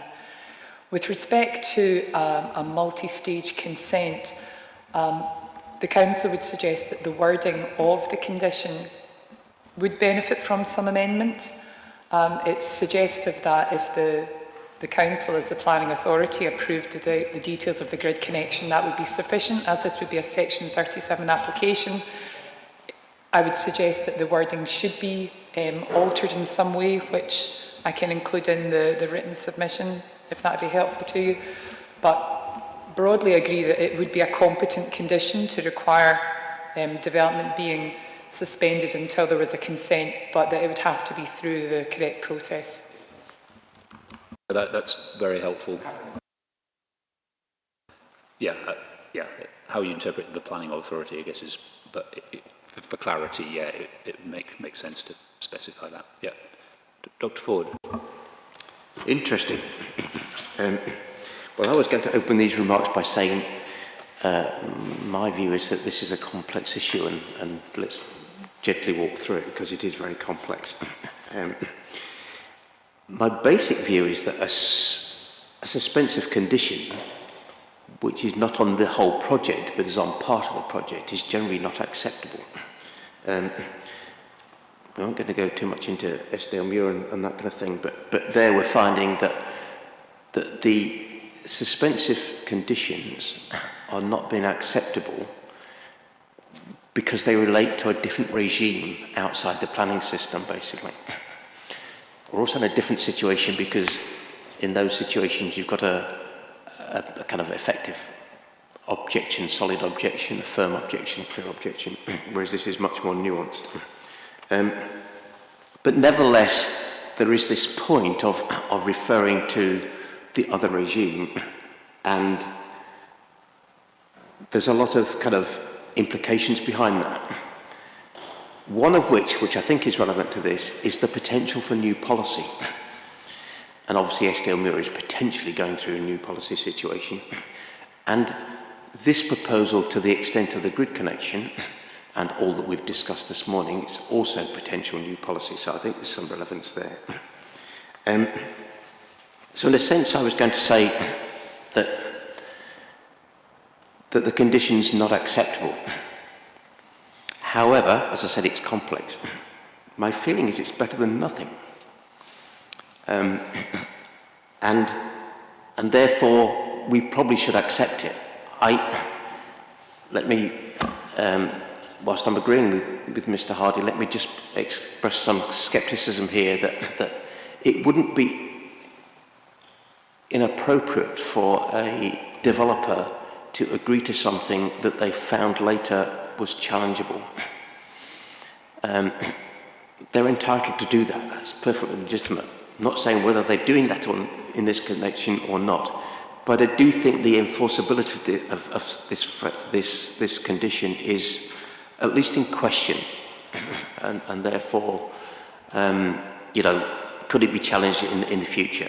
I'm just laying that out as a possibility. I'm not suggesting it's the case here or anything like that. But in principle, and I'm not necessarily dealing with this applicant, I'm actually dealing with all situations, if you like, that in fact conditions do get accepted by applicants where they know that they might be challengeable later on. But when it comes down to the condition, I also think there's two parts that it needs to cover with, which is what you've covered, which is in principle that it needs to be dependent upon the grid connection being established. And then secondly, this issue about the extent of the acceptance. I also, like the council, picked up on the fact that the planning authority is perhaps not the best description of the body. Does that mean the planning authority? Because it's likely to be, as we say, a Section 37 consent and therefore ECU. So I think that's an issue that could be put out. But my major concern is about defining what substantially in accordance means for the future, basically. That's where I'm kind of left with. And for that, I have gone back to, and I know Mr. Hardy doesn't like this very much, but I've gone back to Rochdale envelope principles because as far as I'm aware, and I'm happy to be pointed in other directions, I'm not aware there's any case law which is helpful in terms of dealing with multi-stage consenting other than a Rochdale envelope. But obviously, if you go to the specification of Rochdale envelope, which has been around and proven and working to be in case for 26 years now. It's not a Rochdale envelope case. I mean, it is 1:15. We need to get on, but I'm not sure it's best use of time talking about something that just this application is not. It would, if you can say succinctly why this is not a Rochdale envelope case, that would help me. Rochdale envelope is an EIA term designed principally for outline applications where you're looking at parameters. It's not what we're doing. No, indeed. I mean, they're not even seeking consent for the grid connection. It's just technically, potentially a matter of the same project in the EIA terms, but they're not even seeking outline consent for the grid connection. You accept that? Yeah, I get that, and I actually agree with you, Mr. Hardy. Okay, and what I'm saying is, in terms of any guidance from law, from case law, as to how to deal with these kind of situations, I'm not saying it's entirely appropriate because you can get into all sorts of things like Rochdale envelope, as you quite rightly say, is to do with a defined EIA project, and actually all within the red line boundary. What I'm saying is, it's the best thing that's around.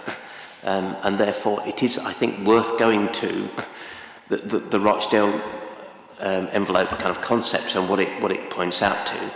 And if you're looking for any particular source on it in terms of the best source to go to, not just the cases themselves, but the Encyclopedia of Planning and whatever it is, law, covered the subject in quite good detail in 2017. And it sets out 7 points about what needs to be covered, basically. So all I'm saying is that's the best indication of how to deal with this situation. I fully accept that we're in, with post-Ray Shaw, we're into an entirely new situation, and it will take some time to get to a mature position and a kind of concluded position across the board. I think we're a long way from it, actually, and I think it will take some time. But it was certainly, from a personal point of view, prepared to accept the conditions. I think some understanding of what substantially in accordance might be useful to elaborate on, in the sense of that's where I think the most vulnerable challenge is. But it's the best we can do, and I don't think there's a perfect situation. Thank you, sir. The wording that the Council would suggest is that the grid connection has to be carried out in accordance with the consented details. The objections to deleting substantially? I'll take instructions, but probably not. Mr. Toyne.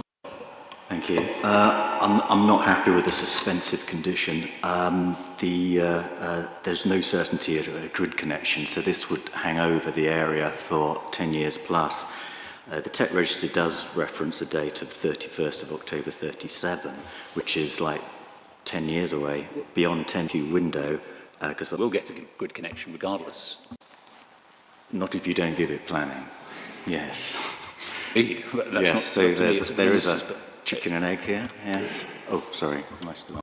We're working on the basis that ministers decide they do want to give it consent, and therefore it will get a good connection by virtue of being protected. So there won't be this, it may still never happen, but there won't be the good connection won't be the reason why it doesn't happen in the immediate term. So I just wonder whether your concerns about suspensive condition would then apply.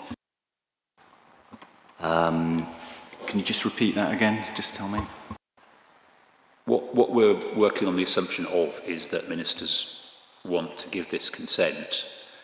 So the only thing, given that they will all at that point get a good connection if they want one because they're protected, the only thing then stopping them going forward is getting the details of the grid connection sorted out, which is what this condition is trying to do. So there's in that situation, agreed.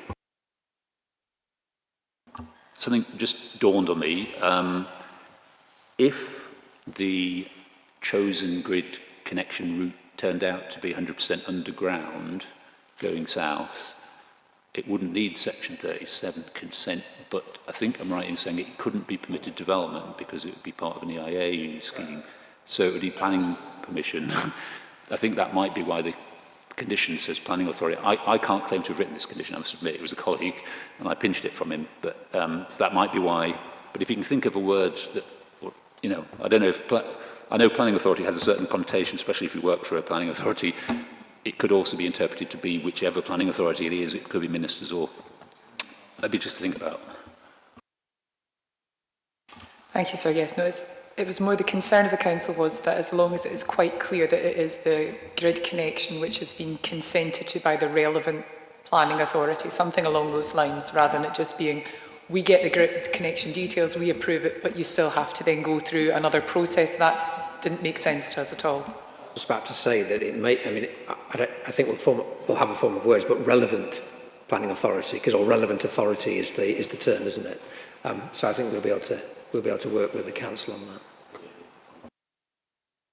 Okay, so I had a list of conditions that I thought were still in dispute, but I think that's been overtaken by events because you've been discussing and getting closer together. So I'm proposing that we go through the list to find the ones that are in dispute and just talk about those as we come to them. If anyone knows, where the first one is, rather than we turning all the pages over, then please shout. Condition 12, sir.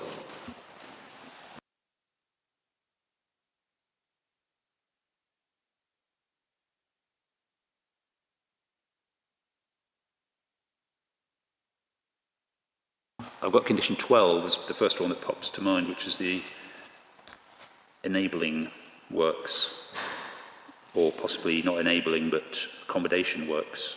I don't know who wants to kick off. This is off-site works to roads, I think. Ms. Whitelaw, maybe explain. Thank you, sir. Yes, as the applicant correctly pointed out, we understand from our roads colleagues that there are no enabling works, and the position of the applicant was that condition 12 was not required. We're content to agree to that. However, we have suggested that the wording that we were looking to put into condition 12 be moved to, the numbering's possibly out, condition 20 to deal with more accommodation works. My understanding was that the applicant was still considering that proposal from the council.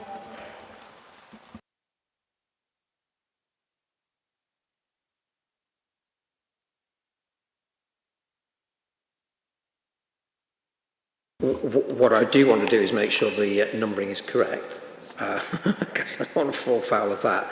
But I think that, and it may be that we put a final note in, but I think that's fine.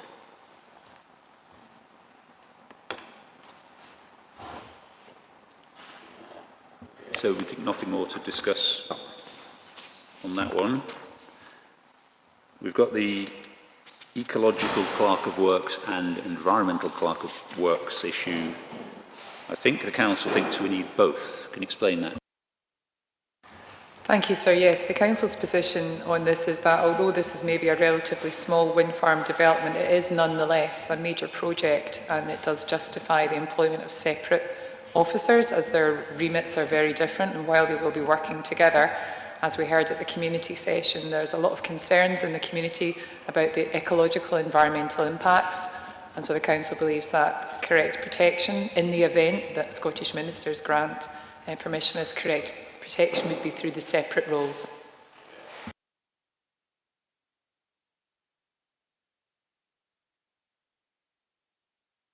I mean, our view, this comes up quite a lot of times. Our view was that it wasn't necessary to require both. But I'm not going to die in a ditch over it.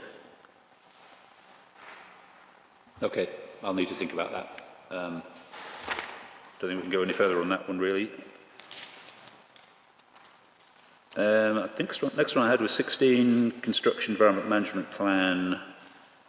I think this was relating to in consultation with the Roads Authority. This is one of the things I personally hate, I'm afraid to say. The buck stops with the Planning Authority in my mind, and if the Planning Authority forgot to consult the Roads Authority or something, that would technically be a breach of planning condition to which the applicant theoretically could be liable for no fault of their own. I understand exactly why you put it in, but I'm not a fan. But how strongly do you feel about it? My understanding was that had been conceded, that it was other parts of the condition that were still under discussion.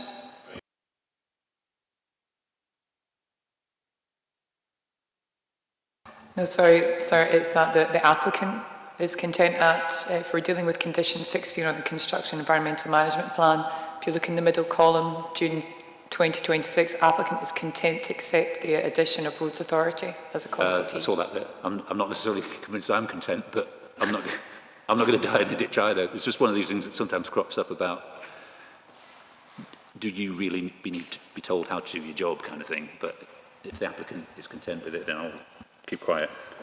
But no, there is a greater degree of disagreement. So 1H,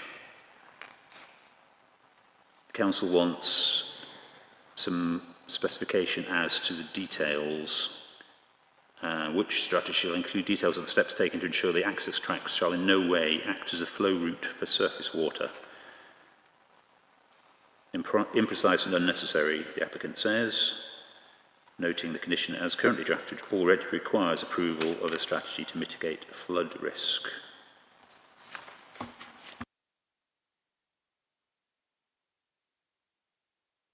Presumably this is a very specific concern that your Roads Authority has about the access acting as a very handy conduit for water to escape the site rather than a kind of broader site drainage issue. It's something that's come from your engineers specifically. Applicant? I think we're saying it's already covered because there is a requirement to approve a strategy to mitigate flood risk. So we're not shying away from the obligation. We're just saying that we don't think it's necessary. Where's the flood risk? Which category do we come in? I'm sure it's in there somewhere.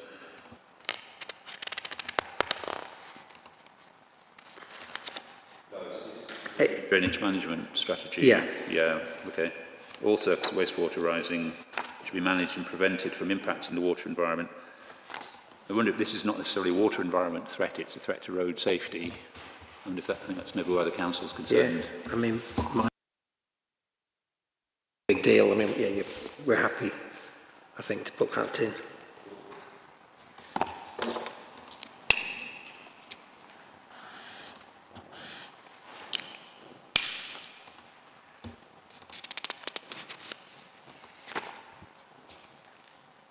I think you, if not happy, you're willing to accept the other change. About the culverts, yeah. Yeah. I mean, again, it's just a point, I think.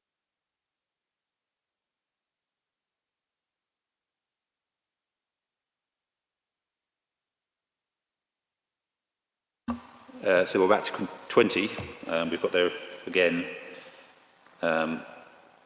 So there was the issue that we talked about in that earlier condition. I think that wasn't the only, I haven't looked at this condition to be honest, but the position was it was with the applicant for consideration, is that right? Can you just explain what the difference between you was? Thank you. Yes, this came from road colleagues who were looking for this as part of the accommodation works. There had been a misunderstanding between legal services and roads as to where this would be fitting in, and it was pointed out that it would sit better in the traffic management. So that's just simply lifting it from the earlier point down there. We're happy with it. I just had one query about the wording of point C that says within 3 months of the completion of construction work, the works identified in condition 20 to be above are implemented to the satisfaction of the planning authority. I just wasn't sure what works those referring to, because if we've completed construction work, we've completed construction work. So I'm not sure what it is that we're supposed to be doing within is it 3 months after completion of construction work that we're required to do something else?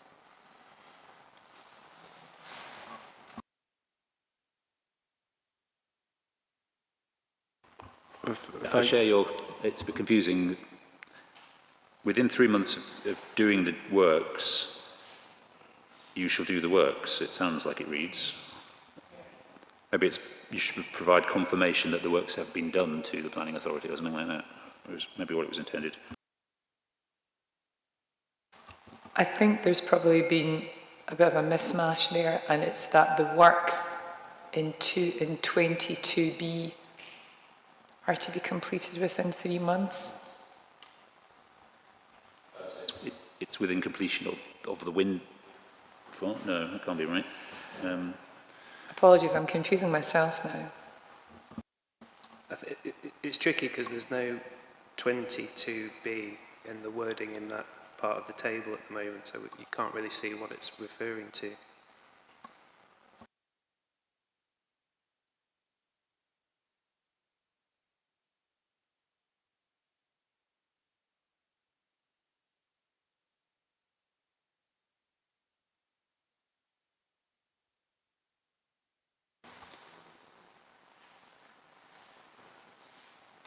Is there some difference between the word completion and implementation in C? Within 3 months of completing it, you're supposed to implement it. I don't know if that is significant or not.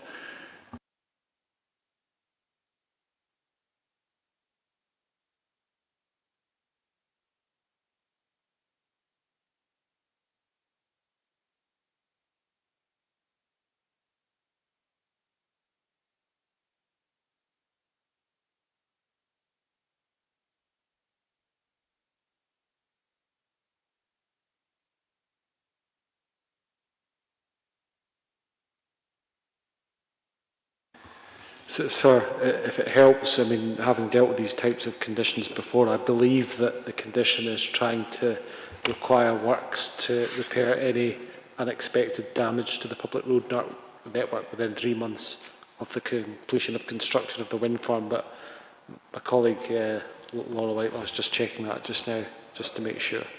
But that's our assumption at the moment. But there is a wording issue there, I accept that.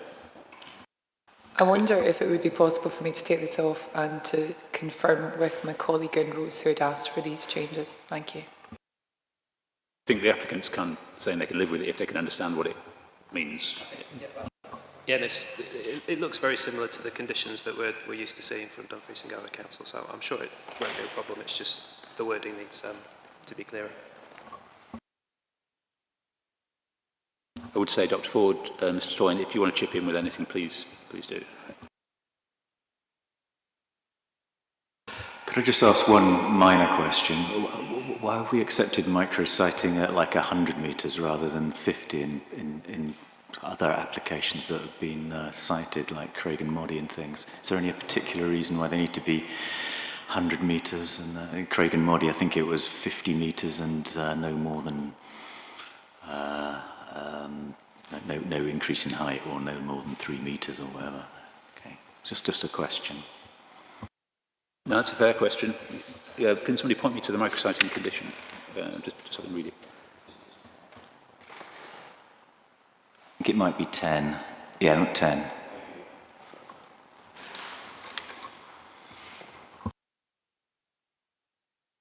Sir, if it's helpful, the council, as a planning authority, has allowed a 100-metre micrositing condition for tracks, turbines and other parts of the development previously, so that there isn't an upper level of 50, and above that is considered to be unacceptable. It's obviously each case in its own merits, but the council has previously allowed a micrositing allowance of up to 100 metres.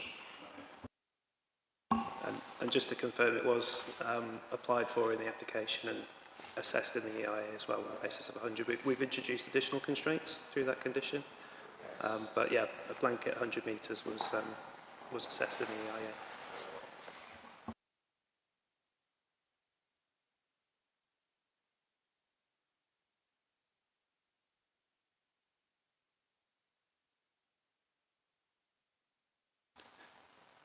So I think the next one in dispute is archaeology 28.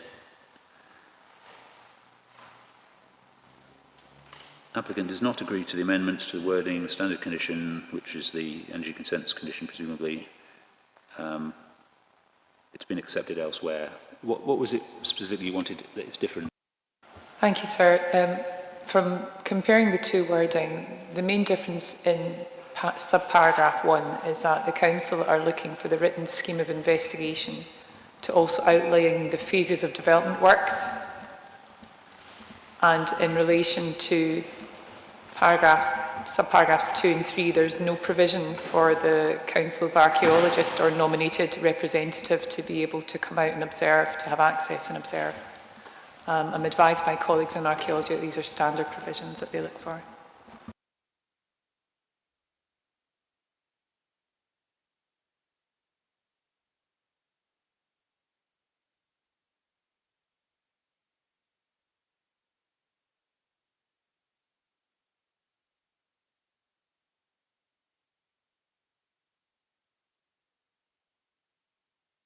I don't think we've got a major problem, but that detail would be provided within the WSI, and it wouldn't be signed off by the council if they didn't approve it.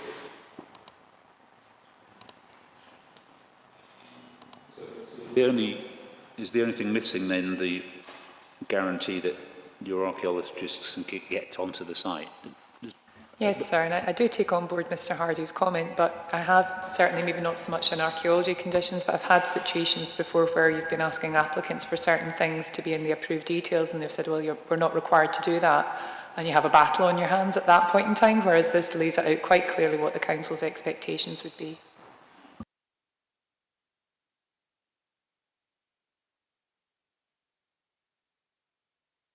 I mean, I don't know what one option would be to include details of access by council archaeologists or something like that. I mean, Mike,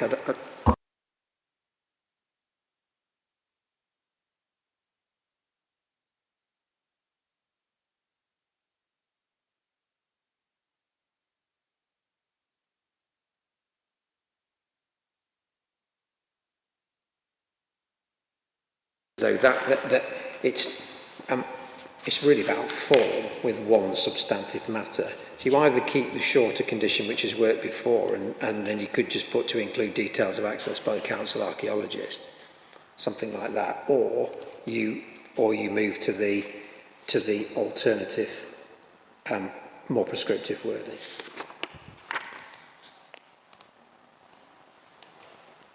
Yeah, I mean, maybe I just need to. I don't think it's a massive issue. I mean, looking at it.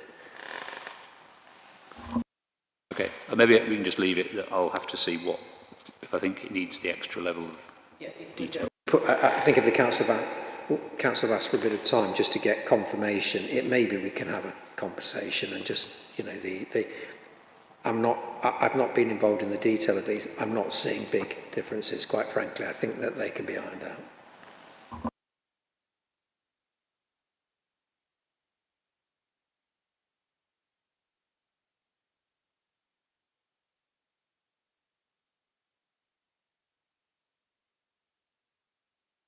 There's a point voluntarily in relation to the noise condition, and as I understand it, there's been an update following the publication of the new documents. That's the assessment and rating of wind turbine noise, which WITN or whatever we're going to call it, and so there is a separate wording which has made some minor modifications to that in line with the model condition in WITN, which would need to be included in this suite. That shouldn't be controversial. There's one other point I'll raise, and that is that the draft condition in the WITN guidance has suggested that you remove the explanatory notes which you've tended to find on wind turbine operational noise conditions, and that starts in these conditions, guidance notes for operational noise condition at the end. I'm troubled by that because, you know, they're either in or they're out. And having informatives, that's got no legal effect. And it seems to me that we've had 30 years of keeping the guidance notes in the condition. My view is we ought to put the guidance notes back in. So this is not the right condition. There is an agreed noise condition. However, I would then put the operational notes back in to the WITN condition. Thank you, sir. I have asked my colleagues on environmental health for their comments on it, but understandably we only got this morning, so they haven't come back to me. Yeah, well, I don't pretend to understand the guidance notes, to be honest, so assuming that they are not... Written for a reason, yeah. Yeah, presumably they benefit people who know what they understand what they're saying. It's just if the technical experts say, oh, actually there's some technical reason why they're no longer correct, then maybe we wouldn't put them in, but if not, I think we can park that on just to see, yeah. I think it's a lack of understanding, by being honest, about the people who've written the noise guidance, about the lack of legal effect of informatives or notes. I think that's the problem.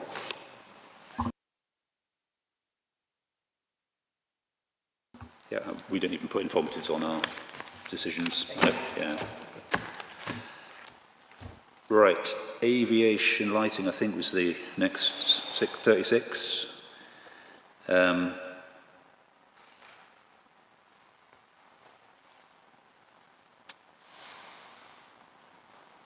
So I had a question, and I didn't raise it earlier because it was one of those technical questions which I may or may not need to ask in writing. I probably don't, but as I understand it, from your kind of technical experts report, there was reference to we will apply for a dispensation from the CAA to get only 6 lights and to dispense with the tower lights and that sort of thing. I'm not saying there'll be a problem in getting that dispensation. It just appeared that, and they probably can't do it now, it's too early in the day, but it appears that the CAA haven't actually officially agreed anything yet. They've just said if you do this, this and this, chances are it'll be fine. But I'm just wondering if that feeds into the condition. We don't think that they've formally signed it off, which is unusual. We suspect it might have just fallen through the cracks with them. I suspect if we chased up with them and followed up on that, we could probably get an answer from them pretty quickly within the next couple of weeks. They're normally fairly quick at getting back to confirm. So we'll do that. We'll take that away and see what we can get. On an assumption that, yes, they've already been consulted, they are already content, is there a need for any further scheme? We know what they're proposing, and assuming that CAA is happy with it, do we need to have it submitted again? I think one of the key issues with this, it's a very standard type of condition whereby you agree the lighting scheme with the relevant parties, the CAA and Defence Estates afterwards. It's more in relation to how we've seen things shift with aviation lighting in recent times. It's quite a dynamic sector, if you want to put it that way, and thinking about grid connection dates, etc., this could be a condition that's discharged many years into the future. So in some ways, I understand the Civil Aviation Authority probably have a position at the moment. It's probably quite clear, they're probably not objecting to it, but I think we need to safeguard the future position, and that's why the condition is phrased in such a way to almost to future-proof it. Yeah, and we're happy to include a pre-commencement trigger for that. I think that's fine. But the rest of the detail in that condition is still good and it's still useful. But at the top, it could have no development to commence until details of the lighting scheme have been submitted and approved, and then it could go on to should be installed in accordance with the previous report. But if we needed to vary that for any reason at that time, then we could provide revised details. So. I'm sure we can reach agreement on that. It's again, it's not substance; it's just form. Sounds like you're pretty close there. Yeah.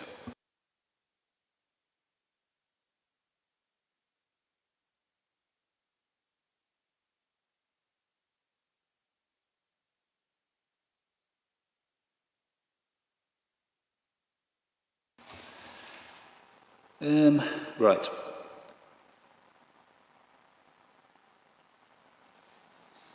Maybe the council can explain, to save me reading it, because I confess I haven't read it before, what the issue is. Thank you, sir. The council are looking to include details of all what they would expect to find in the restoration and decommissioning plan.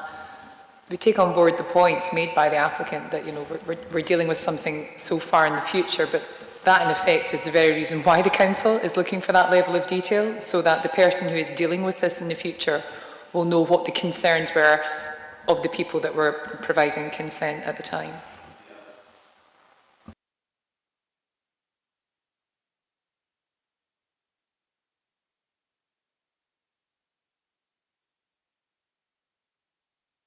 Sorry, sir, if I could just add, at the end of the council's submission, you'll see that we did actually achieve this in another separate matter, in the section 37 consent for the Kendoon to Tongland project. The reporter in that instance agreed. No.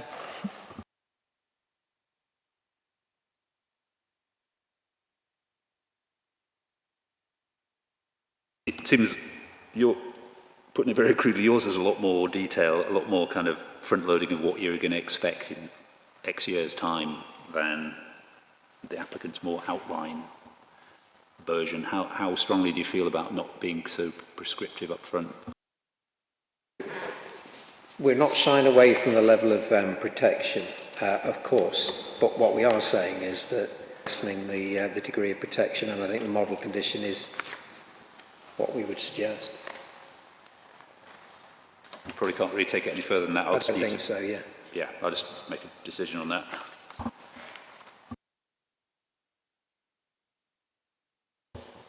I don't think there are any, but what I would say is, in the event that there remained a show-stopping disagreement between you, I would put both versions of a condition to ministers to say, you know, take your pick. I mean, the furthest away is that one, but really that's just a matter of approach. But what would be helpful, I think, is if we could just, there's the 4 or 5 conditions which we can tidy up with the council, particularly moving that detail to condition 20 and so on. It's not going to take us very long, but if we might have, I don't know, a couple of weeks or something to do that, that'd be helpful.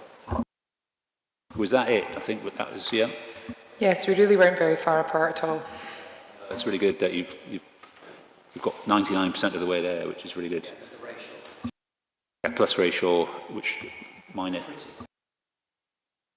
Any other conditions missing, or any other things you want to say about conditions, either of you? I have one comment, but not about conditions.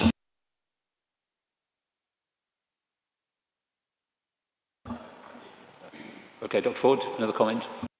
We're moving to a close, sir. And I'd just like to say that the community really appreciate the diligence that you've put into this. It's very obvious your knowledge of the area, and we hope you welcome you coming back to your further site inspections and enjoying the area. Thank you.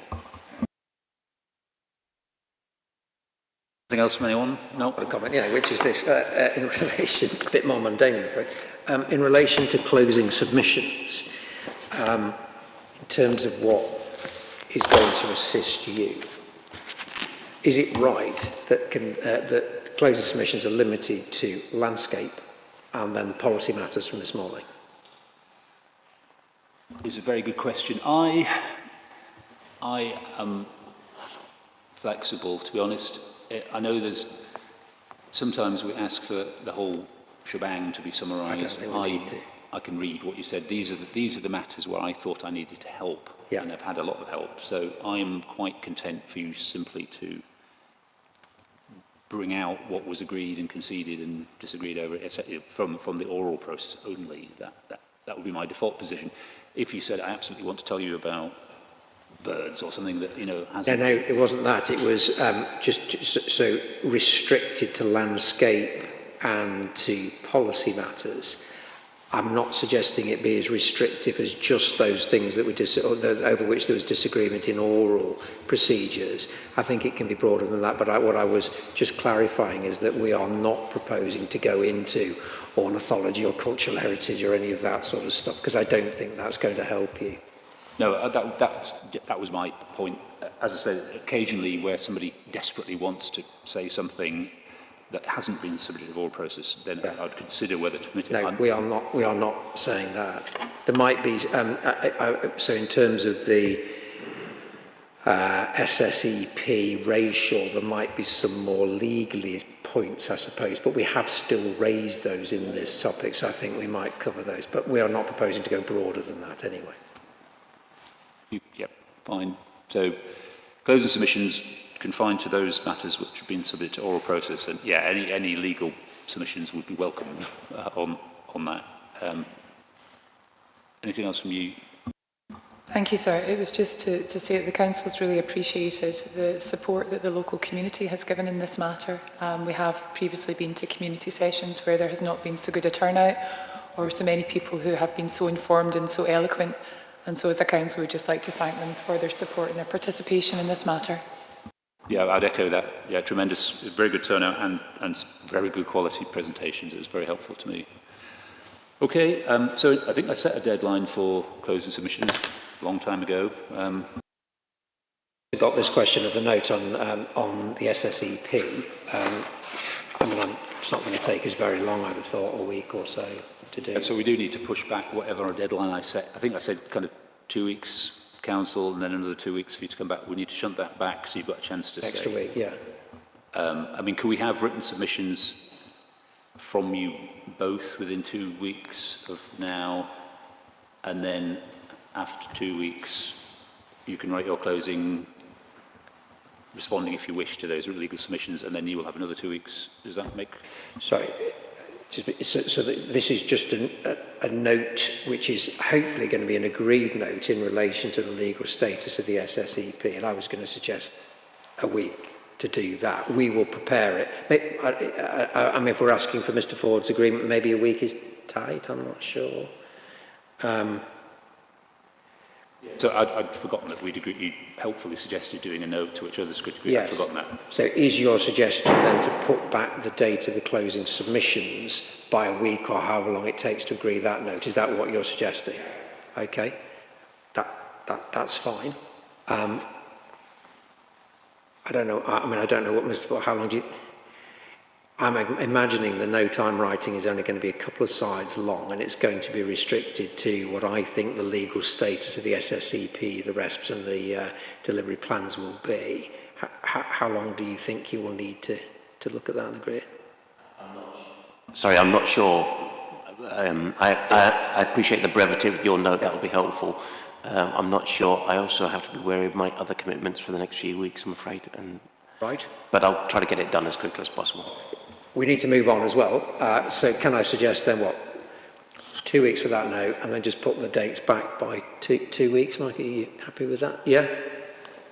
Because I think it is important to get that legal status right. So we have 2 weeks for the notes, and then the dates that you then set, we're pushing back by 2 weeks each. So council, and then it's us to respond at the end.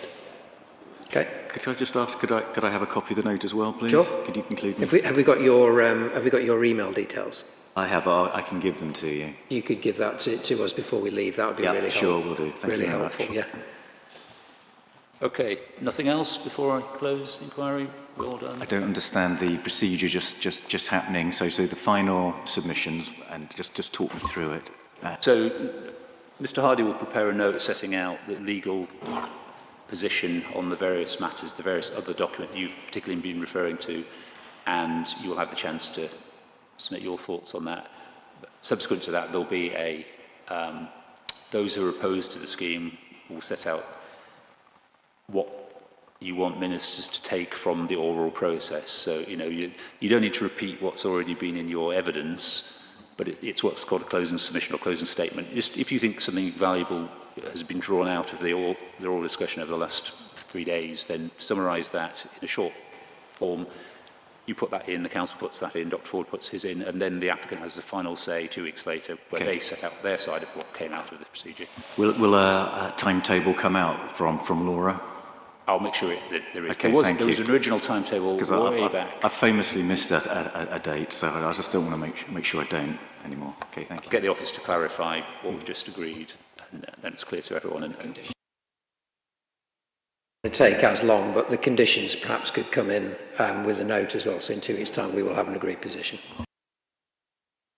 Okay, thank you very much. It's been really, really helpful to me. I'll close the inquiry. Thank you.